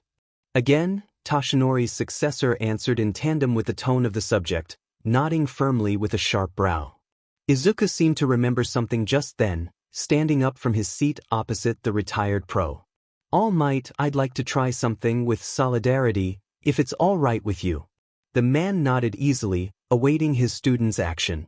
The boy activated his quirk, the familiar visual K's springing to life. All Might's eyes widened as he witnessed the energy radiating off his student moving towards him, his hair standing on end as he felt a very familiar, yet also unique, power attempting to embrace his body. Moments later, he felt energized, like he could puff into his muscle form and easily run a marathon or two. Izuku kept the connection for a time, studying the effect it was having, watching his mentor nod in approval of his control of his newest ability. Having seen enough, he cut the flow, all presence of the power dissipating. All Might grinned. Thank you, young Midoriya. That was, I guess, nostalgic is the word to use. Izuku's eyes brightened. Does that mean dash? Toshi cut him off with a raised hand. It's not just about the power anymore, my boy. My body simply can't handle that strain anymore. I'd imagine if you granted me any more than 30% of your power, it would destroy me. Disappointed, but figuring as much, Izuku nodded. His teacher gave a reassuring grin. Don't worry about it. You and your friends will need all the strength you can get to stop those mysterious individuals and their powerful quirks. They're not quirks. Toshi blinked. I'm sorry. Izuku looked to his mentor again, a notable etching of seriousness in his features that had All Might concerned. Those people, whatever power they have, it isn't a quirk. He laced his fingers together, elbows on his knees. Remember when Uraraka mentioned that I can feel the presence of those in Solidarity's vicinity? Toshinori nodded. Well, when that happens, I can sense the presence of a quirk in the person. I can feel that massive power within them that feels similar to One for All's core inside me. Then when I use it on you, I can tell that there's nothing there, that you're a regular person without any powers, that I'm the one giving you some of mine. He furrowed his brow. When I was with that girl, Marie, there was a moment when full cowl was active, when I was unconsciously reaching out with solidarity. But when that circuit tried to connect to her, it was rejected, like her body refused to allow the power to flow in. He stared across at his mentor. Whatever those people have, they're not quirks, I'm sure of it. Toshinori didn't voice how troubling that information was, but figured it was written on his face with how silent he became following the declaration. Unfortunately, they didn't have time to continue the discussion, as the overhead speakers suddenly called for all students to report to their homerooms for final preparations. All Might bid his protégé farewell, promising to give him a call as often as he could. Once the young man was on his way, Toshinori returned to the couch and sat himself down, staring down at table before him with aged, worried eyes. The conversation from earlier hadn't yet left his train of thought. In this time of crisis, there had to be something that he, now a quirkless retiree, could do to help. But what? Roughly 10 hours of driving by bus overnight eventually led the collective students of 1A to their destination, the massive vehicle shuddering constantly as it now plowed down a somewhat uneven dirt road. Most of the group had their faces plastered against the nearest window, in awe at the gorgeous scenery outside, bathed in morning light. Partially shrouded amongst a sea of low hills and patches of woodland, the Yaoyorosis summer home, similar to their estate, covered an astounding amount of acres, all currently blanketed by several inches of fresh snow. There were few air currents in the area, from what Momo explained, resulting in the untouched winter wonderland that coasted by as they drove. Fortunately, the bus's tires were graded for the icy slush and mud it was moving through. A few minutes later, the abode itself came into view, along with the promised lake. A brilliant icy reflection from the frozen body of water perfectly complemented the white-topped structure beside it. Even the small connected pier hadn't been freed of snowfall. While not as massive as a mansion, the house still sported two large wings jutting out from a central hub, all surrounded by an impressive brick wall circling the perimeter. The rustic image alone made some feel safe and warm. The imposing gates opened automatically as the bus pulled up, finally returning to paved road on approach to the entrance. The class spotted several figures meeting them there, their formal attire a dead giveaway as to their identities. The group's transport finally came to a stop, hydraulics hissing as the doors opened, allowing Aizawa to be the first to step off. The rest followed excitedly, pouring out and falling in behind their teacher. Momo, however, was quick to step past and address the staff, giving them a smile. "It's good to see you, Mistress Yaoyorozu," one of the housekeepers greeted, bowing to the girl along with those at her side. "You as well," the creation user replied cheerfully. "Thank you so much for coming on such short notice." The woman waved her off. "Oh, you needn't worry. Home is within walking distance for all of us."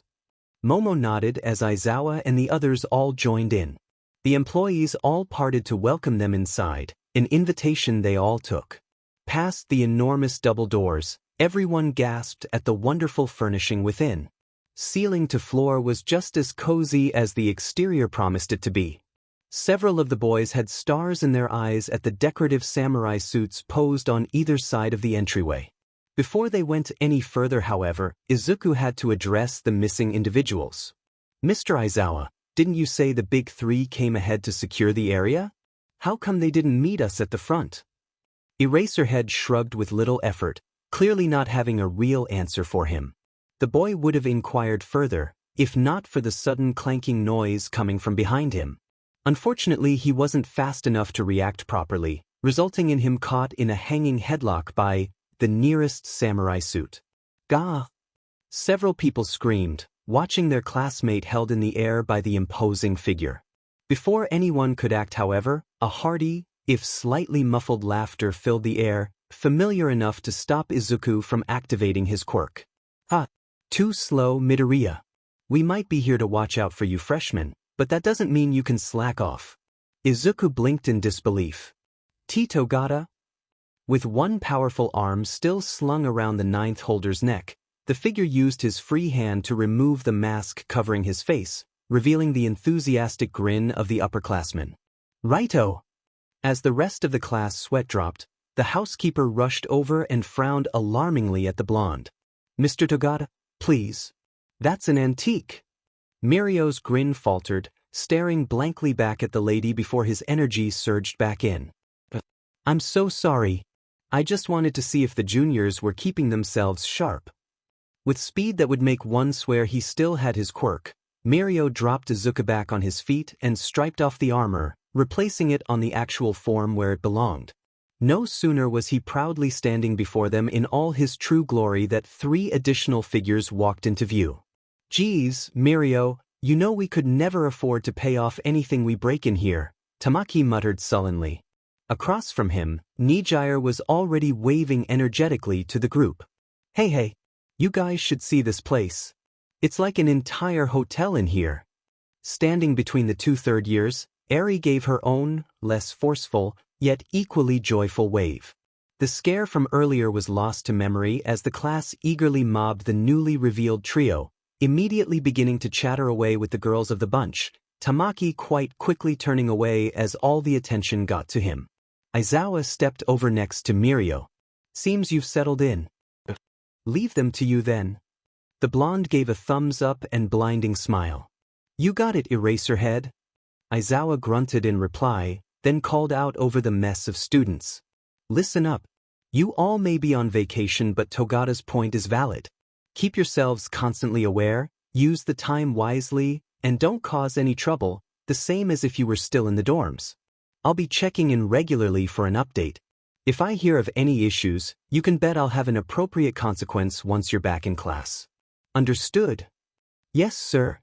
The erasure hero nodded, then waved them off as he turned to the door. Left to their own devices, the group was quickly rallied behind Momo, who had them follow for a grand tour of the house. To no one's surprise, Nijire had a tendency to piggyback off every introduction given to various portions of building, often ending with her realizing something she'd missed on her own walkthrough and bombarding Momo or the housekeepers with questions. The creation users seemed unfazed, happily explaining whatever the curious senior asked. Upon making their way to the second floor via the central staircase, Yaoyorozu displayed the two wings everyone would be staying in, girls in the east, boys in the west. A look inside one of the identical rooms had people's jaws drop, amazed that they'd more or less have luxury suites. Izuku was quick enough to catch Achiko's fall by the shoulders as she was overwhelmed by it all. Momo herself gave Mineta a dire warning that if anyone so much as spotted him in the girls' wing, he'd spend the rest of the visit in the gardener's supply shed. As everyone had the forethought to pack light for the trip, one bag each, the class managed to set up in short order, feeling reminiscent of their move into Heights alliance. In line with what Hato had stated, their rooms felt just as empty as one from a hotel with what little they'd brought from home. Speaking of the periwinkle-haired senior, she'd insisted Achiko and Tsuyu take the rooms next to her, an action that had Kirishima begging his own upperclassman companion to bunk next to him. Tamaki showed no objection or energy towards the request. Izuku didn't have to say or do anything, Mirio automatically following the trend and ushering him to the free room bordering his own. It was nearing sunset by the time the hero hopefuls had all simmered down, now strewn about the massive living area on the ground floor, planning out what they'd be doing for the next several days. The largest topic being, appropriately, Christmas. Upon discovering Aries' ineptitude at understanding holidays, the girls quickly gathered round to lay it all out for the little girl, who listened with gradually widening eyes to each story of past Christmas Eves spent with family. Izuku watched from across the way, a dumb smile on his face as he watched by far the youngest of their group be in awe at all she'd missed in life. However, no sooner had this thought entered his mind that the smile faded, his lips pursing as he contemplated on how he could keep helping the rewind user without Aizawa there to assist, or, in the worst scenario, save them. He pulled out his most recent notes for Eri, strumming through, trying to find a connection to the information. He found the portion concerning the similarities to their two quirks, the accumulative nature and destructive potential. Power is more or less energy. He gasped inwardly. Those were his own words, an explanation to his conductivity with solidarity, a way to provide for others what they themselves couldn't or shouldn't. Izuku looked back up at Eri, now sporting an adorable Santa hat Momo had likely created moments ago, the girls cooing with delight. Could it be he had the answer? A way to allow her to access her power without having to rely on Erasure's cutoff? A cozy, snow-cloaked morning gave way to immediate work for Class 1A. Having completed a delightful breakfast, wherein Momo had taken great joy in personally serving her friends tea, it was straight to training in the property's extensive surroundings. Due to the natural shrouds of foliage across every acre, everyone found their own group or point of solitude to begin refining their skills, taking the purpose of their retreat to heart under the watchful eye of the Big Three, who were happy to step in and provide their own suggestions, a rare opportunity for the upperclassmen. Well, save for Tamaki, who simply stood nearby with his temple against tree bark, glancing at the energetic Kirishima out of the corner of his eye. Far off from most of their classmates, Izuku, Achiko, and Tenya were beginning their routine, the same as it had been for the past week. The trio stood apart from one another, facing away, and a significant distance between them. Two were waiting, the third taking deep breaths in concentration. It wasn't long before One for All made its presence known, its energetic aura springing to life on its current wielder's body. As the wisps of green energy crackled about, Izuku shifted gears, moving on to the real test. With full cowl at maximum efficiency, he triggered solidarity, instantly feeling the reservoir of power within him pouring outward like a fountain, sensing the others nearby.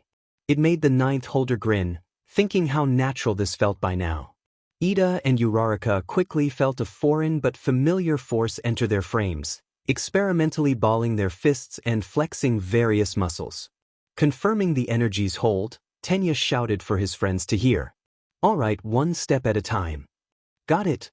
In perfect synchronization, the trio walked the directions they were facing, gradually increasing the distance as Izuku maintained the connection between them. Achiko could feel the urge to move faster, to utilize the boost she was receiving, but stuck to the program, calmly walking away from her friends. Tenya, far more restrained with instinctual speed, was slowly becoming more and more impressed, the seconds and steps passing by without any break to their link. Eventually, though, Izuku found himself slipping from his connection, the power of one for all torn away and rushing back to him. He allowed the energy to fall back into his reserves, no need to blow his limbs off. The three friends turned around, looking to see their final distance. Izuku's eyes widened in both awe and joy, witnessing a far-off Achiko cheering and jumping in place, while Tenya excitedly waved his arms above him. "Incredible, Midoriya. This is nearly double from only a few days ago," the class rep shouted, then rushed back towards his friend upon seeing the other two's joyful reactions. The three met in a triumphant high-five, laughing to their progress as a team. Once that was over, however, it was time for the next phase. Per Ida's insistence, the trio had quickly begun testing the boundaries of their solidarity coordination after Izuku's natural affinity for the quirk became apparent. The most straining of these was going for a run through crowded terrain. In this case, the woods. Izuku had to maintain their link while also dodging incoming obstacles, while Achiko used her own zero-gravity to essentially pinball around the foliage, and Tenya had to carefully regulate his own power in conjunction with what solidarity was lending him. All this while staying within the range of their connection.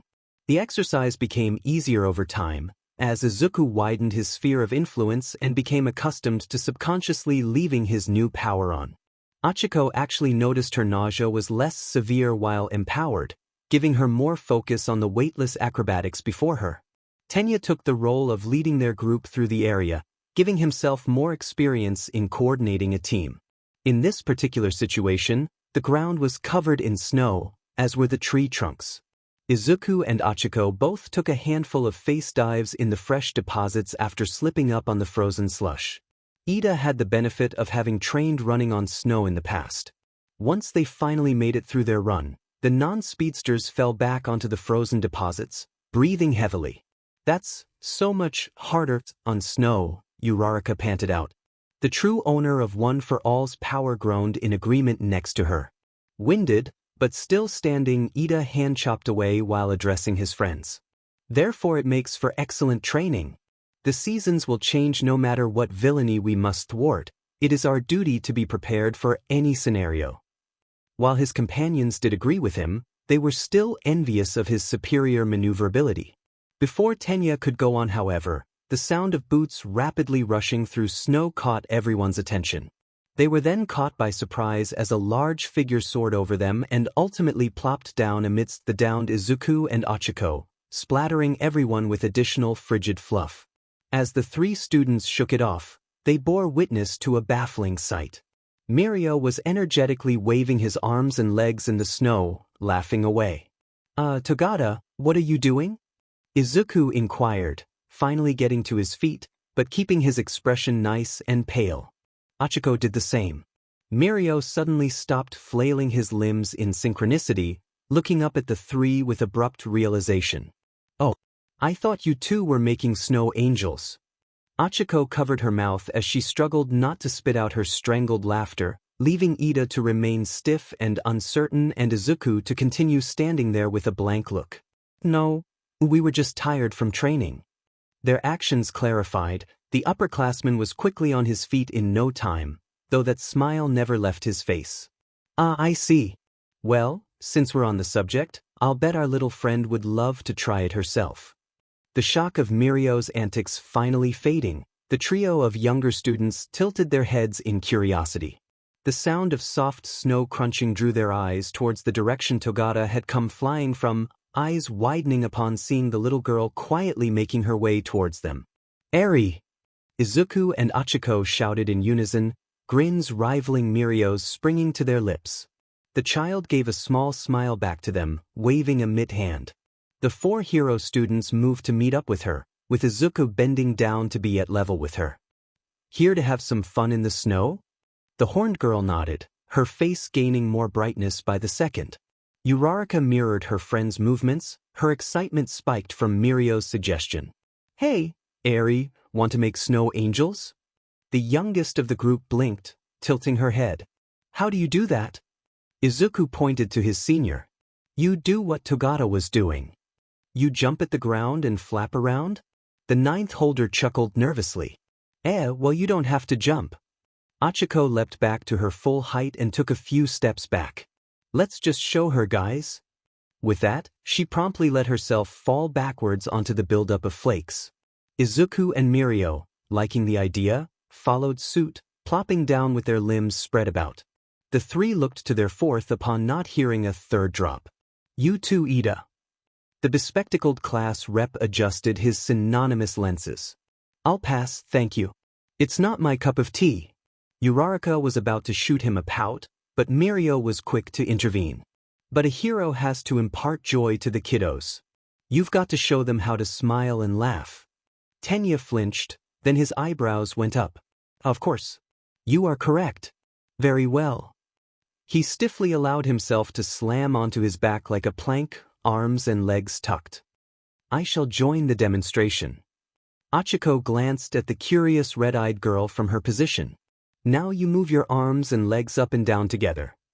She and the others all began moving, carving out numerous angles with their 4's limbs, all while Eri watched on in wonder. Ida, true to form, made his motions as mechanically as possible. A minute or so later, the group got back to their feet and stood away from their creations, allowing Eri to take them in. "Does it look fun?" Uraraka asked. The little girl looked up to her, thinking, then nodded. "Give it a try." Eri looked around for a moment, seeing that the area around her was clear, then, mimicking the others, let herself quietly fall back onto the snow, her hair spilling out into a crown around her head. That, combined with the gentle flapping of limbs that came next, was nearly too cute for Achiko to bear, Izuku actually having to steady her with a hand on the shoulder.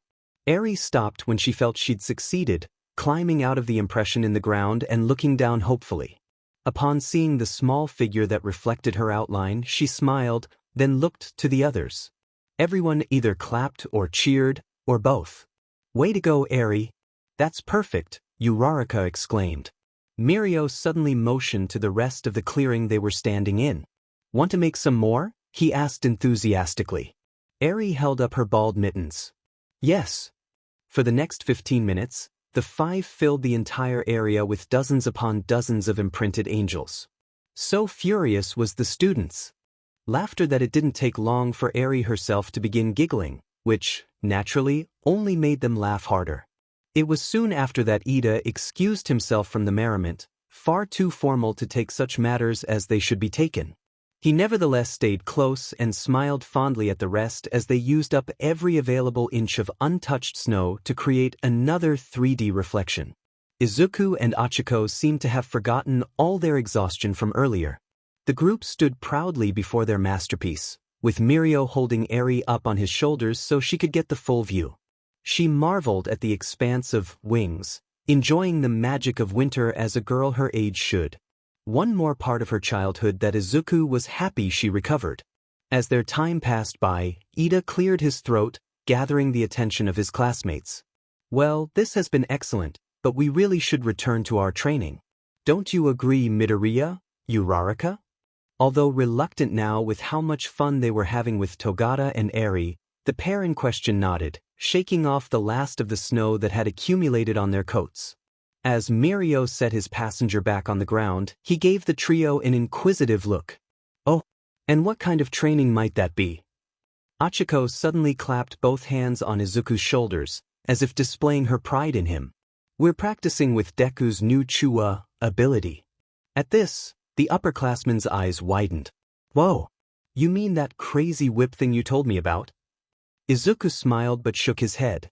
No, it's another new power that just manifested a few weeks ago. I call it solidarity. It lets me share the stockpiled power of my quirk with other people nearby. Togata gave an amusing flinch of shock. Holy cow! Seriously? That's awesome. How does it work?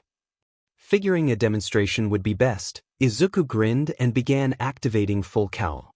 He took a quick assessment of his senior, making sure to not mutter it out loud. Mirio was well built, more so than he was, as well as physically larger. He let solidarity kick in, letting 30% flow over to the waiting vessel. Mirio was at once surprised, looking himself over as a dim glow encompassed his form. Amazing! He experimentally threw a few punches into the air. The others could actually feel the air displacement, despite being a few feet away from him. How much do you give out? He asked, glancing back at the ninth wielder. Well, I can handle about 20% without my bones breaking, even then it's stressful on them. Uraraka can handle a bit less than me, and Ida a bit more. Mirio winked encouragingly at Ochako. Well hey, don't you worry about being behind these boys in power. Hato still floored me and Tamaki when she wanted to. Oddly, Ida shifted so that his eyes were hidden by the glare of his lenses, while Izuku looked to the side. She doesn't need it. The one for all user mumbled. Mirio blinked in confusion, while the girl in question gave a very mischievous grin. Suffice to say, the added power and speed from solidarity, combined with her gunhead martial arts, made Ochako extremely dangerous up close, which, to the boys' misfortune, was their combat style of choice. Hitting hard and fast meant little when a single, nimble dodge was followed by a harsh faceplant into the floor. Their upperclassman seemed to take the hint, giving his best laugh for their situation. Okay then. So, how much did you give me just now? Thankful for the shift in topic, Izuku brightened. 30%. I figured you could handle more than we could. How do you feel? Togata threw a few more practice swings, then flexed. Feels great. Like I could jump up a skyscraper. Seeing there were no ill effects, Izuku made a mental note to later see just how much of one for all his senior could take. The idea alone sprouted several more within seconds. But that was for another time. Mirio's questioning had reminded him of a pre-existing idea he'd created the day before. He allowed his quirks to die down, then looked down to Eri, who had watched the exchange with interest. Solidarity had me wondering something the other day. Everyone listened expectantly. Eri's quirk accumulates something to make it work. We found that out from Monoma. Since mine is the same way, I think we could help her learn to control it by using solidarity as a medium. His classmates were stunned. You mean giving her some of your power so she can practice with hers? Ochako surmised. Izuku nodded. Yeah. He immediately noted the concern on his friends' faces, although Eri's was more curiosity, as it had been the moment her quirk had been brought up. I know it sounds crazy, but listen. If Eri can use my power to activate her quirk, then I can essentially control how much output she can produce. Mirio, who had his hand under his chin, hummed in thought. I think I get what you're saying. If you only give her a small amount, then her power won't be able to go crazy because there's just not enough. You could cut it off at any moment. Izuku nodded again, happy his theory was understood. But Midoriya? Ida's scrutinizing voice cut into the consensus. You're assuming that her own accumulated power won't trigger in response to her quirk activating. What then? We can't know if she'll be able to distinguish between the two sources. The one for all user winced, not able to counter the concern. Togata seemed to share the mood, folding his arms with a frown. Even if the theory is good, we shouldn't test it without Eraserhead around. The thought was left hanging in the air, the students trying to think of any details Izuku may have overlooked. Aizawa would be visiting at some point, of course, but he really wanted to start helping the girl as soon as possible. Wait! All eyes fell on Uraraka, who looked to be piecing the last of her own sentence together as she spoke. The zero-gravity user faced her greenette friend. Deku, when you give us power, it's more than that. Intrigued, The boy waited for her to continue. Achiko placed her hands over her chest. I can feel what? There's a warmth, something familiar there, like your spirit is there with us when you lend your power. Izuku's mouth fell slightly open, surprised at hearing this. His friend turned to their third. Ida, you can feel it too, can't you? Tenya paused to consider the notion. Why, yes, I suppose I do. At first I believed it was the psychological rush of having so much power flowing through me, but over time I've felt its imagery become focused. Midoriya's heroic nature is buried in there, cheering me on as I use the gift he has bestowed. Izuku could only stare back at his two friends. He recognized that he could feel the presence of others when using solidarity, but now he was being told they could feel his as well. How much about this quirk do I really know? You should give it a try, Deku.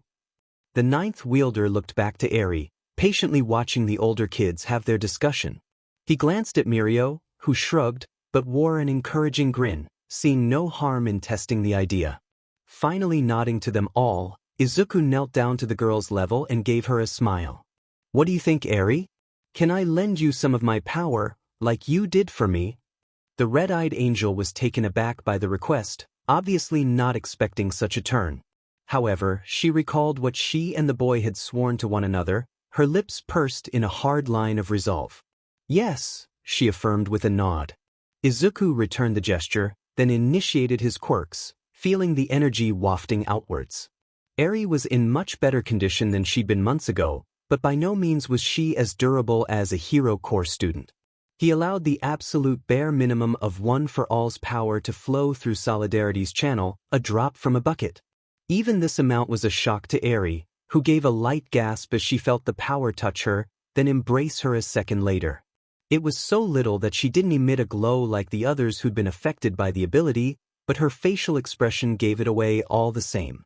Eri slowly placed her hands on her chest, her eyes drooping to half open, and cheeks regaining some of their color that the winter weather had sapped away. It's so warm. She looked Izuku in the eye. And happy. The successor felt his heart squeeze a bit. It's not scary, like mine. Although that last part was a bit heartbreaking, it was clear she could distinguish the elements within her. Yep, she can tell them apart, Achiko declared, giving a thumbs up. Ida and Mirio nodded in approval, watching Eri give a hopeful look to her heroes. Seeing this, Izuku ventured a step further. Eri, do you think you can turn on your quirk? The very notion seemed to snap the girl out of her reverie, suddenly reserved once more. Noticing immediately, Izuku just kept smiling, then reached over and gently took Eri's hands in his. Don't worry, you don't have enough power to hurt us. To anyone else, this would be somewhat of an insult. To the cautious rewind user, it was a golden reassurance. She shook off her nerves as best she could, then nodded. Everyone fell silent as the young girl took a deep breath, Izuku softly giving her a verbal nudge. Just remember what you felt when you took that leap, what you wanted to do, that feeling of being someone who saves others. Eri closed her eyes. A kind and gentle quirk, that's the only thing Deku ever called my power. I can be free to do what I want, that's what Lemillion said. I can use my power to stop people's pain. I can use it for smiles, like my heroes. She squeezed her eyes tighter, feeling the warmth of Izuku's presence. Please, I want it to be kind. The students around her gasped and instinctually took a step back. Eri was nearly startled, opening her eyes to see what was wrong. Ida was already turning to his friend with concern. Midoriya. Oh, all right. All at once, Eri felt her power slip away. Not like last time, when it was abruptly cut off my Aizawa's erasure. No, she simply ran out of fuel. The slight buzzing at her forehead stopped. She felt normal again. The students' reactions had her worried. What did I do? Rather than see the group continue to look surprised, they all morphed their expressions into ones of joy. Eri, you did it! Izuku cried. You turned on your quirk. The little girl blinked. I did. Achiko nodded fervently, the most enthusiastic of the bunch. Yeah. Your horn grew a little bit, and then started to give off sparks. She then wheeled around to her friend. And they were green like yours, Deku. She was using your power. This news had Eri feeling her cheeks warm up. She'd done it, she'd actually used what was given to her. Next to her, Mirio raised up a fist. Ooh, she's got this. A cough interrupted the three's celebration, attention moving to Ida. Let's not get too ahead of ourselves.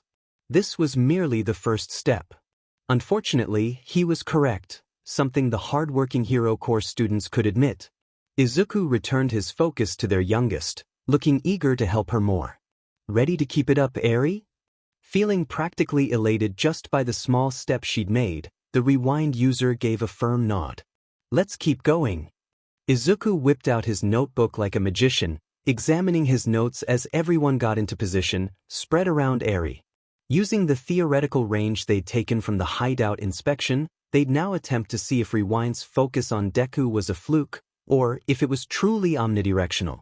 While he was reading, he simultaneously sent out power to the girl, letting her practice activating her quirk while he looked for any details he'd missed, his friends throwing out words of encouragement to their smallest companion. Since it was clear Rewind was contained within her horn, Izuku knew she wouldn't have to spread it throughout her system as he did with One for All. A bit of concentration on her part allowed her to focus the energy within the extremity, achieving a consistent activation after a few dozen attempts. The more positivity the others sent her way, the better her focus. She wouldn't let them or Deku down. They'd made a promise to do better. Once Eri was confident enough to try the next phase, everyone held out a hand towards her, the rest of their bodies outside of the given range.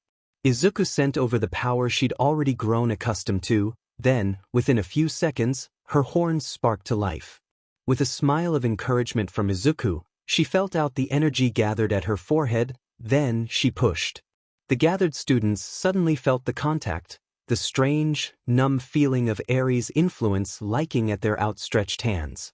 Izuku had assured them that at the level of power he was feeding her, her rewind wouldn't be able to accelerate. They were being put in reverse, but it was seconds at a time. This kinda tickles, Achiko giggled, moving her gloved fingers around. Izuku couldn't help but smile at her, but then looked over to their trainee. Hey Eri, just like with our fight, see if you can focus all of the effect on me. The little girl nodded, her face scrunching up just slightly as she willed the sphere of her power to narrow, trying to set its effects solely on the One for All holder. Unfortunately, even after a minute, no one felt anything change. Izuku cut the connection, letting Eri relax. She didn't take it as well as the grown-ups. Her frown was difficult to see as she hung her head, but the sound of boot-crunching snow caught her attention, as did a hand resting on her shoulder in the next moment. Don't worry, Eri, the greenette at her side began. We're gonna hit some walls as we go. We've just got to keep at it. More encouragement, enough to convince her to try again. This time, Izuku considered it maybe too strenuous to try long distance right away. He alone stood right beside her in their next attempt. Again, Eri triggered Rewind, fully enveloping Izuku while the others watched on. Unlike his friends, he was used to the sensation and was even able to keep pace with her reversion during their fight with Overhaul by surging more and more of One for All's power. Here they were taking it slow, building upon what they'd learned of Rewind to help its owner seize control. Even so, after another trial, the results stayed the same. Eri couldn't draw the influence to just the boy next to her, letting the power fade away as Izuku severed the link. The successor pondered on what they might be missing, as the others gathered around. Yo, Midoriya! Mirio suddenly called out. I think I've got an idea. As an upperclassman, he instantly received his junior's full attention. Maybe before we get her to focus the power on one target, we should see if she can pull back on the range.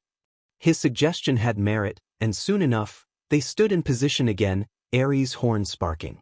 It took several dozen tries, throughout which the girl gained quite the adorable determined frown, according to Achiko, but everyone was pleasantly surprised when they felt Rewind's reach leave their fingertips, as its originator pulled the power towards herself, a little at a time. They experimented for the next hour or so, finding how close to herself she could keep the flow.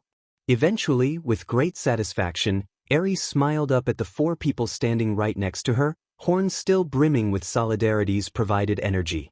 As with their previous testing, The process of giving only one target rewinds effect was proving a failure, as Eri simply extended her sphere of influence when trying to reach out to only Izuku. For this conundrum, Ochako was the one providing a solution. Maybe Eri just needs to physically touch you.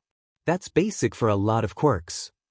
In a moment of eureka, the group cheered upon putting the idea into action, as the direct contact of Eri's little hand on Izuku's arm caused an immediate reaction, the presence of her rewind fading from everyone else, the ninth holder alone experiencing the numbing reversion.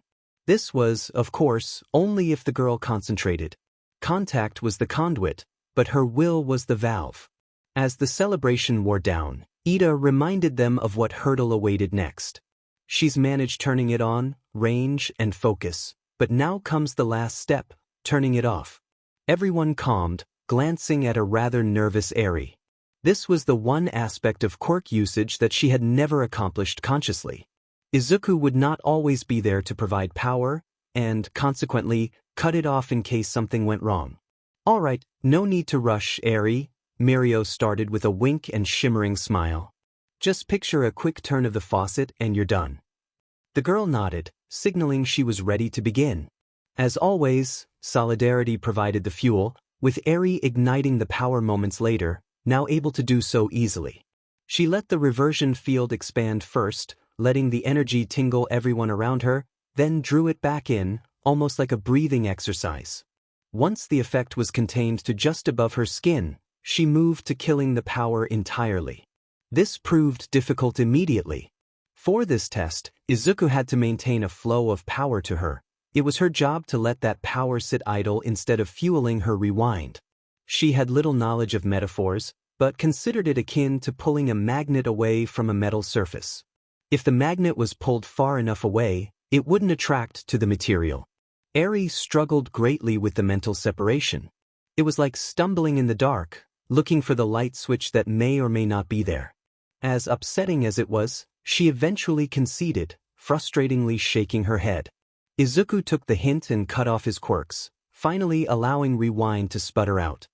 He and the others could see the girl was saddened by the failure, simply standing there with her head hung. One for All's inheritor made his next move instinctually. Eri gasped lightly upon being gently embraced by two arms. You made amazing progress today, Eri. We're all so proud of you. The little girl's sense of defeat was put on hold, as she peeked over Izuku's shoulder and saw his three friends giving her bright smiles of agreement. This was just the first day, you'll be in control in no time. Despite the warming words, Eri couldn't help but let her lips tremble and let a few tears fall, before burying her head into the ninth holder's shoulder. He at first thought their praise hadn't worked, but then felt her arms slip in between and hug his middle, as well as her head nodding. He smiled, holding her a bit closer for a moment before letting her go. I'd say it's about time for lunch. Let us go round up the rest of our classmates. Ida's declaration sat well with everyone, as Mirio yanked Eri up and over onto his shoulders again. He made a mad dash for the house, during which Eri's happy cheer could be heard. The 3 first years they'd left in the dust laughed after them, then moved to follow. Izuku set his notebook down on the desk corner, leaving it open to Eri's page. He smiled fondly at the impressive amount of info he'd added after today, another whole page. Following lunch, the class had moved to studying, with the indomitable Momo Yaoyorozu leading the majority of their class in extensive coverage of their subjects. A few chose to group together with their usual friends, but always kept an ear open to their class's top-tier mind. The lot of them were packed into the small library on the 2nd floor, which even had a fireplace nearby, adding a peaceful aura to the room. Not wanting her to be left out, Izuku provided Eri with his own hero notebook to practice reading, her eyes remaining glued to it for nearly the entire session. The rest of the day played out no differently than a typical scene at Heights Alliance, with everyone off doing their own thing, hanging out in the living room, visiting the personal gym, or holing up in their rooms. It was dark outside now, just before midnight. Izuku figured most if not all of his classmates were already asleep. He'd remained up to review the information now sitting before him. Tomorrow they would continue with Eri's training alongside their own, hopefully finding the key to reining in her quirk, as well as practicing more of what they accomplished earlier. The more natural each step of her power became, the more comfortable she'd become with using it. Getting past the psychological barrier was likely the most important part of her training, especially when they'd move on to her using her own reserve of accumulated power. Sighing, One for All's wielder backed away from the notebook, figuring it was time to hit the hay. Upon pursing his lips, however, he discovered he was quite parched. He made his way to the door and slipped out into the corridor, closing it behind him. The house remained dimly lit by a few scattered lamps along each wall and staircase, giving Izuku a clear path down to the first floor and eventually the kitchen. Momo had insisted everyone be liberal with whatever snacks, drinks, or ingredients were present in the pantry and refrigerator, with Kaminari joking they could probably fit a few bodies in the massive cooler. The pantry seemed to have been left open by someone, but the boy just walked past and opened the fridge. Izuku grabbed a can of green tea, deciding to just empty the drink then and there rather than take it back up to his room. He drained half the beverage before setting it down on the nearby counter, realizing he'd left the fridge open. Stepping over, he gave the large door a solid shove and closed the appliance. Deku. Normally startling, the soft voice only caused Izuku to turn to the exit to the main hall, recognizing it immediately, and replying with a soft smile and offhanded wave. "Oh hey, Uraraka." There was a slight delay in Achiko's approach following the greeting, but she nevertheless walked over and grinned at her friend. "Guess I wasn't the only one who was thirsty." The greenette shrugged, then joined her as she leaned against the counter. "You look like you haven't even gone to bed yet." Izuku shook his head. "No. I was staying up a bit to read over our findings for Rewind. There's still a lot of work to do, even with everything Eri managed today." Achiko hummed in agreement, taking a sip of tea before setting it back down and replying. "Don't forget about us, though. You've got a lot to work on with Black Whip." The mentioned Quirks owner chuckled. "Yeah, that's going to be a whole different challenge," he admitted, taking another swig of his drink. The two remained silent for a while, absent-mindedly quenching their thirst in the warmly lit kitchen. After a while, Uraraka seemed to gather her thoughts. "Hey, I was wondering, the three of us could head into town tomorrow after training. Get some last-minute Christmas shopping done." Izuku perked up at the idea, nodding. "That sounds great. Yayarozu did say it was a nice little village with a bunch of family-owned stores. I'm sure we'd find plenty of cool things." Achiko was overjoyed with the agreement, flashing him a big smile. "Cool. I'm looking forward to it." Izuku watched her, likely internally planning out their trip, admiring the way the light reflected off her eyes and cheeks. He was apparently staring for a while, because Achiko blinked at him curiously. "Everything okay, Deku?" The boy snapped out of it, turning away and rubbing his neck. "Oh yeah, sorry, Uraraka. We should get back to bed." Again, Achiko's reaction seemed a bit delayed, but she nonetheless agreed with a rapid nod. "All right." The two reached down and grabbed their now empty drinks, only to suddenly grab the same can. Both students froze, eyes moving from each other, to the can, back to each other, repeated a few more times, and just once, to each other's lips. Recognition that they'd been drinking from the same can was marked by the crimson coloration rapidly blooming on their faces, worsened by the fact that in the time they'd been processing all this, they were also technically holding hands. With the speed of lightning, Izuku yanked the can free of Achiko's grip and tossed it in the nearby recycling bin. "Let's get back upstairs." "Yeah, Yuri, right." The two booked it out of the kitchen, but had the common sense to not run and create a bunch of noise in the main hall, swiftly making their way to the stairway back to the rooms. They took their time with the steps, which weren't as well lighted as the rest of the path. On the bright side, the time it took for them to climb up allowed them to clear their heads, slowly relaxing away the embarrassment from moments ago.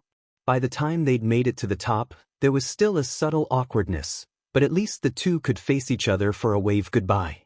"So, good night, Deku," the zero-gravity user managed to say, avoiding her friend's eyes. "Why yeah, good night." Izuku trailed off in his reply, like something was bothering him. Or rather, noticing that something was bothering his companion. As Uraraka nodded and turned away to continue on to her room, he found the right ending. "Achiko." The girl stopped in her tracks. She swung back around to stare at him, stunned.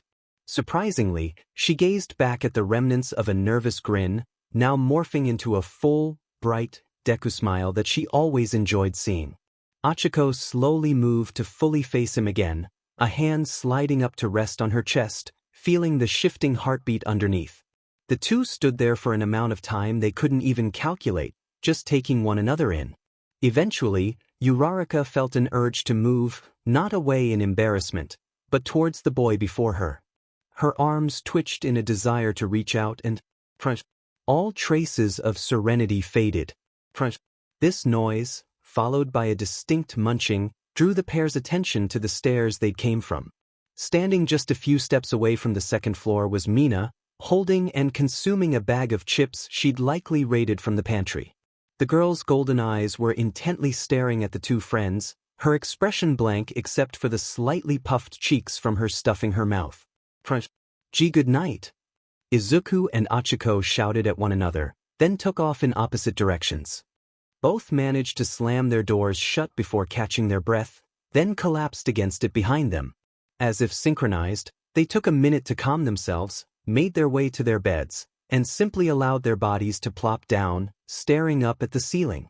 Both had a light blush. Both smiled joyfully. Here again? Izuku's wide eyes studied the darkness, showing little to the imagination. What concerned him more was the reason he was back. The last time he'd visited this void in his sleep, it had been for the revelation received from the first holder, which was startling both mentally and, based on the state of his room upon awakening, physically. The ninth's eyes widened in alarm. Oh no, Yaoyorozu is gonna be upset if I wreck her home. This worry was put on hold, however, as the young man sensed the presence of another at last.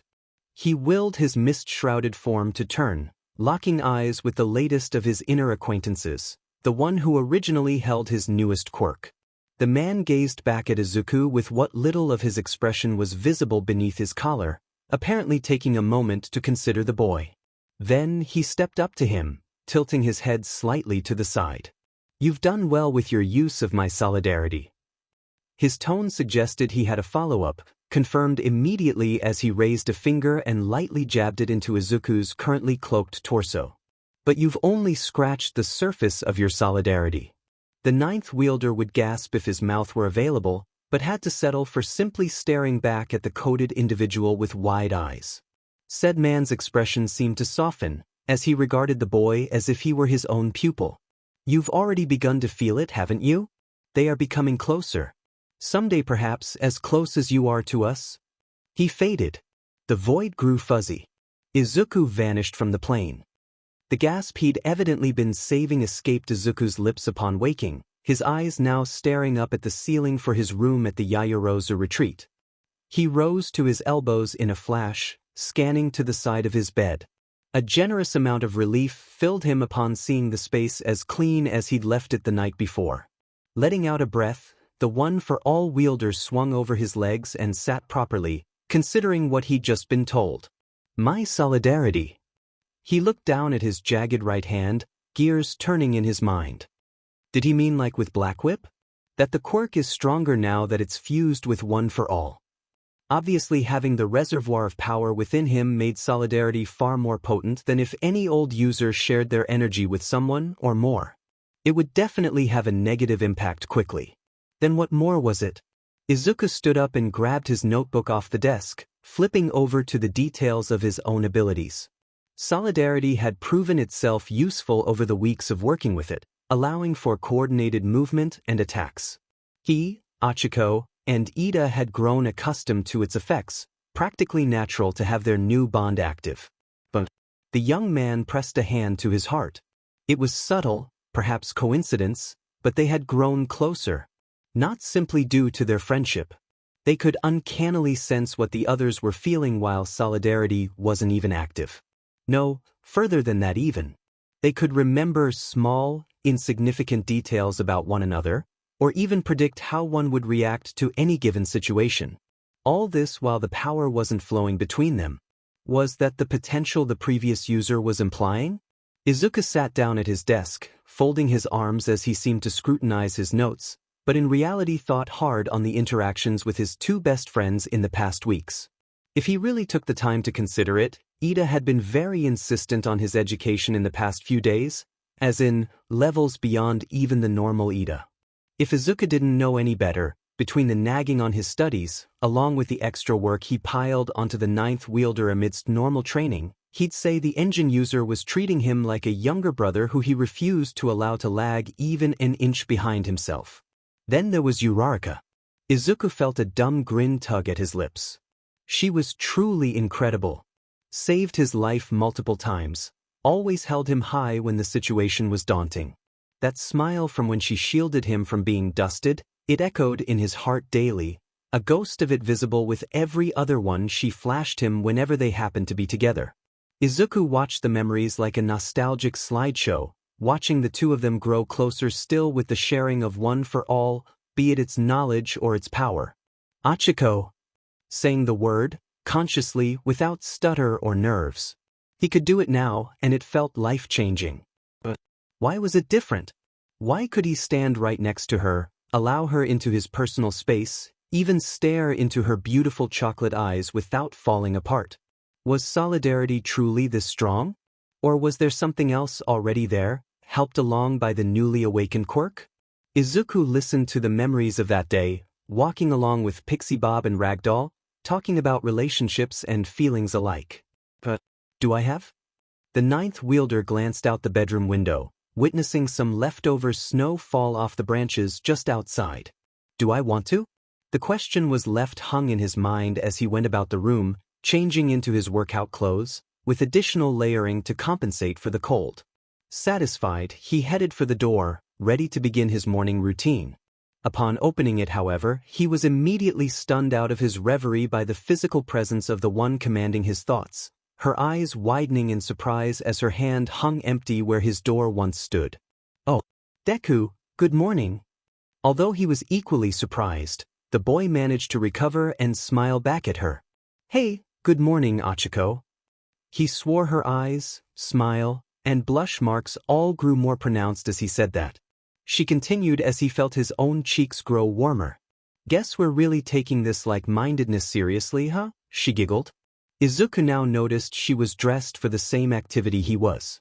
Before her could even get another word in, Achiko had grabbed him by the wrist and began dragging him towards the stairs. "Come on, Ida is waiting for us by the front door." The trio convened and, without further delay, headed out into the early chill, getting over their shivers quickly as they followed a dug-in vehicle path that hugged the edge of the woods. The three friends had time to change and grab quick showers when they returned to the house nearly an hour later, before finally stepping into the kitchen to find the rest of their class preparing breakfast, exchanging morning chatter, or already chowing down on whatever they put together from Momo's impressive stockpile. Sato was clearly having a field day, while most of the girls hung around basking in the wondrous smell of whatever he had in the oven. Ida split off to grab orange juice from the fridge, while Izuku and Achiko headed over to the class's resident baker to see what he was preparing. The girls mobbing Rikido greeted the new arrivals, but quickly returned to staring at the nearly finished muffins nearby. Achiko's gaze hung on Mina a second longer, nerves briefly rising. When the Pinkette paid her no mind, she let the feeling go, joining Izuku in preparing some toast. The rest of the morning went by uneventfully, apart from news of a trip into town spreading among the class, who all agreed it was an excellent idea. And so, once everyone had eaten, freshened up, and donned their winter attire, the entirety of the household, barring its attendants, headed out. Even the big three tagged along, Eri hoisted on Mirio's shoulders. It was clear upon arrival that the townsfolk weren't used to seeing large groups visiting their home, with 1A and company receiving a fair share of curious looks as they walked down one of the few paved streets in the settlement. They admired the rustic feel of the place, along with the cleverly hidden modernization amidst the old. There was even a plaza in the center of town, bristling with not only the permanent businesses of the area, but stands set up by outside traders and the like. Almost immediately, everyone split up into their usual groups, most of the girls heading towards the busy shopping, while the more reserved among them headed to the side streets to find alternative attractions. Izuku and his friends were among those who strayed from the plaza, sticking close, but also giving a little space, while looking for interesting gifts the others would enjoy. Achiko appreciated the budget-friendly atmosphere as well. As they were traversing a somewhat deserted backstreet on the way to further exploration, Izuku decided he should mention his most recent experience in the void of One for All. What he wasn't expecting was for his two friends to be so thoroughly shocked. "You were there too?" Achiko exclaimed, nearly bucking her forehead against Izuku's. "Weird fog? Black all over? Weird guy who looks like best jeanist." The nearly overwhelmed ninth wielder was thankful when Ida managed to yank their friend back by her coat hood. "Why, yeah," he replied, rubbing the back of his head. "He talked to me about solidarity, about how it's probably evolved from what he originally had." "Did he talk to you?" Achiko stepped back and held her hands behind her, recalling the dream as best she could. "Nope. He wasn't even looking my way at first. Then he suddenly glanced to the side right at me.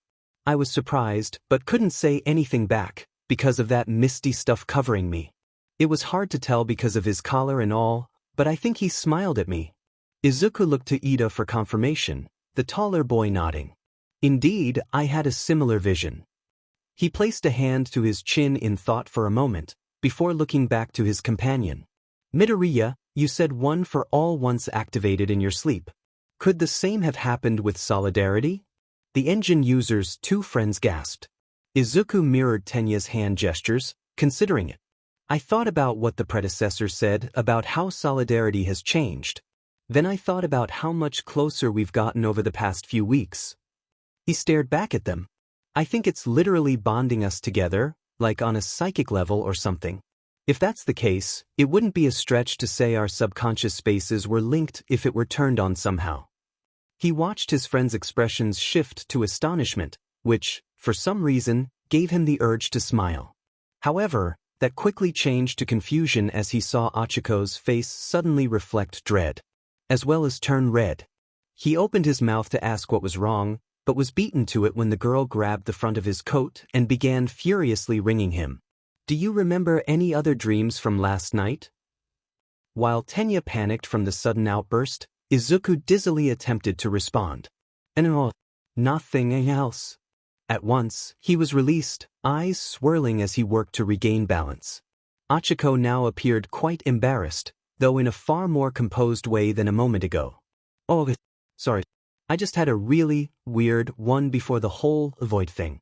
She tapped her fingers together, avoiding eye contact. Her companions seemed to accept the apology, assuring her it was fine. They managed to get back on track, talking as they went about what sort of connection One for All's newest manifestation was creating. When they made it to the next intersection, however, Ida began vibrating. He asked for the others to pause, as he retrieved his temporary short-range cell phone, courtesy of Momo, and answered the call. "This is Ida speaking." "Ah, Ashido, was there something you needed?" "Mineta did what?" Izuku and Achiko flinched when Tenya whipped around, eyes hidden behind his lens glare as they swore a vein became visible on his forehead. "The nerve of that boy. What is your location?"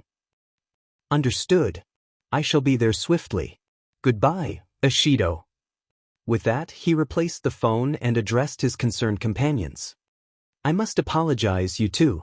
Our infamous grape juice is making a mockery of our proud UA image. I must diverge from this excursion to DSPLN him at once, as Yayarozu is currently with another group." His friends were obviously upset at having to be separated, but nodded nonetheless. "We get it, Ida, it's your class rep responsibility. We'll text you to let you know where we are," Achiko offered. Izuku concurred, giving the engine user a smile. Satisfied, Tenya gave a nod in reply and abruptly faced back the way they came, his mufflers bursting out from his pant legs. In a blast of wind, he was gone, any nearby locals gasping in shock, then looking on in confusion at the trailing dust down the alleyway. Once all evidence of his departure faded, the remaining members of the trio faced one another.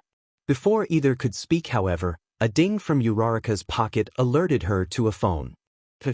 "Hang on, Deku." She fumbled around in her coat until she found the device, holding it up to read the message. Her face instantly went pale.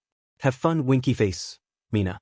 Izuku grew concerned as he watched his friend's hand begin to shake and clench, threatening to crush the phone to bits. Her eyes were hidden by her bangs, making it difficult to read her. What little he could feel off their bond from solidarity seemed to be bubbling energy. Akdash. I'm gonna strangle her. The one-for-all holder in front of her now felt a shiver go down his spine, hit with the full force of Ochiko's battle aura. What few people were nearby immediately shuffled away from the girl's general vicinity, going about their business as if they didn't see anything. Growing ever more worried, Izuku reached out to put a hand on her shoulder and ask if she was all right. To his surprise, one of Ochiko's hands forcefully snatched his wrist before he could make contact. The ninth wielder gulped, thinking he'd overstepped his boundaries. Instead, however, he suddenly found himself being dragged down the street, his heels digging into the light snowfall on the pavement. Come on, Vode. We're going, Ochiko finally muttered. The boy made no attempt to argue, both confused and scared at the situation. To Izuku's relief, his friend's hostile aura faded almost as soon as they resumed shopping. Taking a break from gifts and souvenirs, the pair entered a clothing store to pick out some additional winter gear, concluding that they hadn't packed much for their temporary exodus from UA. Izuku found his smile again as Ochiko practically hopped around the various racks, pulling out various coats, boots, and the like to judge for style, comfort, and especially affordability.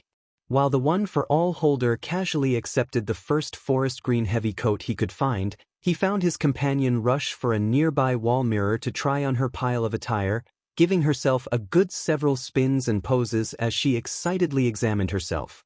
It was inevitable, some would say, that she turned to her friend for his opinion as well, her brown eyes filled with eagerness, cheeks dusted lightly in pink beyond her usual marks. After giving an affirmative on the first few styles, the boy finally couldn't help himself and evolved his grin into a fond laughter. You look good in anything you wear, Ochiko. That abrupt, but heartily honest expression instantly cut off Ochiko's pep, leaving her frozen in place, her eyes unable to meet his as she struggled to keep her face halfway hidden. To her own surprise, however, she managed to put on a brave smile and glance back at the young successor, who, despite being amazed himself, didn't turn away, holding his determined gaze. The pair quickly finished their time there, moving on to other tasks. They switched back to gifts, rummaging through several family-owned shops whose building appeared decades old with no evidence of a remodel. Several knickknacks were passed between them, each enjoying explaining why they thought one was cool, why another made them laugh, and others that they pondered the inspiration for. An hour later, they made their way towards the smell of food, with numerous full bags at their sides. The friendly townsfolk manning the food stalls gave a rundown of the local specials, ending with the two friends sitting down at a nearby bench, a palette of various bite-sized morsels between them, everything from meats to desserts. They continued chatting excitedly, occasionally exchanging foods that they recommended the other try. Ochiko eventually grew a mischievous grin and used her zero-gravity on a few pieces while Izuku wasn't looking. When he reached down to stab one onto his toothpick, he flinched as they suddenly flew off the plate and hovered between them. His companion giggled at his difficulty in plucking them out of the air, until the boy smirked back at her and expertly flicked one of floating mochi into her laughing mouth, briefly gluing it shut with the sticky food.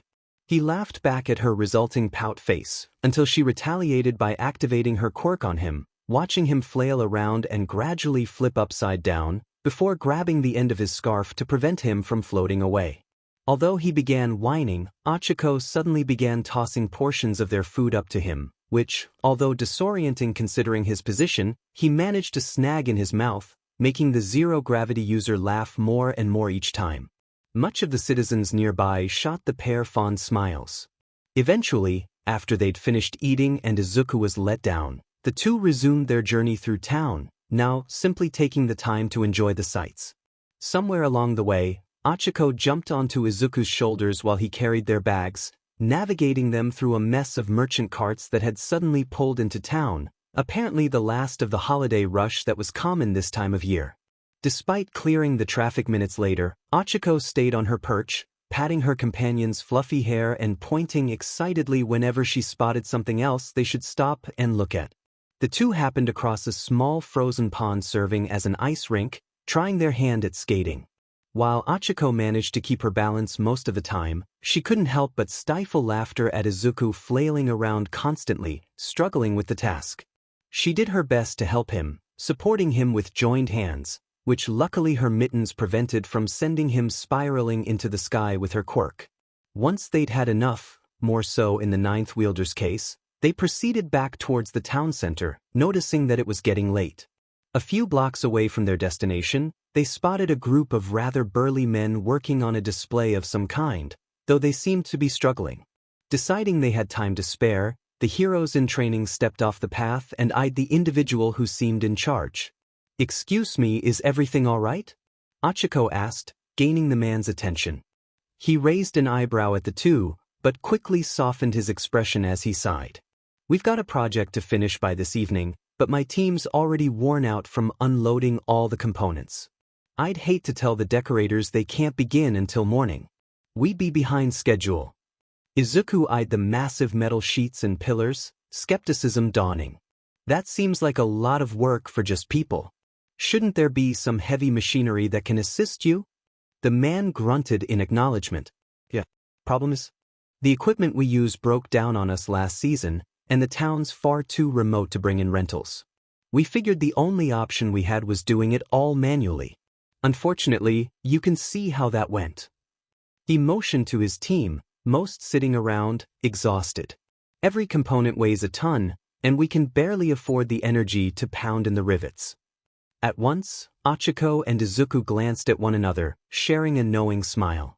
"Would you by chance let us give you a hand?" the one for all user offered. The team lead blinked, pulling back to look the two over briefly. "You too? I appreciate the offer, kid, but this is dash."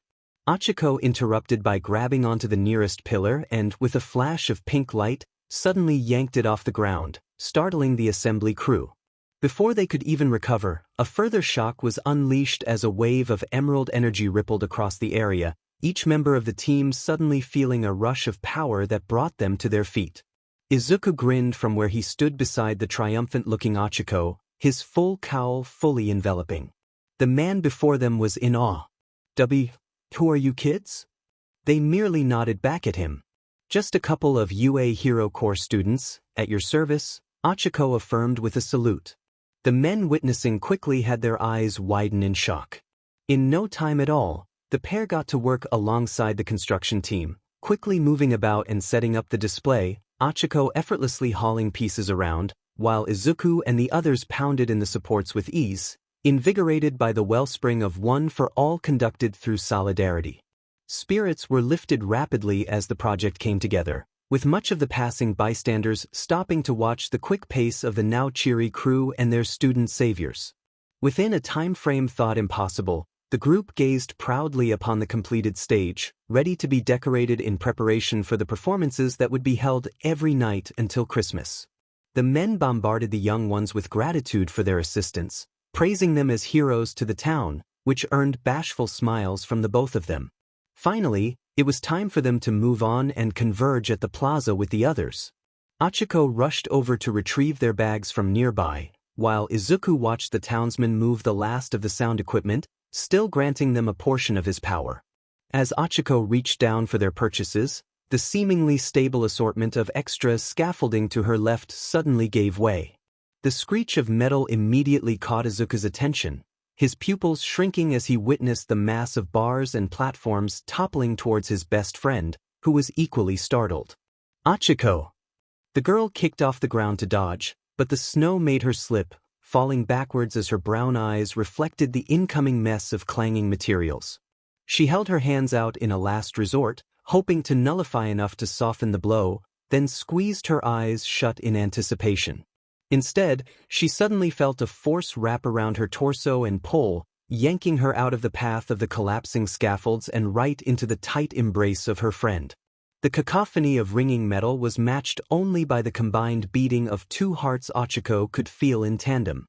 She opened her eyes, quickly met by the worried eyes of Izuku, who moved her away to examine for injuries, hands still lightly gripping her arms. "Achiko, are you okay?" His panic was evident. Such a Deku thing, she immediately thought. Based on her friend's reaction, she'd smiled at that, as Izuku quickly looked relieved, seeing the expression on her face. "Thank goodness," he breathed. The boy slowly got them to their feet, finally letting go of his companion. Achiko turned to look back at where she'd been standing earlier. To their utmost surprise, the wind force from the falling materials had blown their rather light merchandise out of harm's way, now strewn about the snowbank nearby. While most of the workers quickly went to clean up the mess and recover the items for their unexpected helpers, the rest made sure neither of the teens were harmed. There was one thing Achiko was wondering, however. "Deku, how did you manage to pull me back? It didn't feel like you grabbed me with your hands." The ninth wielder blinked, realizing he hadn't thought about it.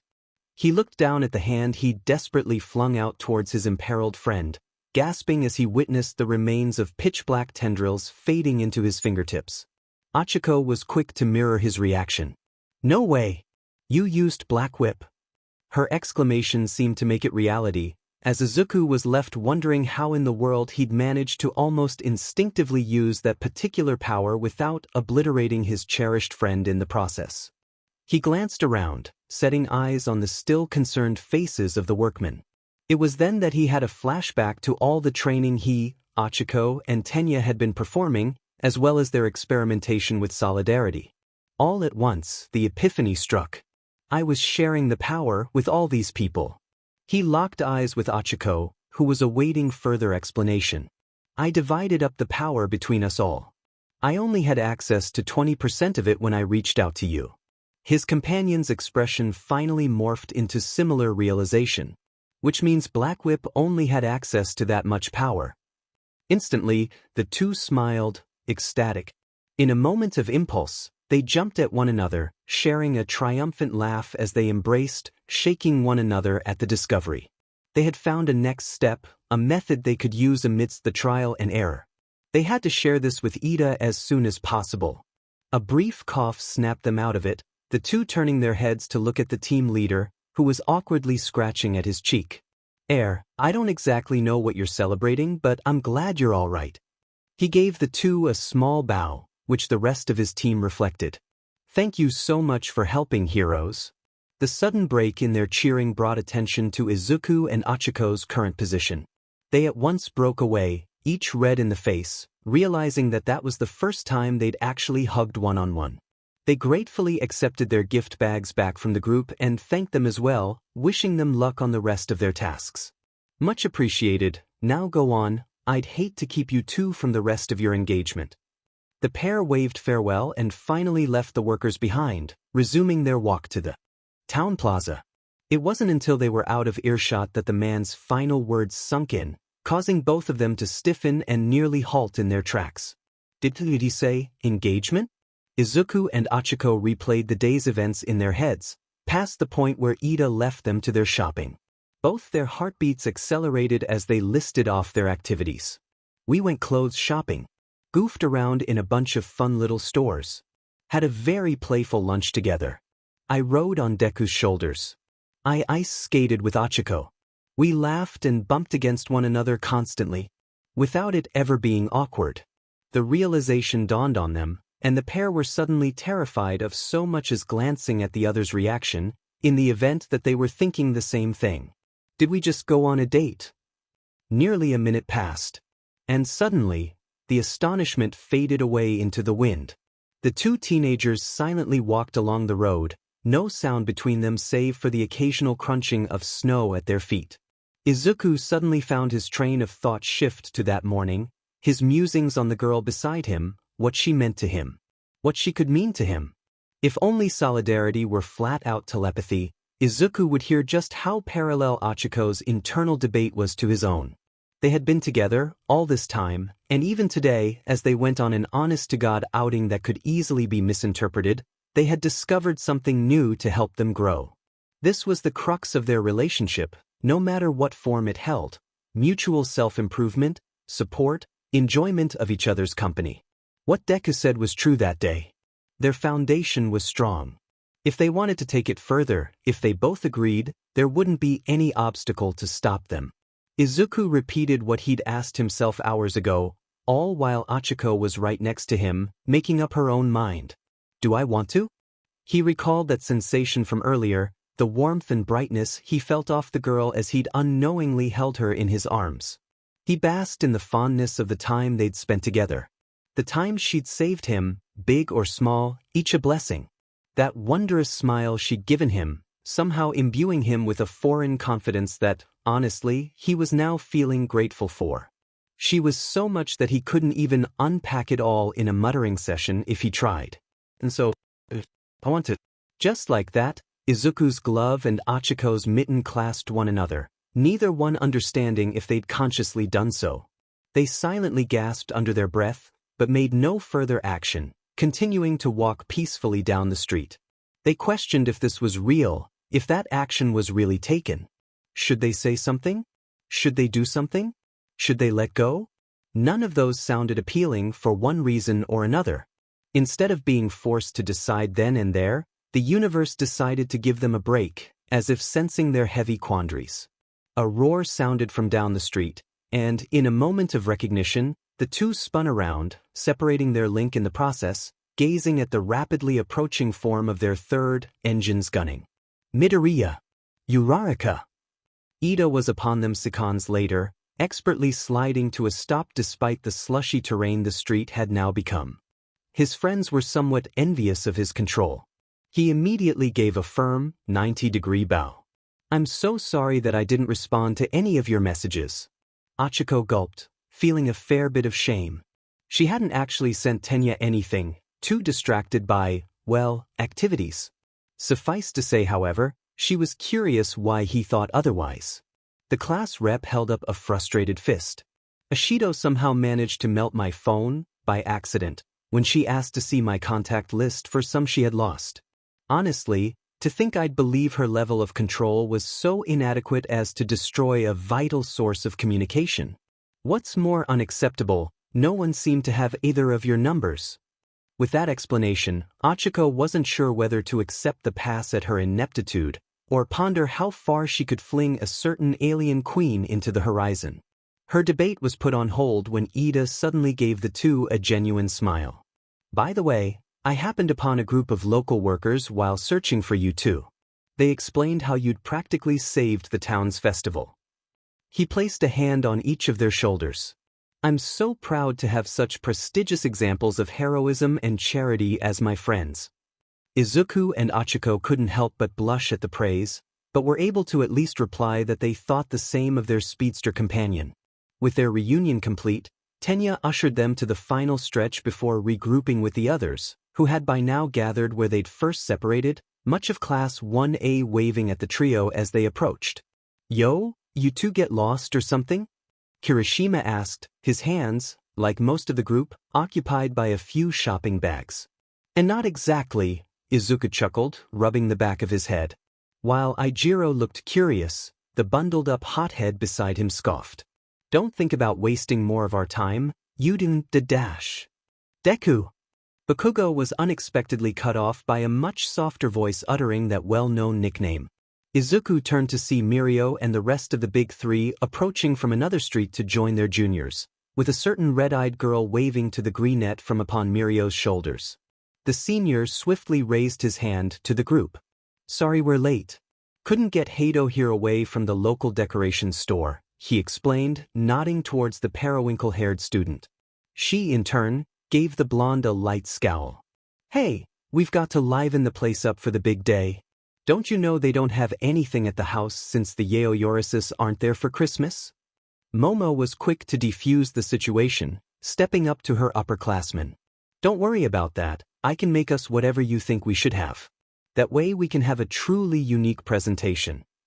Nijire was clearly delighted, immediately jumping into a series of questions on whether Momo could effectively create adhesive already attached to whatever decorations she created from her quirk in one big chain. In the meantime, Eri reaffirmed her attention on Izuku. "We found peppermint candy apples." On cue, Mirio held up a bouquet of the named treats, looking quite proud of himself.